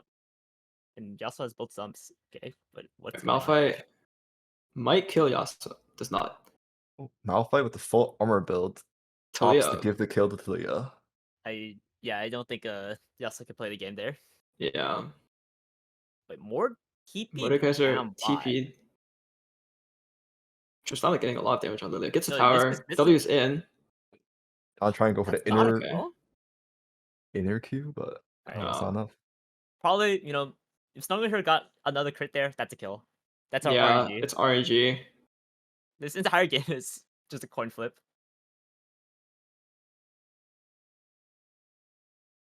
Okay. So I mean, they do have some of their win conditions ready. I don't think anyone can match Mord, solo. Well, I guess Talia can. But Yasuo is also pretty strong.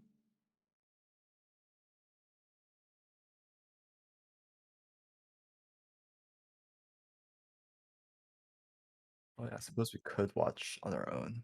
Oh no, we should watch on the Discord stream right now. Oh, Oh, it's good very again. laggy.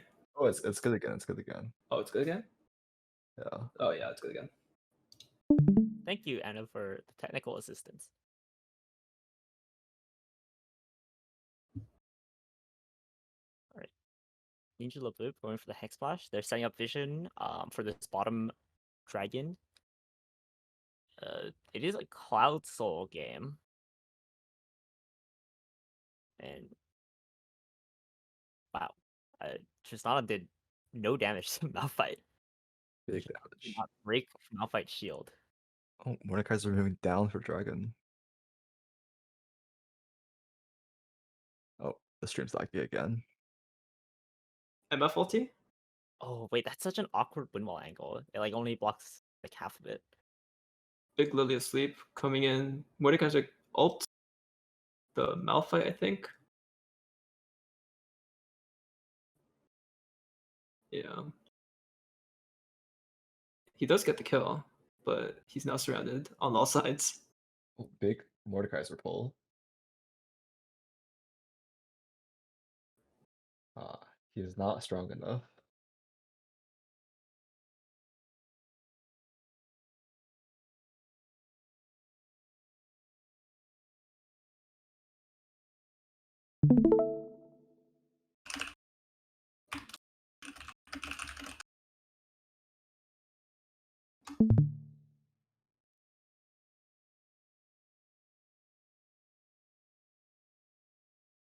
Blue team's game plan now is just to avoid Talia and try to trade objectives as much as possible.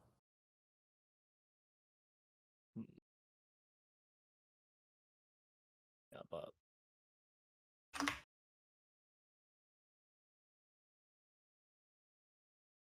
Interesting. For team bot, it's going bot lane. I would expect some more rotations towards Baron, especially with the Malphite TP.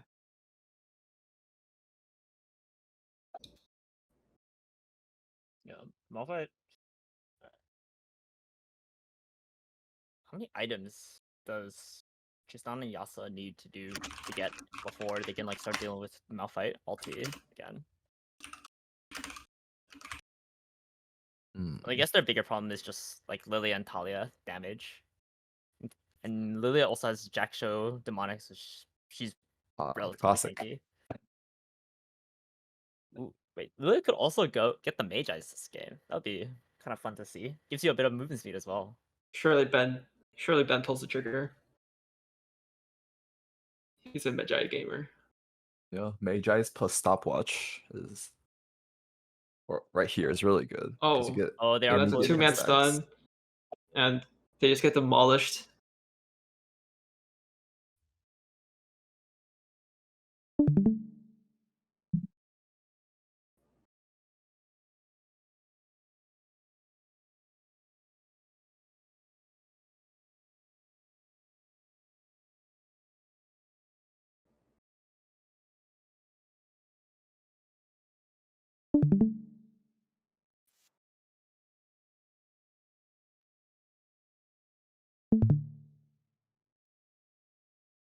Right, I have now on the casting side, I've synced everything up. Oh, Oh, Tristana takes a million damage from Talia. Oh, he has stopwatch. Tristana needs to get out. Oh, gets hit by the. Ooh. Looks like Malphite should die at least. Malphite does have ulti, but doesn't get it off. Alright, so plays made on both top and bot side of the map. Honestly, it's okay considering red side got Baron buff. Unless okay. Well, I Yeah, don't. I think What they happened just have to too many tools to deal with the Yasuo. I don't know what happened to Yasuo, but it looks like Yasuo just got one shot. He was full health and then just instantly dropped to 0. No, get out of there, Ivern.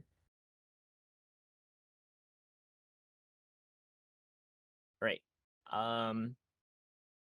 Derek, as the captain here, if you were on blue side team, what is the mechanism back in the game for you?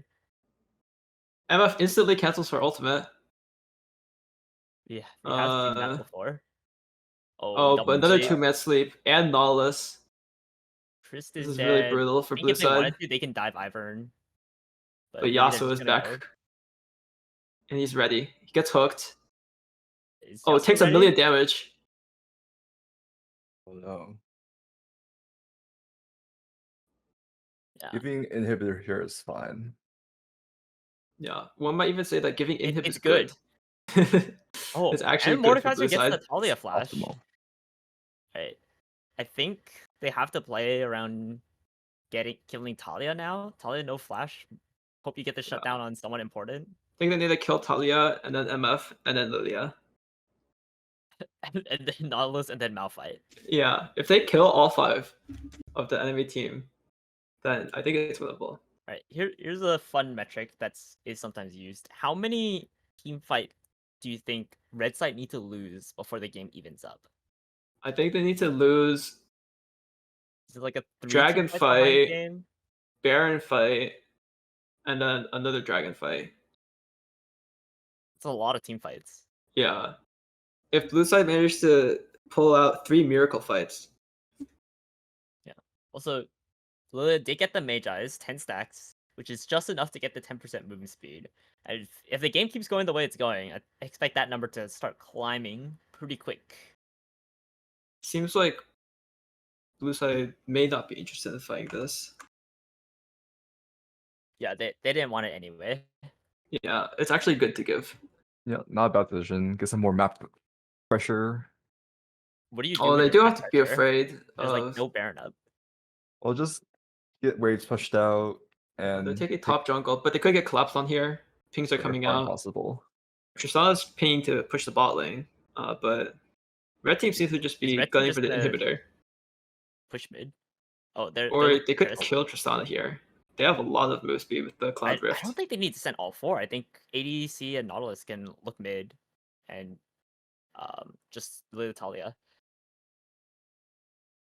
Okay, a flash by Tristana? Gets the reset. Oh, he gets a double reset, and, but Zanya's. Lilia Oh, doesn't he gets even... the. Yeah, he gets the Zanya Q, so the Q keeps coming out. Oh, this is actually very good for blue team. Yeah, losing inhibitor is good.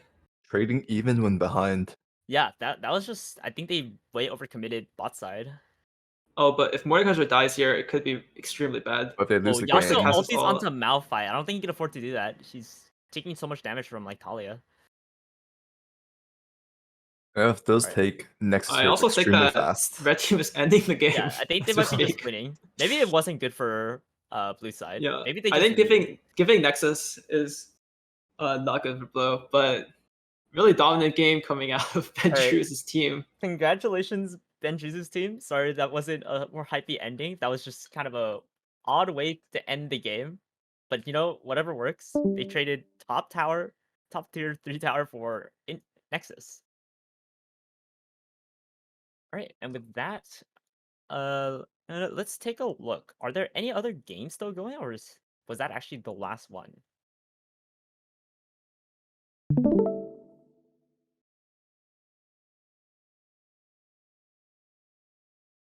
Right, so Xemacs won. That matchup. Ooh, looks like we might be able to catch greenepic versus Voidliss.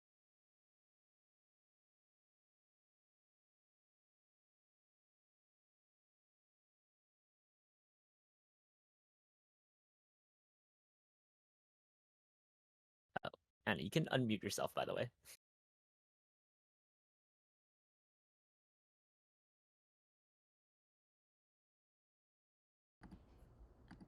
Oh, sorry. I am in the middle of trying to set it up. Give me just a second.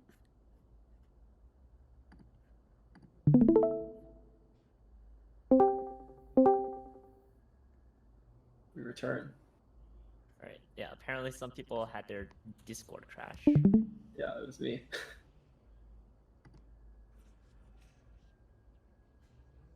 I guess we are now watching greenepic versus Voidliss.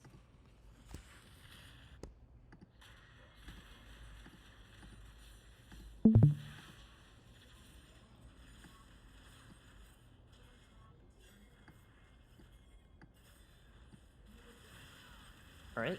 Looks like Voidliss's team is going for a bit of a Baron dance.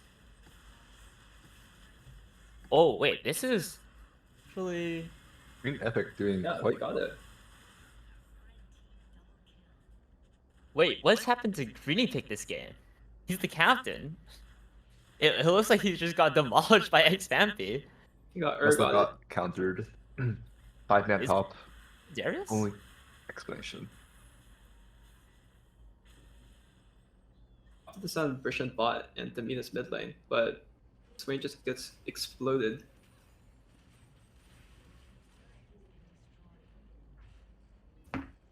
Alright, well, as is the nature when you just hop into games, it seems this game might be coming to a close pretty soon. Or this with a stopwatch. Should not be killable. Oh, and it's down. And he Wait, flashed. what on earth was their team comp? Wait, are you looking at their what greenepic's team They was have- running? They have some creative picks. That's for sure. Alright, so we weren't able to catch that game. Well, so we have Pantheon support, Darius top. I think they were running Swain bot and Zed. Yeah. Looks like Zed actually really bullied Liquid Blade on Orianna, but unfortunately I don't think he can 1v9 the game against a 10-1 Urgot.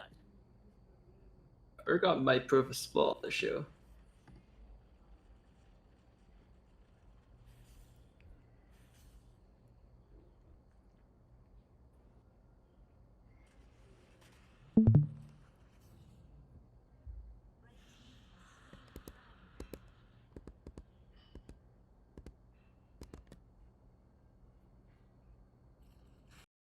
Right.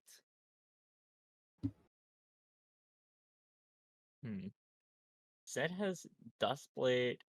Yeah. I think this game is so hard to... I don't know how you come back with your team comp on blue side. You're Zed running... has to do some Z99 gaming. I think Z99 would have FF'd the game. Tristana does have a cloth armor, so I think Zed might be countered. Working towards the GA. Brishan gets caught out. Okay.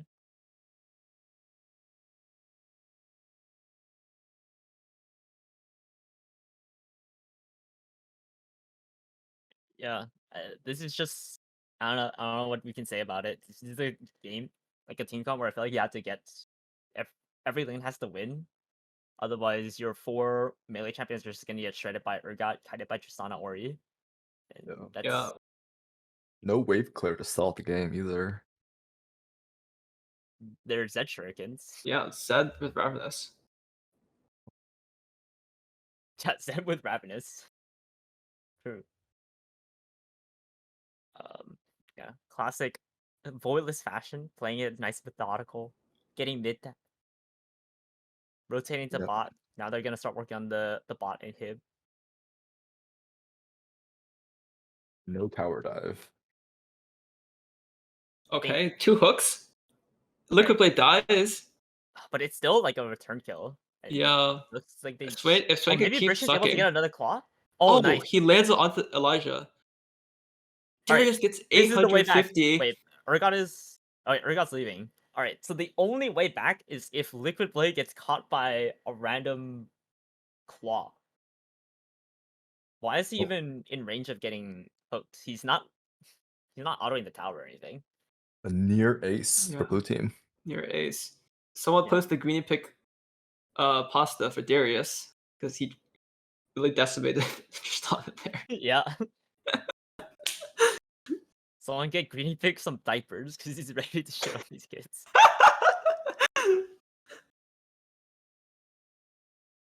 Yeah. That was a 45. Urgot the most, by far the most fed member on red side team wasn't there. You know, is good. They found a little fight where that happened, but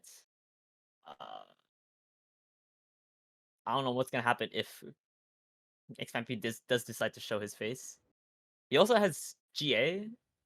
I don't think this Urgot is literally killable if he just A clicks into the enemy base. But what if the rest of blue's red side is not with him? What if he just A clicks by himself? I think their tree is trolling. All right. Now they have to play for the Liquid Blade win condition again. Liquid Blade, you need to get caught by a claw into 4 for nil. Ooh, Maokai takes a lot. Tristana jumps in. Maokai's just dead. He is super dead. As is Pantheon. That looks like a free Baron. They're not gonna go spice. They don't want to just try to end the game. Tristana Malphite ults the Maokai. It's not a Malphite ults the Maokai. Yeah. Alright, yeah, this Tristana is a bit of a different beast than the last game's Tristana that we saw. This one, pretty strong. A major threat to basically everyone on the enemy team.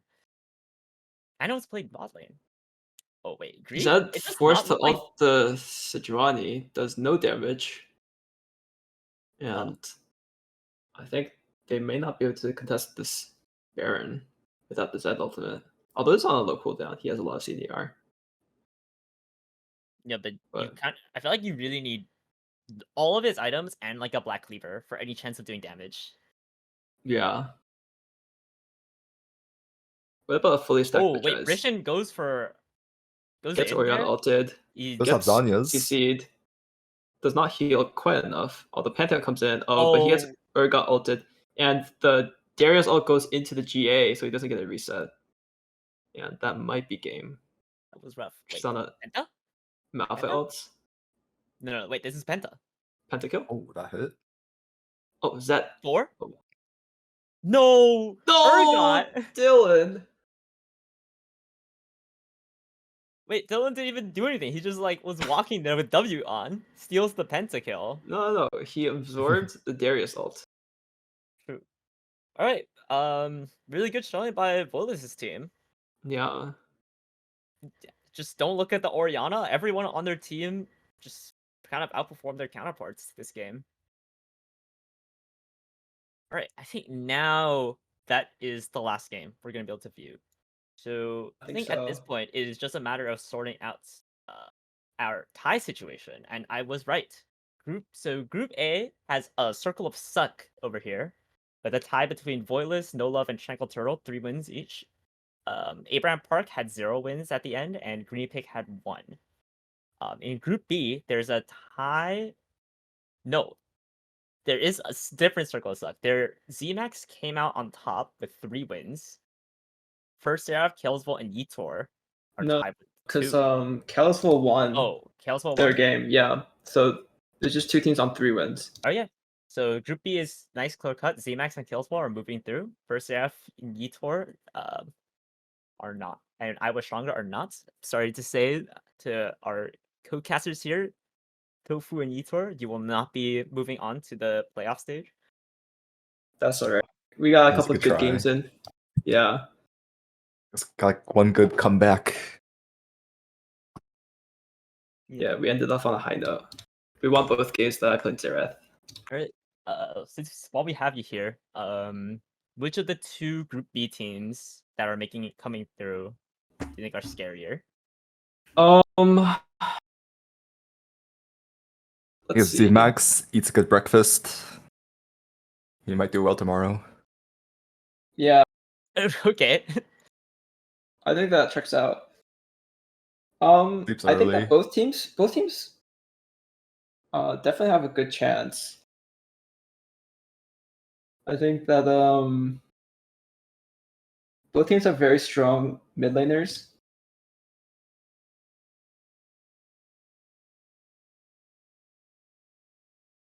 I think that Ine versus Kelsville. Yeah, Ene. Ine versus Kaliswell. And yeah. And yeah. Nay. I think Mark definitely is quite a bit higher ranked than Benju's bot lane. But it seems that they've been able to, you know, Do you still think gain a Mark lot of is advantages. thoroughly unwashed at this point? I think that Mark has been playing a lot of Ashe, and I'm not sure if that champion is able to solo carry if he does get ahead. But we saw, you know, it does provide a lot of utility, and they seem to be quite good at playing around the Ashe ultimate. Yeah, right. So right now we are running the numbers, doing some of the calculations to see who in Group A is making it out. It is based because it's actually a circle of suck. I'm on Tranquil Turtle's team, so we beat Voidliss. Voidliss beat No Love, and No Love beat us. So we can't use a head-to-head calculation. So it's game time. It is based on game time. The calculations. The numbers. Wait, is it game time for wins or is it all game I time? believe it was game time for wins. I think that makes sense. I think being rewarded for losing quickly doesn't make that much sense. Wait, but it would make for an exciting tournament. Yeah. If you're losing, just be like, guys, we have to lose quickly. Then giving into would truly actually be good for the team.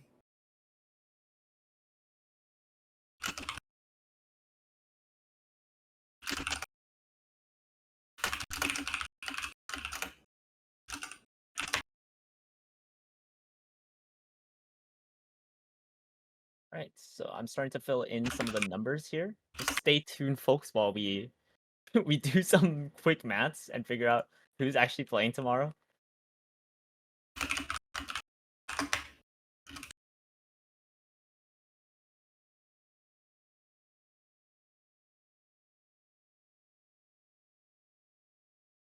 Right, I mean, I could say on Tranquil Turtle's team, I have our game times listed.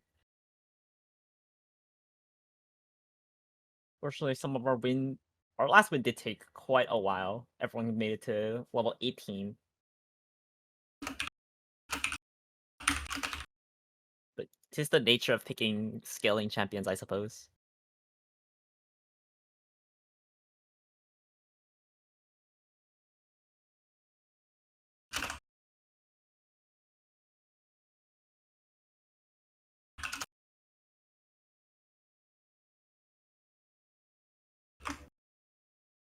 But Ushao with some insight. Mark was seen in the practice tool before the games today with Ashe. He's cooking up something. Yeah. What's Very- the Ashe mechanic? The Ashe mechanic? I Yeah, think what's the Ashe Ashe is mechanic? actually like very mechanical, just in the same way Yeah, that Barret but is. what's like the combo that you practice in practice tool? Auto attack spacing. Perfectly kiting. Perfectly hitting the minions? Yeah, the minions. True. Perfectly kite the Baron. Could kite the dragon. It does kind of follow you. Ooh, Can you? What's dragon's attack range? Can you space dragon? I don't think you can space dragon. I think dragon resets. Yeah, that just means that you can practice spacing even more. Ooh, No Love had some quick wins, which I think makes sense considering like the way they played a lot of their games. Yeah.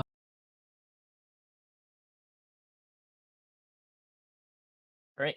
I mean, I'm just doing a quick glance. It does look like it's gonna be Voidliss and No Love making it out.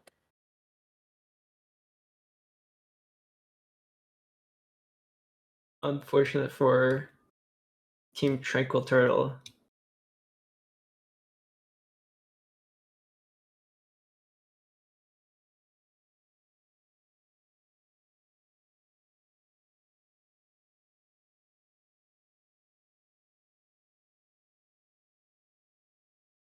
The 37-minute win.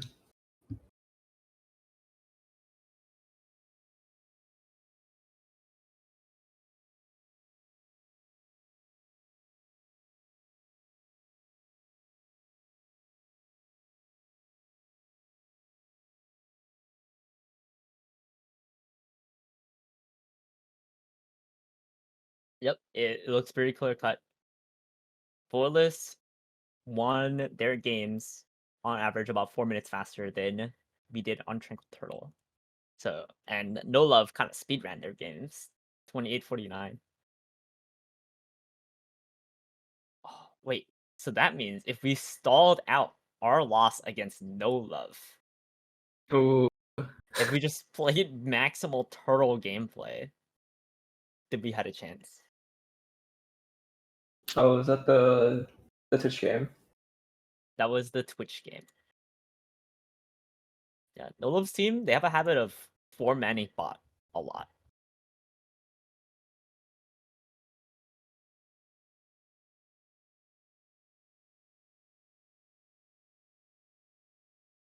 All right.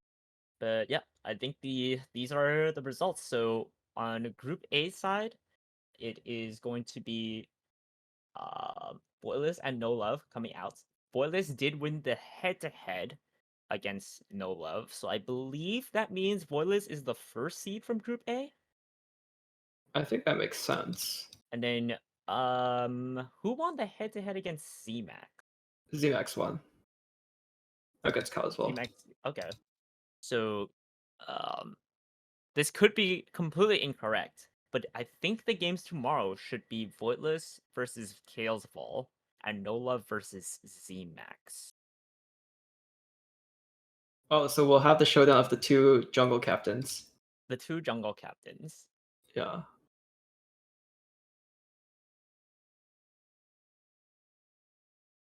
right. Any game you think, or any of these matches you think are most spicy? Maybe the closest. Any matches you think will just end up in a stomp? I don't I know how think much of the game, the Group A games you are able to catch. not too much. But I do think that the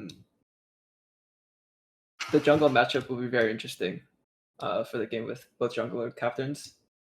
Just because I think a lot of them win through having like more aggressive junglers or like junglers that make more plays, and so it could be very volatile if junglers end up meeting and doing some early skirmishing.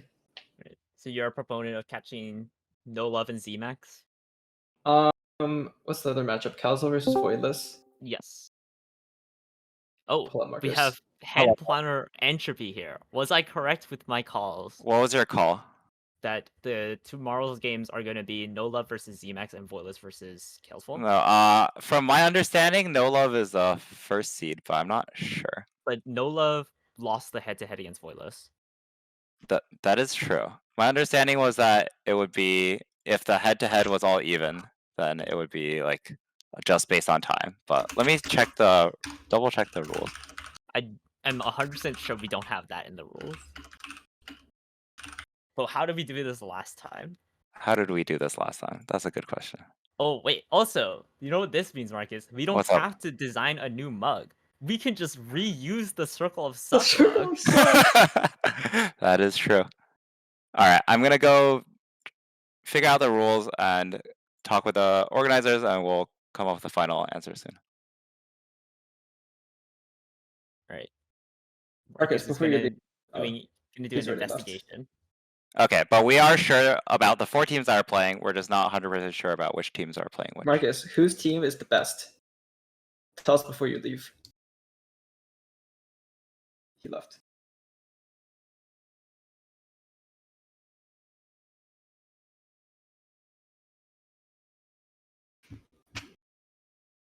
Marcus? He's muted. He's gone. He has no opinions. You dodged the question. All right.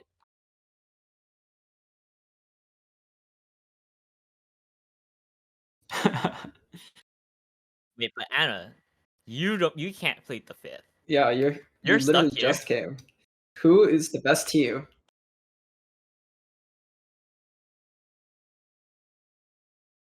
I love cuff ones.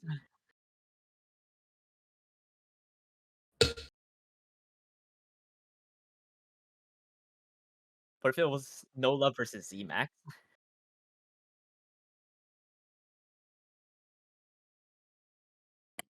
okay. Going for the brand name. The brand name. Yeah. So Xemacs has a habit of going no wins or doing pretty well. So he didn't go no wins. So maybe he does pretty well this tournament.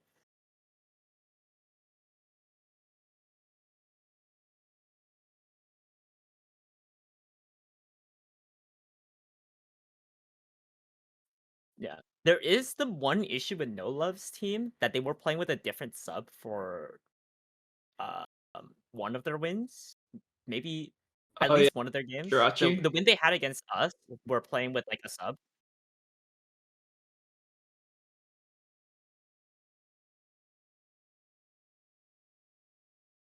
Yeah. Dr. Megalol's famous Zeri. Yeah.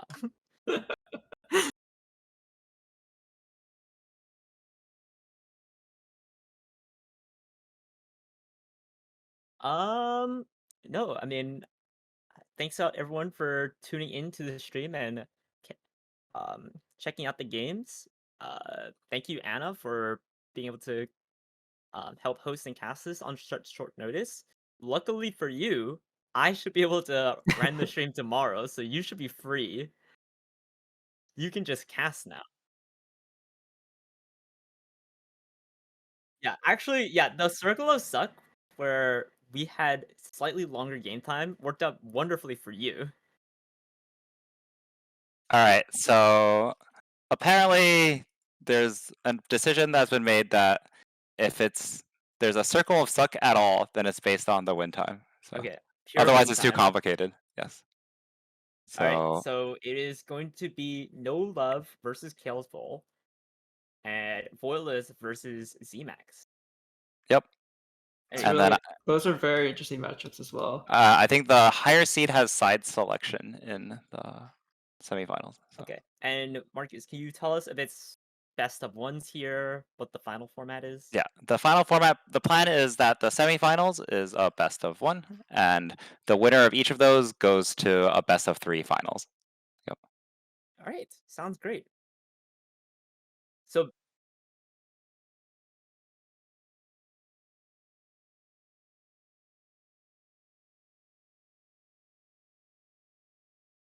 2 p.m. Eastern.